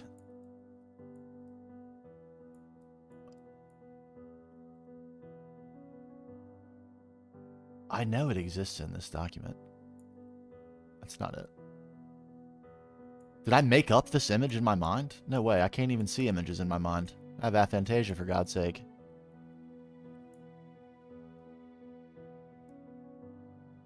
Where is it? I know it's here. It's a fact that's stored in my brain space that I have this image. Dingus. Seriously, I'm dingusing out hard right now.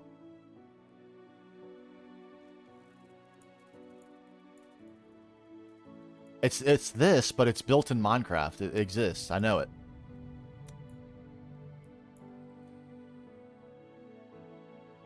Oh, we were on some craziness then. I don't even know what that is.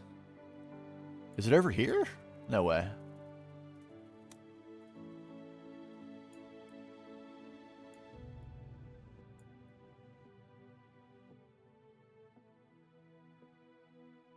Okay, I completely imagined that this exists, I guess. I'm very surprised right now. I'm feeling like my mental acuity is failing because I can't find this image. I know it exists. I know it. That was my phone, not yours, if you heard that. Is it just a small building in a bigger...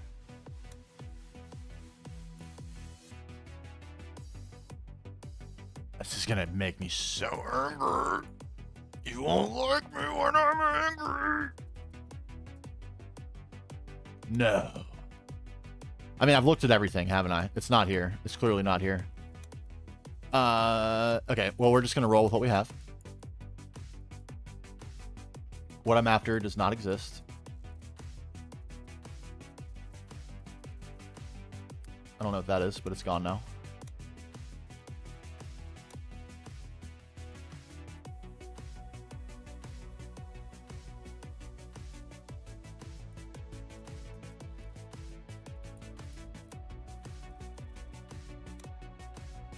Okay.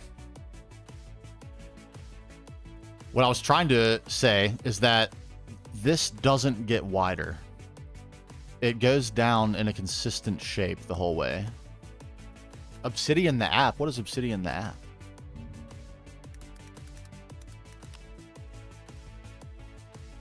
Is it similar? What is this? Oh, I like this.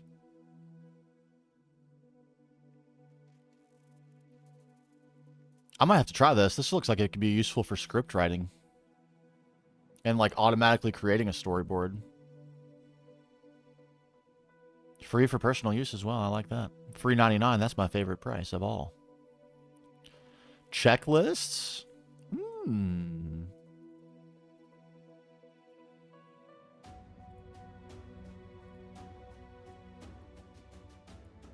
Put that in my tools folder. I'm going to come back to that.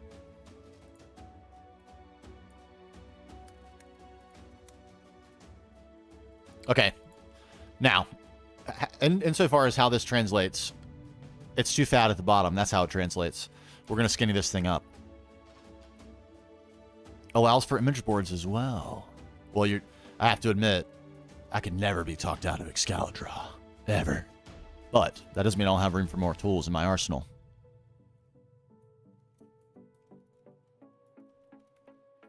I like tools. And I was mentioning this earlier, like as going full time with content, I'm going to have a lot of time to think about quality and what I can do to bring better quality to the videos, but also more time to think about efficiency and how I can make the videos faster with the same quality. And that will certainly be requiring some tools, no doubt about that. The only tools I want to resist for video making specifically are AI tools. I think if I was going to use them, I should have been using them from the beginning, because now if I tried to introduce them, the feel of the video would be so different that it would be noticeable.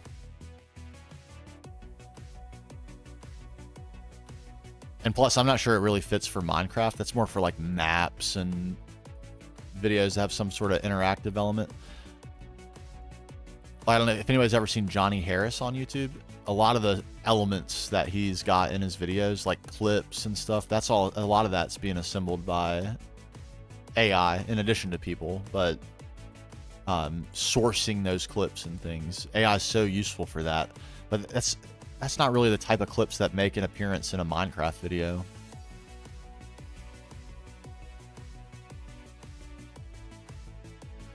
So you could give AI certain, you have to pay for these, but the free ones don't do this, but you could give AI a prompt and say like, here is a piece of subject matter. Here are the fine points of the discussion I'm going to be covering. Supply me with a video with these, with the sections of this length with breaks at these points that matches the dialogue in the script. And it will just assemble open source clips for you. And that match like the tone and tenor of what you're talking about in your video. It's pretty nuts.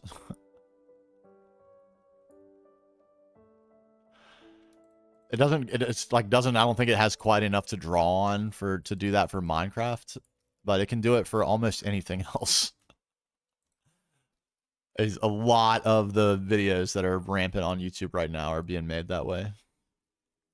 Pretty much any video that where like the main thing that's happening is someone dialoguing over clips that are like real life clips of people doing things. Those are being made with AI. Tons of shorts, and if you can tell them out specifically the ones that have AI voice.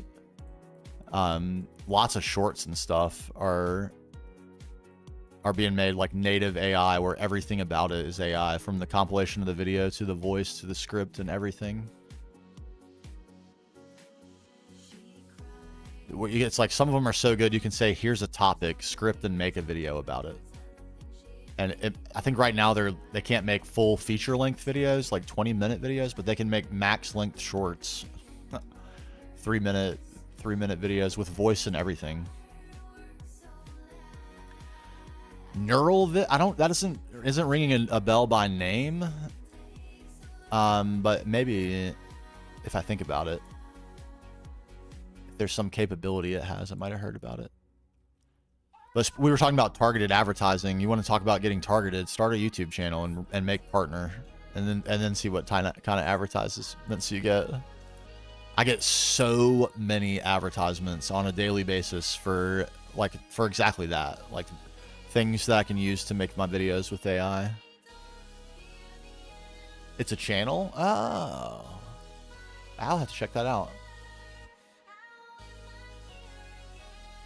Yeah, I think there's like an ethical way to use it. I'm not an anti-AI person at all. I don't think the videos are very well done today, but they're going to get better. So, and eventually it'll be hard to tell them apart. But I'm not a hater on AI. I would use it myself. I use it all the time. I get tons of that inspiration art from the repo that we just looked at. A lot of that was generated by AI. Anything that wasn't a Minecraft build, where it was clearly made from Minecraft blocks and a screenshot of some in-game thing, it was probably AI art. If I could afford to commission art, I would absolutely rather commission real art. And if anybody wanted to make art, and I would prioritize using that as inspiration, even if AI produced something that was more perfect for my use case. But for lack of that, I have no objection to using AI at all. Burning! What's going on?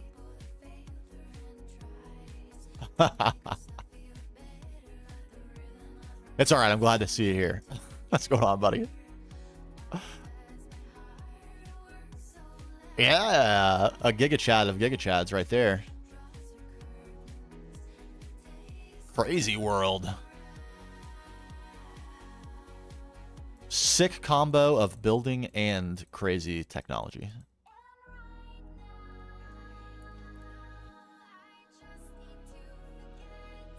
And humor, I might add. And as far as I'm aware, the only GregTech New Horizons streamer with a massive rubber band ball.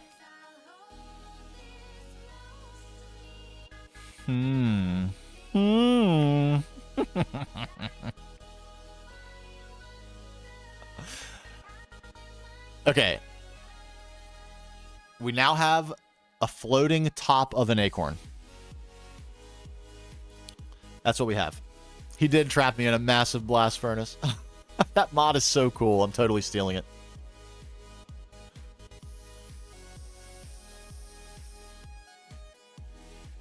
I think you got time.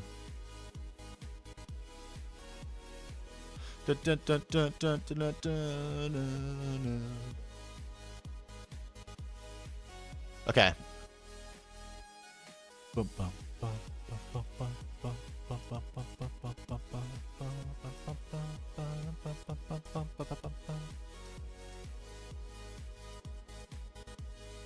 I need to give myself some points of demarcation.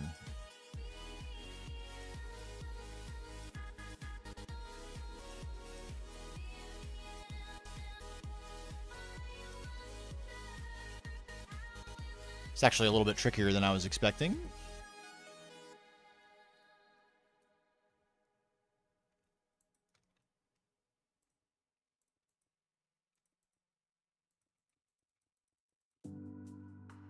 Okay, okay, we're doing good.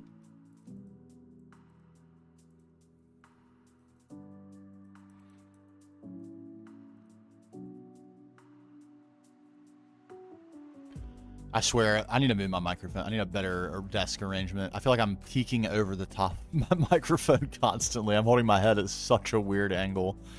Well, eventually, we will be going full-time with the webcam, too. Probably not until May. And hopefully by then, I'll have thought of some solution to my plight here. But when I do that, I need to, like, stop having all these goofy postures. I'm, like, tipping my head at this crazy extreme angle. Yeah, Pinky, what's going on? And Will Die for Pie, welcome on back.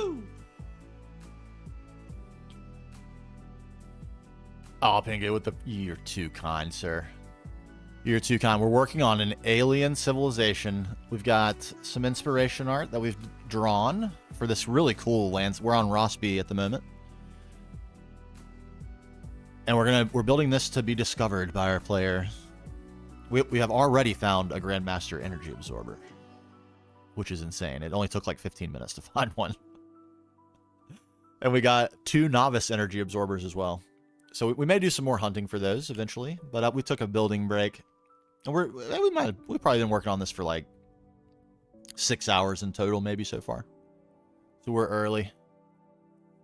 Yeah, except for there's no grass, everything's podzol, but otherwise it's like natural. And Neo pointed this out while she was in here, that the actual Botania flowers spawn here. That's really useful, actually. Even now, that's useful. Like, I should go and get my Horn of the Wilds out and collect all these.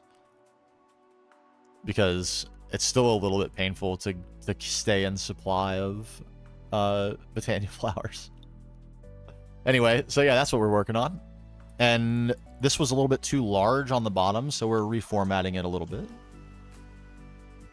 And then I think we're going to try to get on the bottom right image you see there, like that sort of pattern put into the structure of this domey round build. It's pretty cool looking.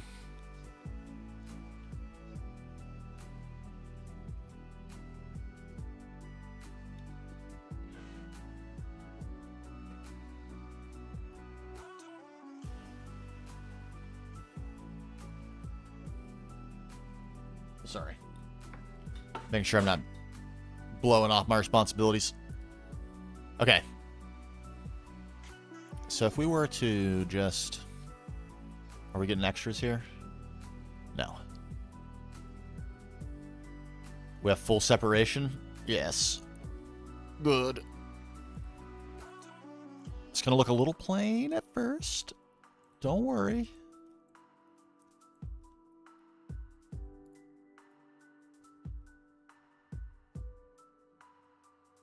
Like this is going to make a huge difference. There it all goes. Okay. What's up, Gibbs? It is cool. I've enjoyed my time here. And this is what we found. These are what we were looking for when you come here, these buildings. What kind of logs are these, by the way? Spruce, okay. Inside them is just machines and loot. Nothing we really need in this one. And in some of them, I saw an EV machine and I was like, oh, excuse me, this ought to be pretty good. Looked over here where the engine always is, and it was a Grandmaster, baby. Yeah, are they speedrunning that? Is that what I'm understanding? They've got some power players doing that too. It ought to be like incredibly quick.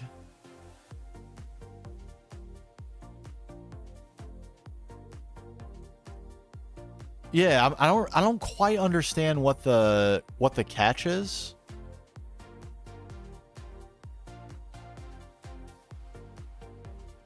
What happened here?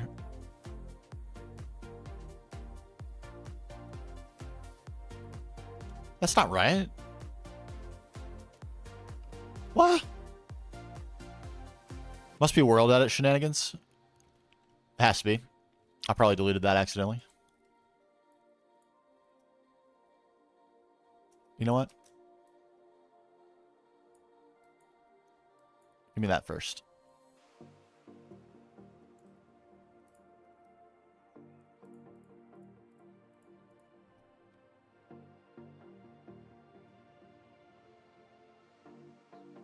This is pain, I'm not gonna lie. This is the most painful part of this build.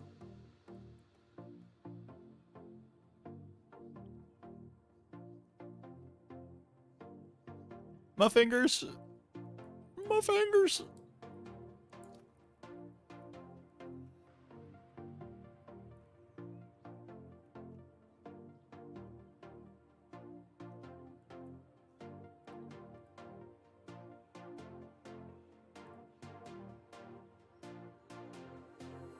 Okay. If we weren't using exclusively Lave 0 everywhere else, I would just switch the production. I'm pretty sure you can make Lave 12 directly.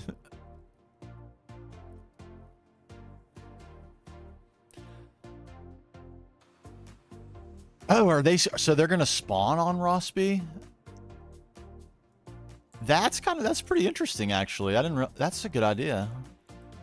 And try to survive on looting?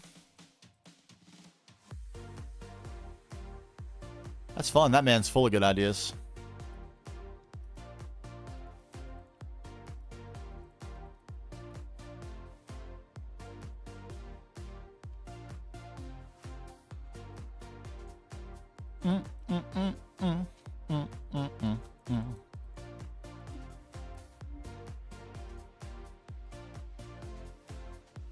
Okay, just fixing, you know? Fixing.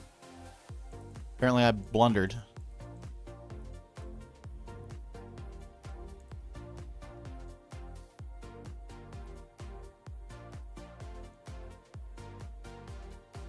Okay, that's fixed. Weird. I wonder what I was doing to affect that. Probably this. Well, no. Yeah, what was I doing to affect? That's... I don't know.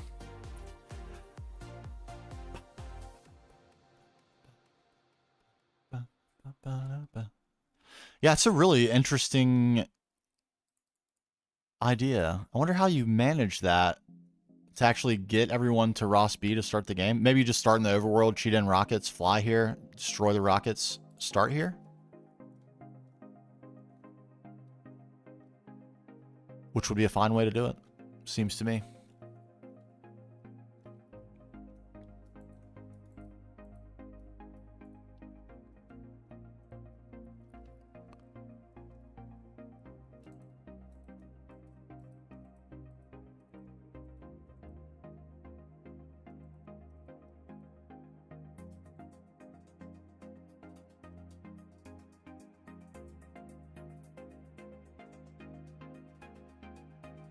It's a little phallic, I'm not gonna lie. I think we're gonna cope with that though.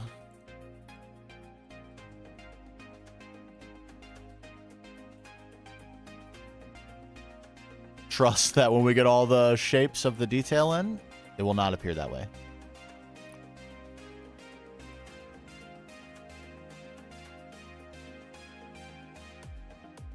We are eating Lave like it's our job.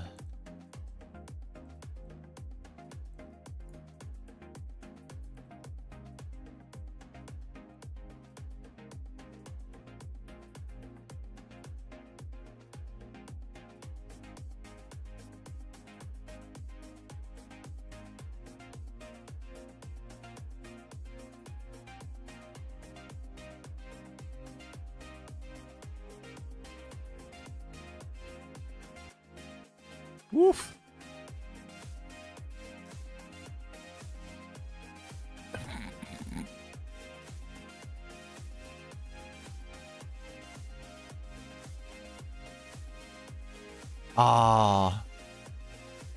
We got that was kind of close. What a chore.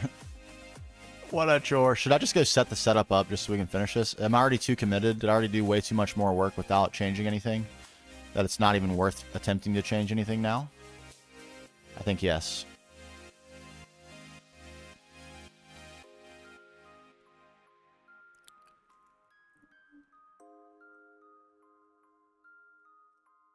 What? All that was already Lave 12?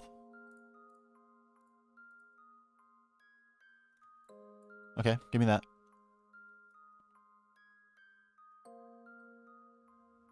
I don't know when I did that, but I'm glad I did.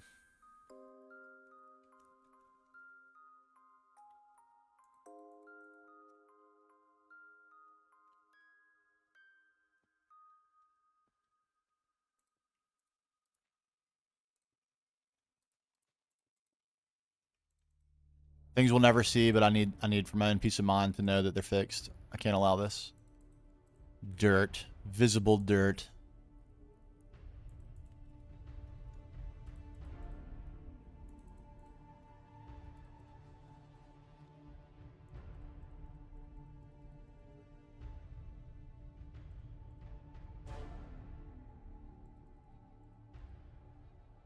It is. I'm gonna know. I will know forever. That I was lazy. I left the job unfinished. Just like this. I'm gonna take these blocks out. No one will ever see this ever. You would have to literally have been here knowing that I did this and then get the world download later and put in effort to seek that spot out, not knowing exactly where it is to know that that was done, which will never happen. And we're doing it anyway.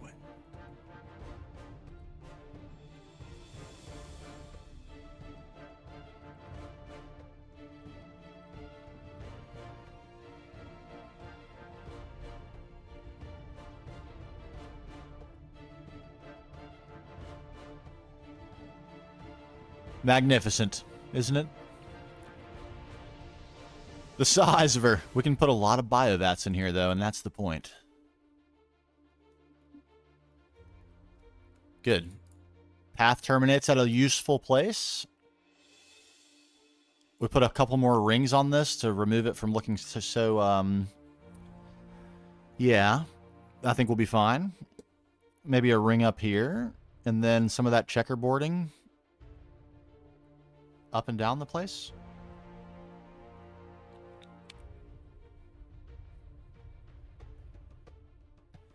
We're starting to get there.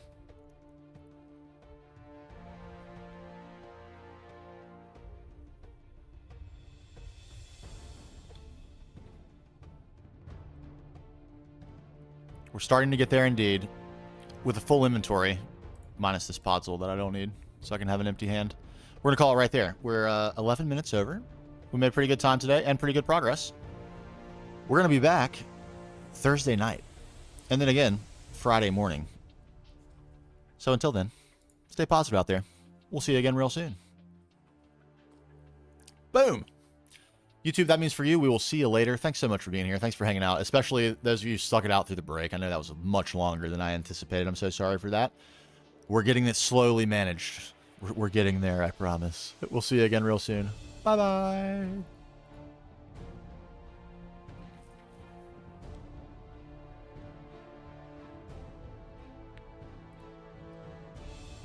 And Twitch.